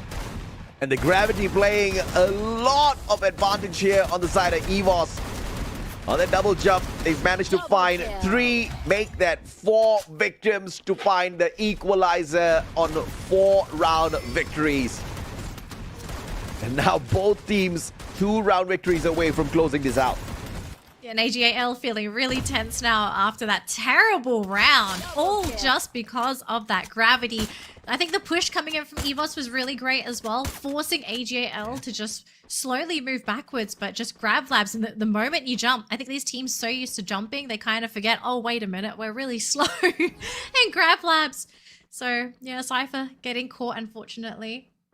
Now 4 points apiece. Winner here is going to be able to get match point, and Cypher running all on his own, about to run into an entire lineup of EVOS. He does manage to pop the blue walls there, going in for a 1v1. There's the time turner deployed. Angod trying to finish the job, but he can't find him. I've actually lost Cypher. There's too many glue walls apparently. Oh, that was just too funny. But great maneuvering. Cypher did manage to chill and get away. Aim God still on the hunt here. And the step he popped by Ray on the outside. Still on the hunt for Cypher, who's finally caught. They catch Cypher. It's Chinoy and Dew. Now it's just all on Dew's shoulders. Ray's still on the ground though, so it's 2 versus 1. He can maybe bring this back, but if AGAL...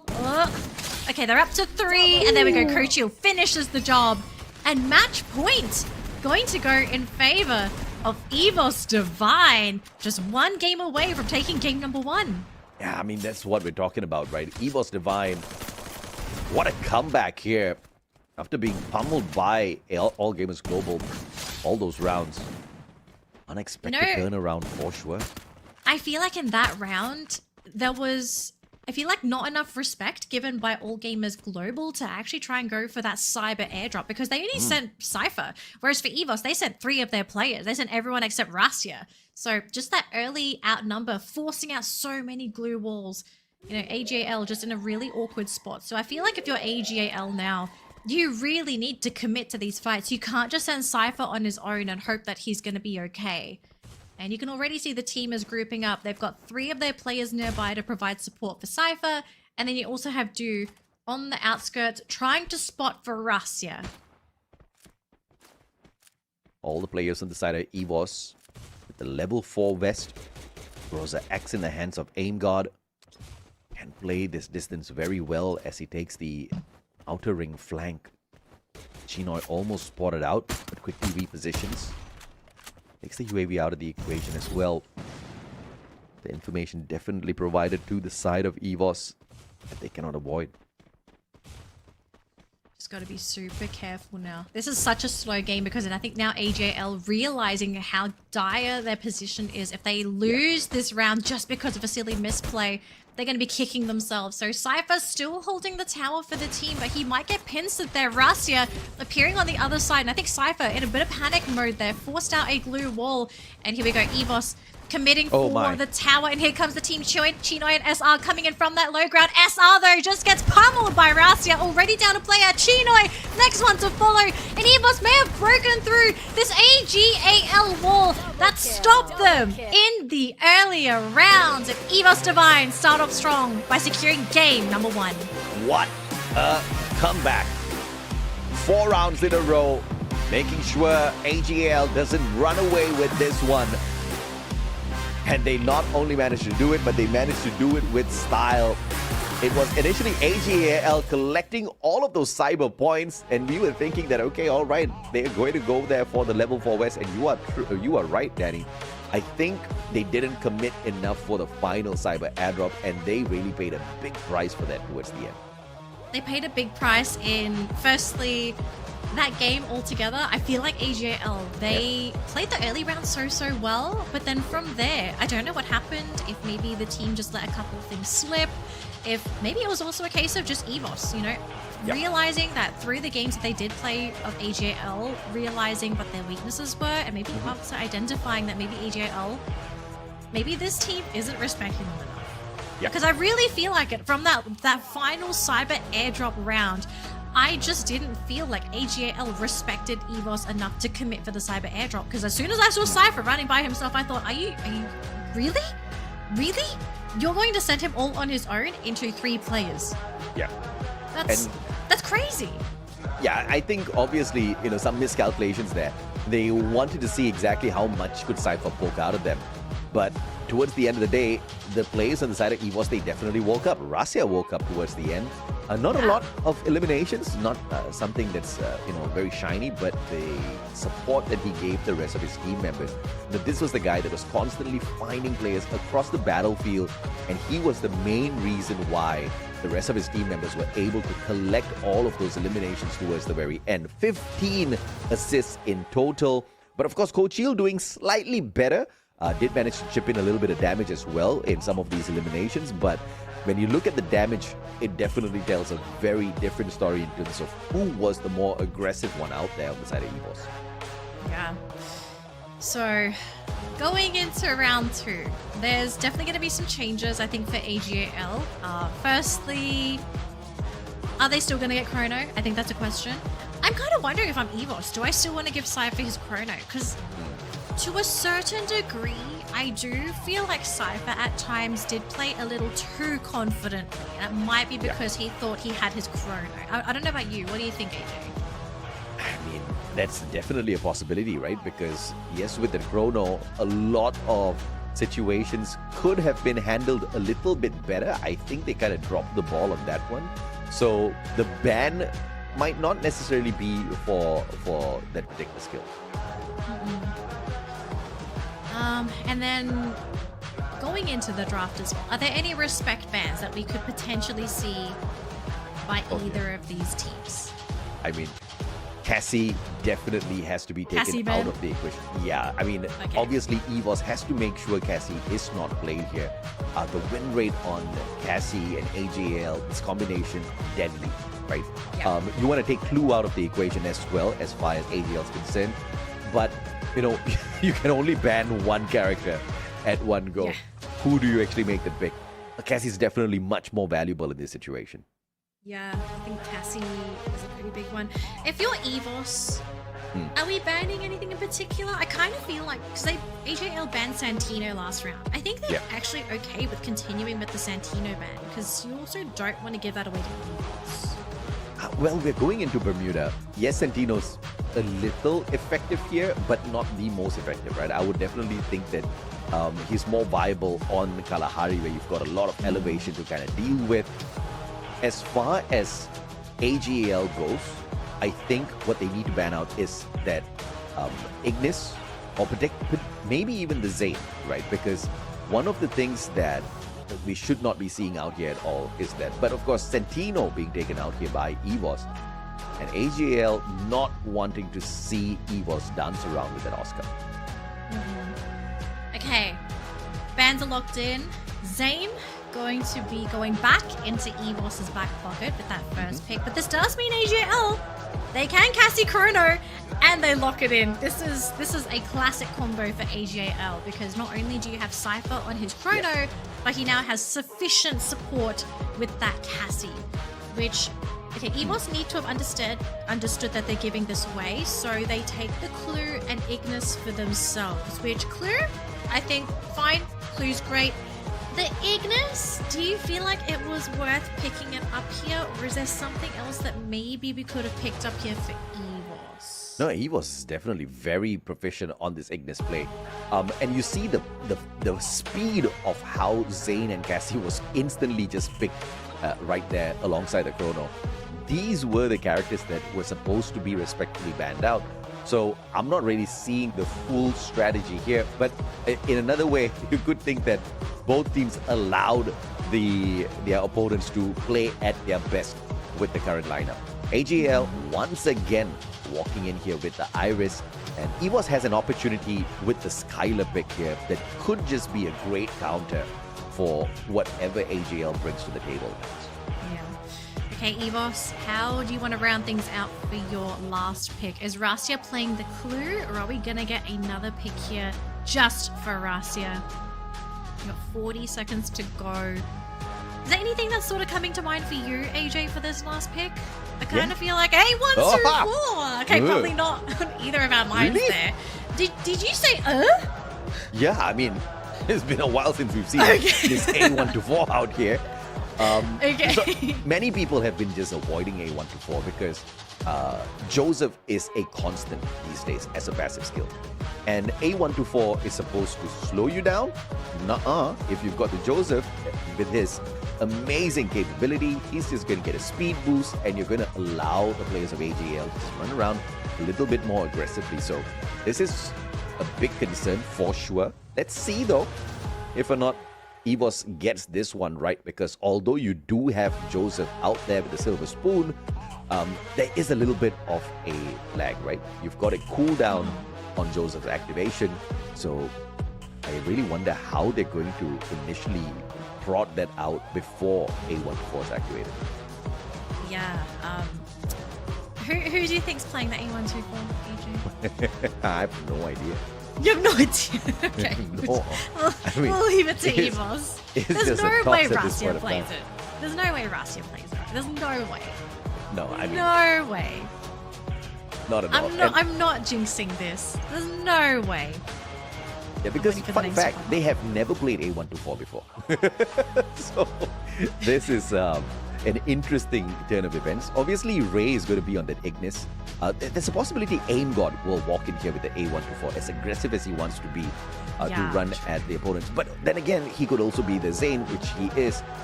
And Coach Shield will be your A124 main. Okay, so Coach Shield.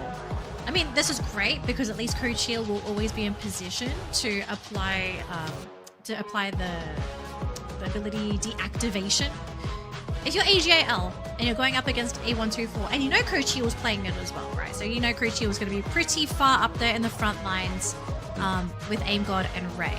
Do you need to adjust the way that you'll play if you're AGAL? Yeah, not at all. I think you just have to make sure you bait out that A124 pop, right? And if you can actually do that successfully, I think it'll be a game changer, because the thrill of battle, you just need to get close enough. Yes, you do have that extra bit of damage. The enemy skill activation is what this A124 was created to stop. And as long as you can bait that out early and then slow the pace down, which is very much possible in Bermuda, I think this is going to be a win for AGL. But Dew needs to be in the right spot to punish the players who go in for the rush after that A124 activates the thrill of battle. I think that's going to be key as well, which Dew is very capable of doing. Okay, AJ, we already have game number 1 going in favor of EVOS Divine. Is AGAL with their current lineup that they've drafted, do you feel guaranteed to push this to a game 3 with what they've done? There are no How much do you like their draft? there are no guarantees in Clash Squad. That's what I can say for sure. How much do I like their draft? I don't think it's a bad one at all. I think they've got the Cassie, the Chrono, the Coda. That's a perfect combo already. And then you look at the opposite side. I think this is where EVOS really needs to think through what they're doing, because they are looking for a extremely aggressive composition which can be dismantled if the Chrono is played well. And obviously AGL, they are no chump squad, right? They are very used to the situation, and I think they have got exactly what it takes. And you've got Cypher on the Chrono, which is one of the most dangerous things that they have to look out for now. So I think AJL has got all the chances in the world to drag this. But that's what we thought in the game 1. I thought they were actually going to make it 2-0. And EVOS showed up out of nowhere. Rassia woke up. So perhaps that is still a possibility here. You know, maybe it's a case of Coach Shield waking up. You know, it's like A124, a character that is very rarely picked. Although I will have to mention, if there was a team that has played A124, it's AGAL, and it was Duke. Yeah. So the issue that EVOS needs to sort of be aware of is that they're playing up against a team that knows how to play with an A124, meaning that they probably have a good idea of how to play against it. So I hope that they're prepared to incorporate A124 in their lineup. Maybe they can do it in a surprising manner. We really don't know. But it would be pretty interesting to see what kind of impact Coach Shield is going to have in these battles once you start getting the ability to trigger at the perfect time, right? Because it's always based on whether you can get it in the perfect moment. They've gotten close enough for that activation. And finally, Dew with the connection, M500. Knocks way down to the Garon, but Aim God just could not sneak away, and it is AGAL with the phenomenal instant finisher. Yeah, so looks like playing very actively, going to be paying off here for this first round for AGAL. But to be fair, round number 1 is not the true round. It's round 2, it's kind of real. Round 3, it's when it's actually real. So we'll see if we can get a tie for EVOS. Hopefully they can come back in round 2 so that the economy between the two teams do equalize and they have a more equal chance of being able to take the other out for round 3. And we'll see what the play is here, because obviously we know AGL, they want to rush in because they got Cassie Chrono. But is there anything EVOS can do to maybe surprise them? Obviously a 1-tap would be perfect. It's a bit early for a 1-tap though, so we'll see what happens. It looks like Elevation is going to be the play here for AGL, just to see where everybody is. And Chinoy going to be the first one to stick his head out the window for a fraction of a second. Razia spotting out Cypher, but showing patience. Not popping off just yet. Knows that he has to expose himself in order to take these shots. Has the M500. Has the Ortho and the memory missed.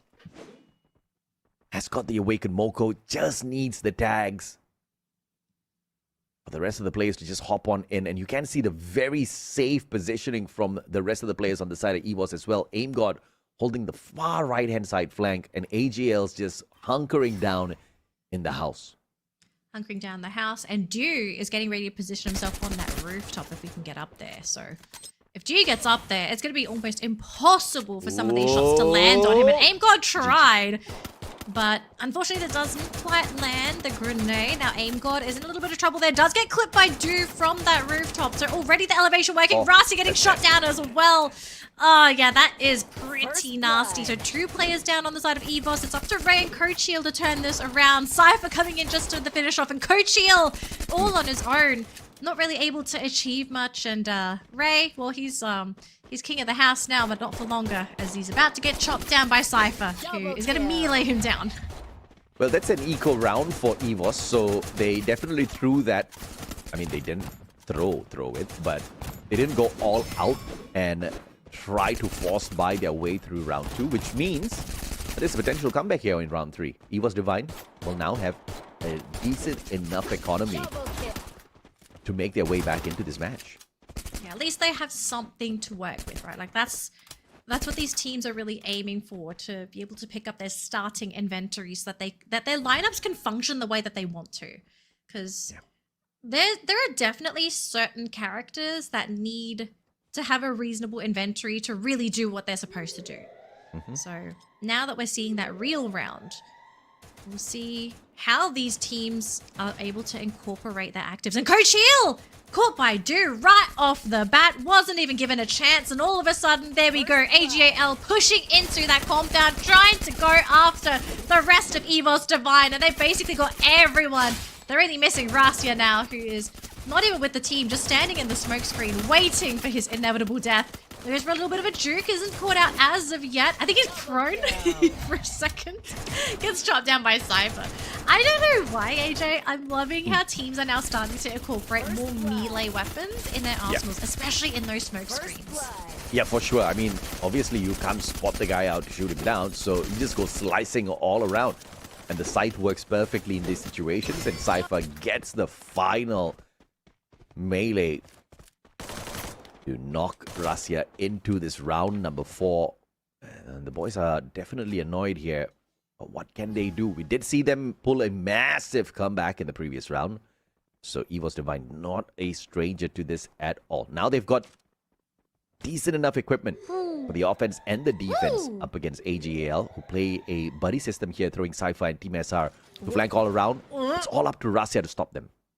Yeah, Dew in the meantime, though, I've just been watching this man duking and driving everything. Bullets and grenades as well. But Cypher going to go for a chase himself. They go into the rooftop. Dew's been caught, but they're going to be able to grab Ray and exchange. So a 1-for-1 so far. Chinoy's here to pick up Dew.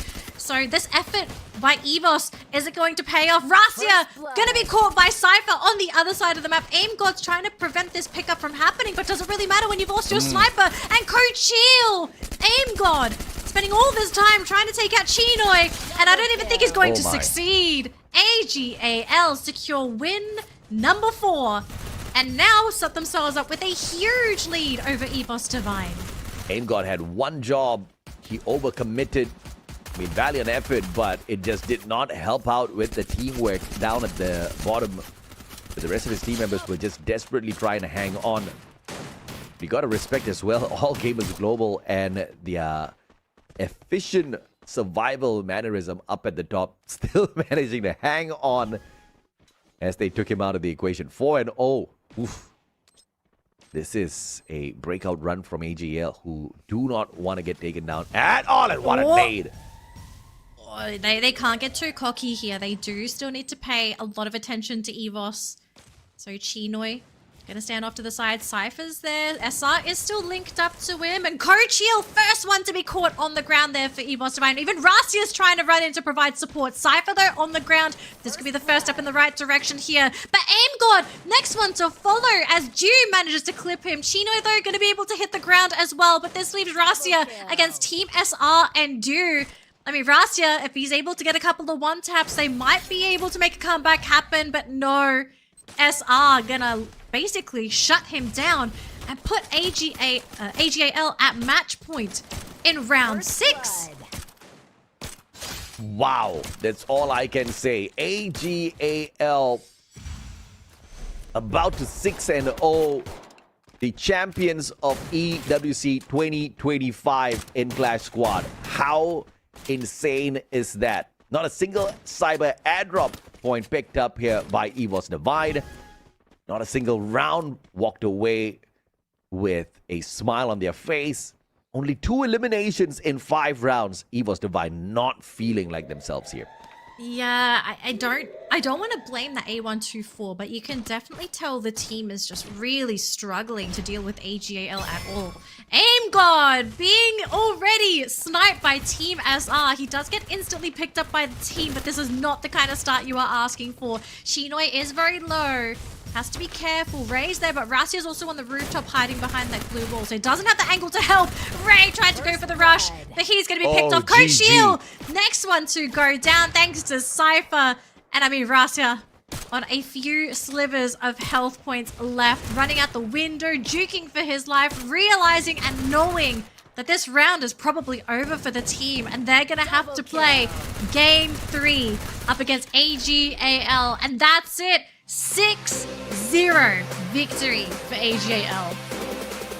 Very well fought back here by the Thai team. And EVOS Divine looked like they were barely in that fight, right?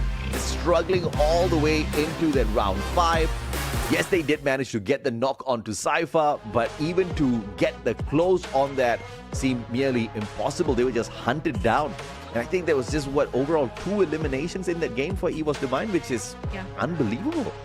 It was rough, to say the least, for EVOS. And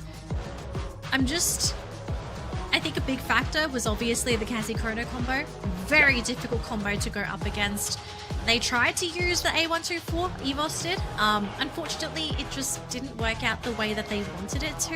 And for a lot of these fights, I kind of feel like for AGAL, they were just too much for EVOS to handle. Like, they couldn't even eliminate Cypher in time. Like, sure, the couple of times they caught Team SR, it didn't really matter because Cypher would swoop in and get the counter knockout. So, like, yeah, you got the Cassie, but they got you, and all of a sudden, it's equalized, and all of a sudden, oh, wait, AGAL's knocked out the entire lineup.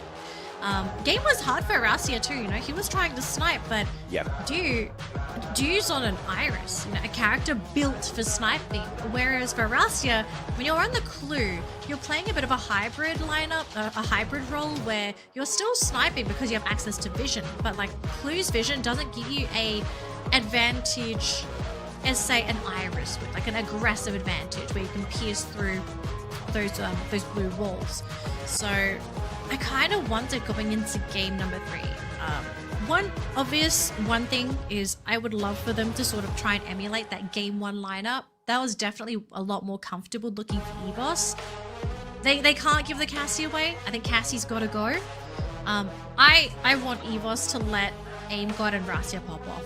I feel like Ray and Crucial, there are times with these 2 players they also pop off themselves, but this team, it's very reliant on Rassia, but they also need to have that secondary player to fall back to, which is AimGod. They have to figure out a way so that Rassia and AimGod can thrive to do what they're supposed to do, which for AimGod, it's to rush in and basically try and eliminate either Cypher or SR on AGAL, and obviously for Rassia, you know, if he can pop Dew before Dew pops him, that would be ideal. Yeah, no doubt at all. In the sniper matchup, Dew just seems to have the upper hand in, I think, almost every situation. Yeah, I just haven't really seen Rassia play that perfect impact in the second game at all. In fact, he was functionless, just like the rest of his team members in this game. And you do have to give credit to the pace of fights that AGL took straight to EVOS. They barely allowed them to think. They were constantly in there. And obviously having the Chrono as well as Cassie combo just gave them so much of confidence. You have Chinoy running the Coda. He's got information on them as well and then later on in those rounds, EVOS started to slow down their pace because they understood that, okay, you know what? We keep running into this fight and they keep understanding exactly where we are. It's not helping us out at all. But that was a little bit too late because AGL didn't need to change anything. They continued to be aggressive and still found all of those eliminations. Like I said, EVOS should have banned out that Cassie, and I still think that is the case for this next round. Yeah, so who's getting first pick? It's EVOS getting first pick. So if Cassie is not banned, I kind of wonder if EVOS snap it up themselves and say, okay, we ban out some of the other strong picks, which is Santino, Oscar. First pick Cassie. No, they're thinking of banning the Cassie. Yeah. So this They're is a good thinking one. about it. And they get it. Yeah, it's banned. Yeah, they're not very big Cassie players as well. So it's definitely a bannable pick here.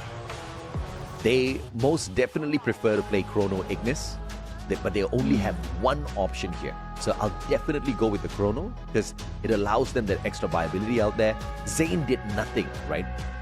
But since it's Kalahari, they opt for Santino. I'm still okay with this. I think Rasya is going to be deadly on the Santino. Yes.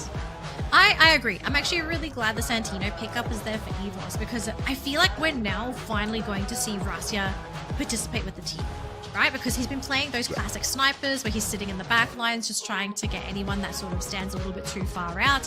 At least with the Santino, he can play aggressive, but he also has a way to protect himself if he is jumped on by AGAL. So love the Santino pick.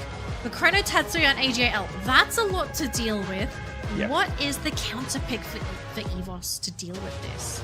I think Ignis Zane here could definitely be a good one, but they forego the Ignis for the time being. Possibly bringing in the Clue, which is still good, right? Because you've got the information gameplay on your side, and it's absolutely essential that you played against your opponents. They did have the Clue earlier on as well, but it looked like they had no clue what was happening in the match. Yeah. Who's on the Clue though? There's no way it's Rasya, right? Like you either have to put either Coach Heel or Ray on the Clue. Rasya has to play Santino, please. Please. I mean, Please. If well, it's we will see. Oh, I'm a little bit worried. I am legitimately worried for this team. Coda for AJL, very scary. Oh, Ignis, also very scary. Oh boy. Okay. You've got a double defense there on the side of AGL. You've got vision and you've got mobility. You've technically got everything on the side of AGL right now. EVOS does have the extra bit of defense. They have got information around the battlefield, and Clue also shares that info with the rest of the team members. So this is quite a power pick. But who runs the Santino definitely is a question on my mind as well. The final pick though, to wrap things up here for the side of EVOS, a homer, and no surprises here. It's one of the most frequent picks on the side of EVOS, giving them not the highest win rate in terms of a pick, but they've got a 78% win rate whenever they bring in the homer. So I'm actually okay with this. Okay, just looking at EVOS's lineup, we have a case of musical chairs. What's Rasya playing? Because he's got 3 options. So I would definitely think it's going to be that Santino, because anybody can technically play the Clue, right? You could also throw Ray onto Clue. All he needs to do is just press a button and give the team the rest of the information. It's really no-brainer. Yeah. Because I definitely would not put Ray on Santino. There's a possibility that we throw Aingot onto Santino. I think that would be ridiculous. But then, wait, so then who's playing the Zane? Is that Kuchil? Right? Yeah, I wouldn't mind Kuchil playing the Zane because, I mean, why not? He is definitely good on the front lines. But of course, it's a game. Yeah, it's a guessing game as of this point of time. I actually cannot wait to see who's playing what, because I think AGAL, they're also trying to figure out like who's playing what, so they can also adjust their lineup if necessary. because depending on who's playing what, that will also indicate how EVOS is going to play game number 3, right? Like they need to figure out, like, hey, where's Rossi going to be? Is he going to be with the team? Is he going to be away from the team? If he's on the Santino, he's going to be very, very difficult to try and go for those backstabs. And who is playing what? I think AJL pretty straightforward. I think we can all sort of, you know, figure out who's playing what, and Rasia is playing Santino. Okay, so I know both of us very, very grateful that he is playing that Santino, but that does mean Coach Heel is on the Clue and Ray is on the Homer. And that's actually fine. You know, I don't really mind that. So Coach Heel on Clue is decent. Ray on Homer makes no difference to me. Zane having, you know, been picked up here by Aim God, I think this is a big opportunity for him to really step it up in this next game. I think he kind of lost the plot there in the previous one. As the rusher, this extra layer of defense, providing he activates it at the right time, should be able to provide them that extra buffer that they require. But the counter for this is already picked by AGL, the Chrono. This is going to be a very big problem for EVOS to deal with. Yeah, but, and there's a very big but with this, if they can figure out how to deal with Cypher, because remember, this time Cypher is not going to be basically buffed up by a Cassie. This is just a raw Cypher all on his own. I think they have a very good chance of being able to shut him down. Because, yeah, okay, he's going to have a Tatsuya, he's going to have a Coda and Ignis behind him, but that means Chrono, if you surprise him, if you manage to catch him with a grenade, he is definitely going to go down. There are definitely ways to deal with Cypher now. He's not a super boosted mini boss, which is, I kind of feel like that's what Chrono is when he has the support of a Cassie, because Time Turner and the extra healing, that's a little bit overkill to put on a single character. Yeah, no doubt. I think this is the moment where EVOS is going to really step it up and show us what they're made of. I think they've allowed AJL to play the pacing of that previous match, and that was obviously not something that they intended to do. See some cheeky smiles there? I think they know exactly what they're getting themselves into. But the problem is, you can never underestimate a Thai squad. They are known as the best region for a good reason. Yeah. And it's AGAL too. It's not just any Thai team. This is AGAL, a team with many seasoned veterans on the lineup that basically been through everything. And that's a pretty big advantage for some of these teams, to have players that have experienced everything, so that whatever happens on the battlefield, they've probably done it before. They know how to react accordingly. And that's a big advantage over someone that might have a player that is a little bit more new. They haven't experienced everything. They have to sort of deal with things as on the fly.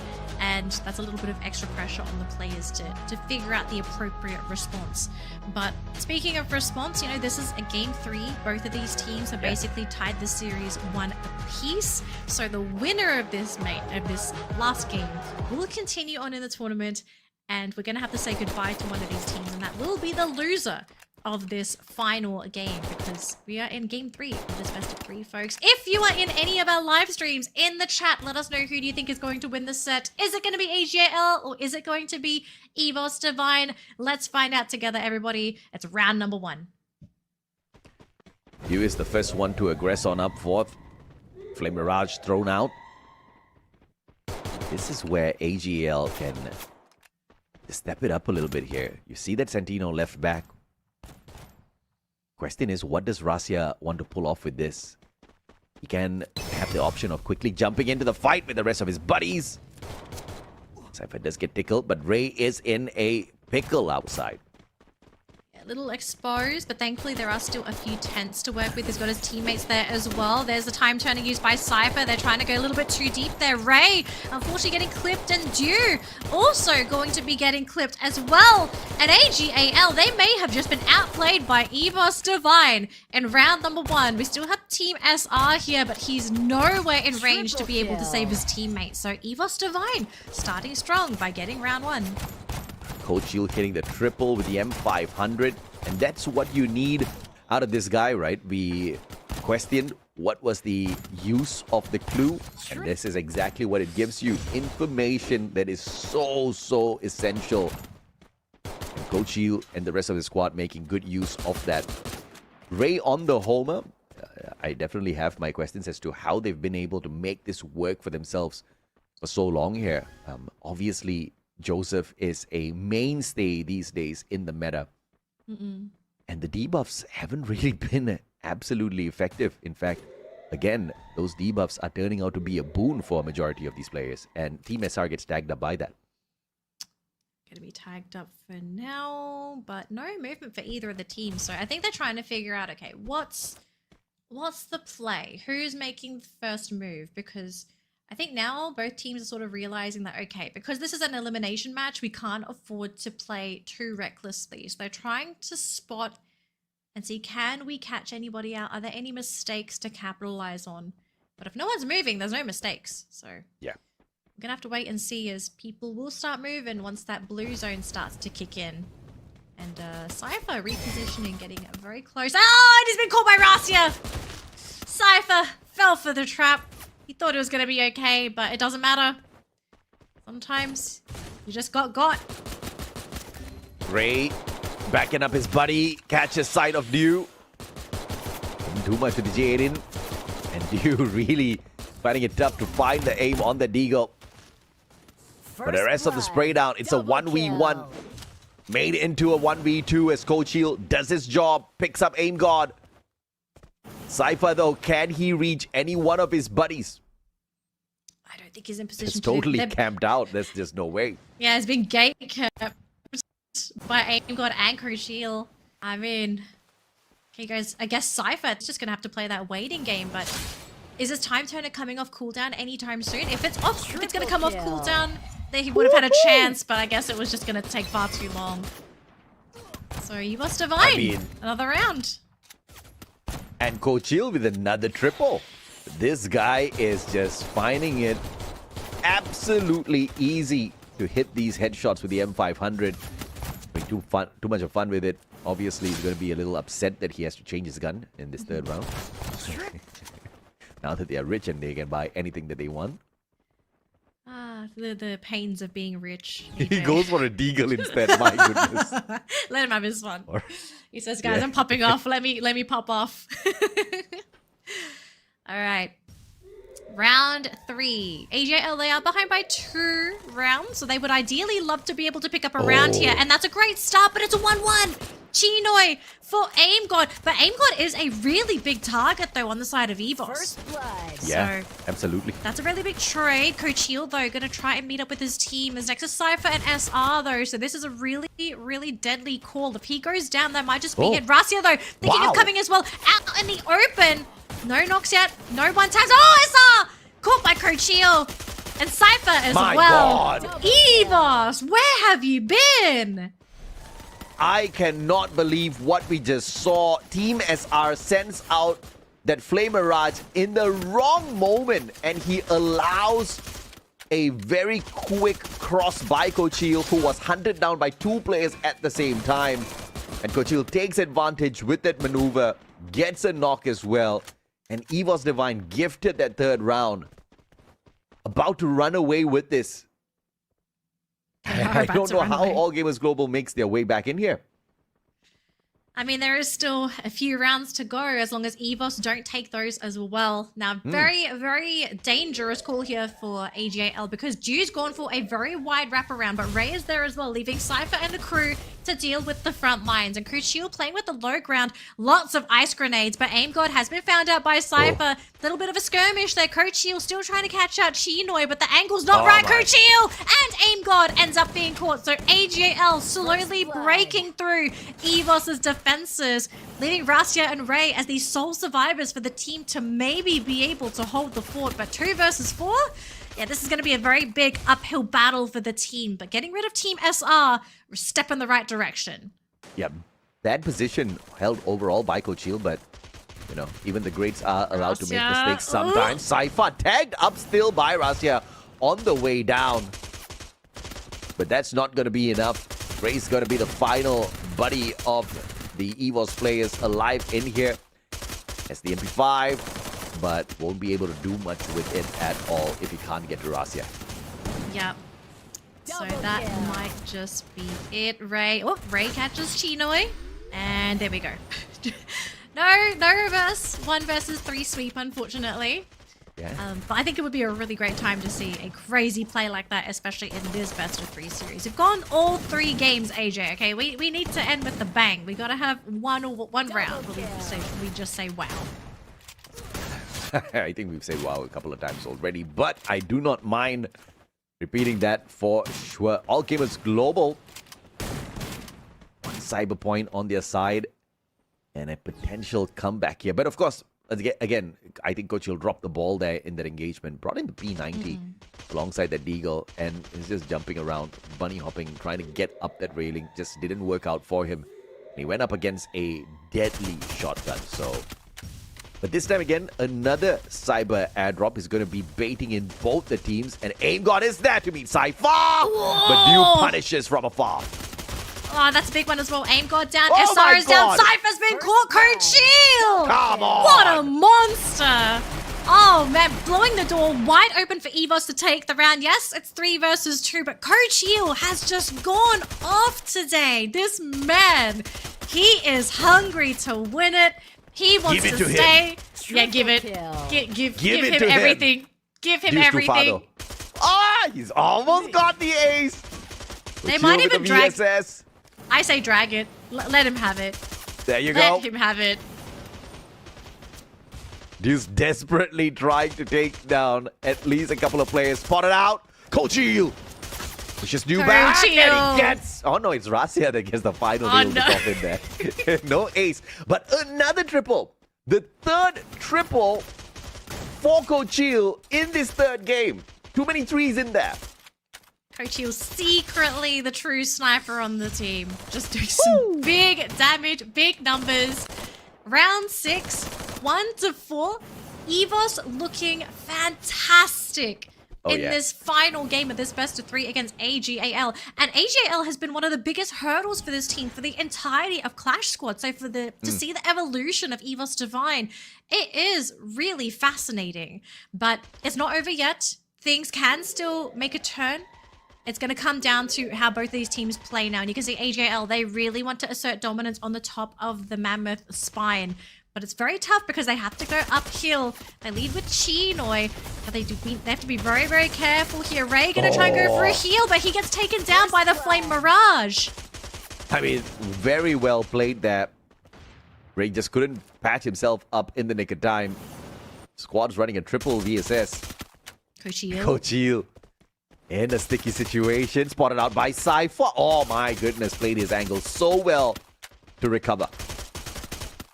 Now a bit of an awkward spot here for EVOS. And Nice Dew's been caught by Rasia. Very big one as well. The sniper is out of play and his team is away from him. So no way for anyone to pick him up. SR in danger. my. Rasia almost going down.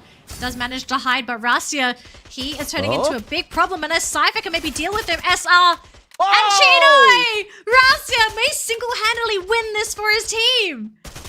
What a play! What a combo! Rasia, Coachil again! Wow! 13 eliminations in 6 rounds for Mr. Coachil. They are not holding back. And you said wow twice. Thanks, AJ.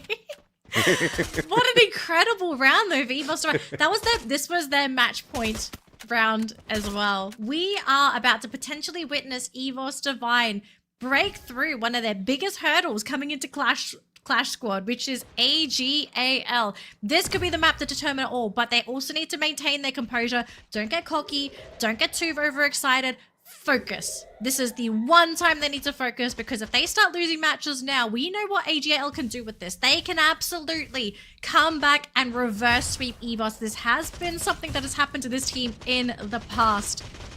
Who gets that initial knock? Who can get the one tap? Who can blow the doors wide open for their team to take this game? All Gamers Global still rocking those level 3 vests. Got the cyber points on their side. Oh, aim God. There's not enough cash. And this is the final one, the series point for EVOS Divine, and All Gamers Global literally need to win 5 rounds in a row. Dude managed to catch out Ray, so he's bleeding out on the floor, and looks like Rasia is also under siege as he's lost a little bit more than half of his health bar. Aim God still sitting at half at a very awkward spot. Oi. Dude also taking a little bit of chip. Aim God is down though. I think AGAL, they are showing signs of life. They want to fight back. Oh, yeah. It's just Coach Shield, the MVP left. And that's going to be at round 7, going in favor of AGAL. It's not over yet, AJ. Nah, I think Aim God dropped the ball big time here. He got a little bit confused as the players on the side of AGAL kind of surrounded him.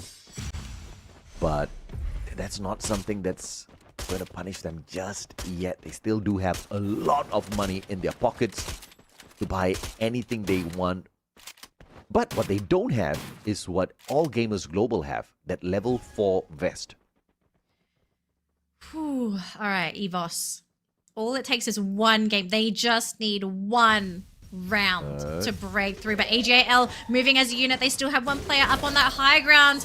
And they're going to try and push on through. But Ray, first one to hit the ground for EVOS. Not looking so good. And Aim God all by himself against 3 players on the side of AGAL. Leaving Coach Shield and Rasia to fend for themselves. Cypher has been caught, but doesn't really matter when you have an entire team barreling you down. And AJ, I fear for the worst here for EVOS Divine, because this is another game given away to AGAL. Every game that they pick up, their bank account is going to be overflowing with money. They can buy anything their heart desires. Absolutely. Another round of level 4 vest stacked up on their side. Level 3 helmets as well. This is what you want if you're AGAL, decking yourself out. Look at Dew. A double gold AWM. And I mean, if you are Dew, there's just nothing else you want out there. You just want to cap all of these players instantly. Being able to switch between 2 AWMs. Ray! Should be able to get the monstrous hits, and he does exactly that as he takes Ray out of the equation. Can he find the trace onto Coach Shield as well? That's the right angle, but needs to recover. Coach Shield, he can't quite find Chinoy. There's going to try a different angle of approach. Cypher, though, has been caught by Aim God. That's a big one. That's going to be the chrono out of play. Coach Shield still looking for more. Team SR running up onto that second floor. It's still a 3 versus 3. Looks like Ray's going to be left bleeding on the floor, so both of these teams going to be using what's left of their lineups. Coach Shield and Aim God going up against Team SR and Dew. I mean, Chinoy's still there on the other side of that ship, so Rasia taking some damage. He's going to have to start moving, and he's been shut down by Dew. That's the sniper out of play. Double kill. The team of EVOS just quickly pulling a poll. Like, should we save the Homer guy? They were like, no. We don't need Homer in this fight. They allowed Ray to bleed out. Might need Santino, though, but Santino's gone. They couldn't reach Santino. Santino was supposed to be the one that boy. kind of reaches out to the far ends, picking up their team members. Now, in a 2v3, Aim God, literally, he just has one elimination with that Zane on him. Not sure what's happening. Been caught. And he gets caught again in a 1v3. Now Coach Shield cannot find the clutch. Chinoy puts the final nail on the coffin to remain alive. At least for the time being, EVOS Divine hanging on. I mean, they're hanging on, but at the same time, they're also slipping away. And AGAL, every single time this team, they are chipping away at EVOS. I think this is the second time in a row that Ray has been one shot by Dew. Every single round, these past couple rounds, he has been the first person to go down in the entire round. So they somehow need to get a hold of Dew, or they need to figure out a way to have a safer approach so that they don't simply lose due to a numbers advantage. And we're back on Mammoth as well. This might be where EVOS could potentially win it, because this was where EVOS looked really good in that previous round. And I love Rasia's positioning. He is up on that high ground, but he's also on a timer. If they don't eliminate AGAL in a timely fashion, he's going to have to try and slowly crawl his way down that cliffside. What can the rotation be like here for Rasia? He's on that high ground. He's got the Santino to play the surprise, but Ray, deadly. VSS in his hands. Oh. South Eyes Grenade. Make that a triple, make that a quadruple, but they do have the chrono to protect them from all the barrages of nades that were tossed in. Cypher tagged up. The boys Whoa. still very well protected by those blue walls. Still protected, but they are taking a couple of those bullets, so they're taking damage. Aim good! Caught My by Team God. SR! How in the world did that even happen to begin with? And all of a sudden, this might just be where AGL rush in and take over the game. Coach Heel is down there. Dew is right next to him as well. We still have AJL on that high ground. But the circle is getting increasingly small. Rasia, he needs something to connect. He has to try and equalize the numbers. It's 4 versus 3. Can they take someone out? They catch smart Chino, play. but Rasia's gone! A clutch play by Ray. Literally hiding just behind the ribs, and Ray will pull it back for the squad. And Coach Heel, the MVP, gets the final say in that fight. And EVOS Divine knocks out AGAL from the run. In what could have been a match point game for AGAL. Coach Heel, look at this, man. He's celebrating. He knows he had a good game. He knows he had a dang good game. Whew! I hope they celebrate after that match because, dang, that was... I can't imagine being the players sitting through and playing that full best of 3, especially that last round where EVOS looked strong, they looked amazing, and then when things started to slip away, that is where panic usually starts to set in. And I think EVOS, they made it count in probably one of the most important maps of their tournament life, which was Mammoth. Look, all I have to say is the fight back from AGL was a respectable one, right? They were 1 round away from really, really unnerving EVOS, and then he came in clutch. He who is this he? Not Coach Heel. It was Ray. He was pressured, Riptide Rhythm, breaking down his defenses. Everybody's gonna be like, wait a minute, how does Riptide Rhythm come in here? Nobody picked that Skylar. It's all because of the cyber airdrop. And you know, this was that moment where when you have your defenses broken down, you either run away or you figure out something smart, or you just take that fight straight on. He chose to play it smart instead of taking the fight or running away, because he would have broken his ankle if he did. Hit behind the ribs, showed up, got not 1 but 2 knocks with the VSS, and that really changed the game. Also continued to pummel Dew with bullets until Coach Heel put the final one on the coffin. 15 eliminations, 4,591 on the damage. EVOS Coach Heel. And sure as hell the MVP this time around. Oh man, 15 eliminations. Okay, sure, he did not do 6,000 damage, but who cares? You got the eliminations. That is what really counts at the end of the day. If you're getting rid of players, you are winning the matches for your team. So Coach Heel, hope he celebrates tonight. I hope he considers playing like this from now on, because I think we both enjoy seeing Coach Heel absolutely pop off for the team, because I think we're too used to seeing Rasia pop off, and we saw a lot of aim god today, so it was good to see Coach Heel finally walk into the spotlight for the team and really prove that he's not there getting carried by his teammates. He's there also lifting his teammates up and carrying them on his shoulders when it counts the most. So congratulations to EVOS. I think EVOS fans are also happy because we still have a non-Thai team in the competition. I think at this point we are surviving, folks. Okay? Anyone outside of Thailand, we are surviving, we are driving, and we are going to die with EVOS Divine wherever their journey takes them. I mean, this was just such an exciting fight. In both the games they won, AGAL did manage to steal away 4 rounds. When AGAL struck back, EVOS had no answers whatsoever, and that's where we thought, okay, wait a minute. Are we going to see the Indonesian team kicked out and this just become a all-out high clash squad? EVOS is still hanging in there. I think it's beautiful. And I think what's more beautiful is Conchita Caroline. For the first time, we get to see her as well.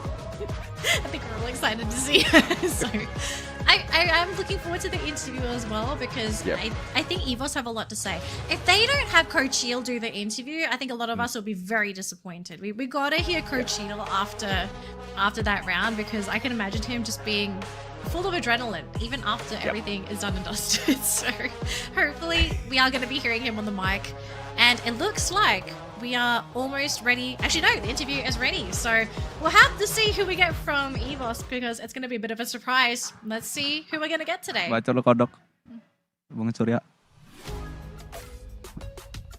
All right. Thank you, casters, survivors. Welcome to our Booyah interview. I'm here with Kochel from EVOS Divine. Hello, Kochel. Kak. After such a long day, congratulations on securing your ticket to the grand finals. How does it feel to finally won the game and secure the ticket to the grand finals? Gimana nih rasanya akhirnya setelah perjalanan yang panjang banget ya hari ini, apalagi harus ngelewatin game kedua juga melalui lower bracket, tapi seenggaknya tiket ke final udah di tangan. Apa rasanya? Ya rasanya sih ya pasti seneng, terharu juga kan. Menang lawan lagi, kemarin juga kalah tuh lawan mereka. Tapi sekarang menang kita udah improve lah dari yang kemarin. Okay, so he's very happy. He's super touched as well. And of course, it feels like a comeback because as we all know, EVOS Divine has been defeated by AG before. And now that they know the flaws, they know how to fix it, they can perform better. And it shows on the game. They finally beat AG and secured the ticket to the grand final. All right, so second question. You played really well in the second game today. You received a lot of compliments from the casters. Is there anything you'd like to say regarding that? Kamu hari ini dapat banyak banget pujian karena emang Kochel hari ini permainannya gila, luar biasa bagus banget, apalagi di game yang kedua ini. Bahkan para caster juga tadi memuji sekali nih performa kamu. Apa tanggapan kamu? Ada komentar nggak, Chel? Abis disemangatin Ayang. Abis disemangatin Ayang. Emang tadi game pertama nggak disemangatin kan? Itu lawan raja terakhir yang susah. Ya emang susah sih, bener sih. Tapi jadi abis disemangatin sama Ayang. Karena dan abis doa kalah tuh langsung pas mau main nih langsung PC. Dari situ PC-nya. So he feels very motivated today because of the support that he's been receiving from his closest friends, and Ayang is like a girlfriend. So yeah, he's very happy, very excited, can't wait to go to the grand finals. Last question, is there anything you'd like to say to your fans, your Ayang, because EVOS has finally shown that you guys are not to be taken lightly. Silahkan, apa yang mau kamu sampaikan kepada para supporter dan juga support system kamu secara pribadi, Ayang? Karena sekali lagi EVOS sudah menunjukkan bahwa kalian tuh nggak boleh dianggap sepele. Buat support buat siapa dulu nih? Buat siapa dulu nih? Supporter dulu nih. ya yang buat support kita, dukung terus di final nanti. Semoga kita bisa juara di CS sama Battle Royale. Dan doain kita besok lolos di Battle Royale juga. Kalau Ayang? Buat Ayang, terima kasih sayang. Okay. So thank you so much to each and every single one of my supporters for supporting us. Obviously, they're still trying to break through to the next stage from the Battle Royale that is going to happen tomorrow. So yeah, we should see how EVOS would do tomorrow on the Battle Royale mode. Thank you so much, Kochel. Thank you. We're gonna go back to the casters now. Take it away, casters. Terima kasih Bella. Really a happy kid there. I loved at the beginning where he kept saying thank you. Very thank you. very Thank you. very grateful, very appreciative human being. And But he knew that he went all out and he got the job done. And they're absolutely right. The last time they got pummeled down 2-0. This time, revenge is sweet indeed.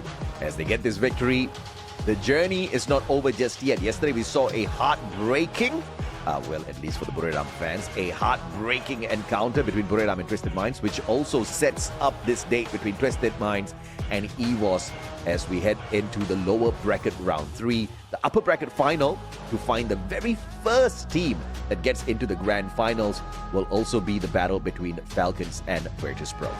yeah, so we are not done with Clash Squad, but we are done for Clash Squad today. So don't worry, folks. We are still going to have a lot more Clash Squad coming up for you, or at least the finals coming up for you later next month. But in the meantime, I hope you guys are ready for Battle Royale, because that is what's coming up this weekend. We still have Battle Royale happening, and this weekend, guess what it is? It is Last Chance Qualifier weekend. So it's going to be a pretty tense one, because we only are going to be letting through 6 teams to the grand final. But it looks like that's going to be it for me and AJ today, folks. Hope you have a great one, and we'll see you all for Battle Royale tomorrow.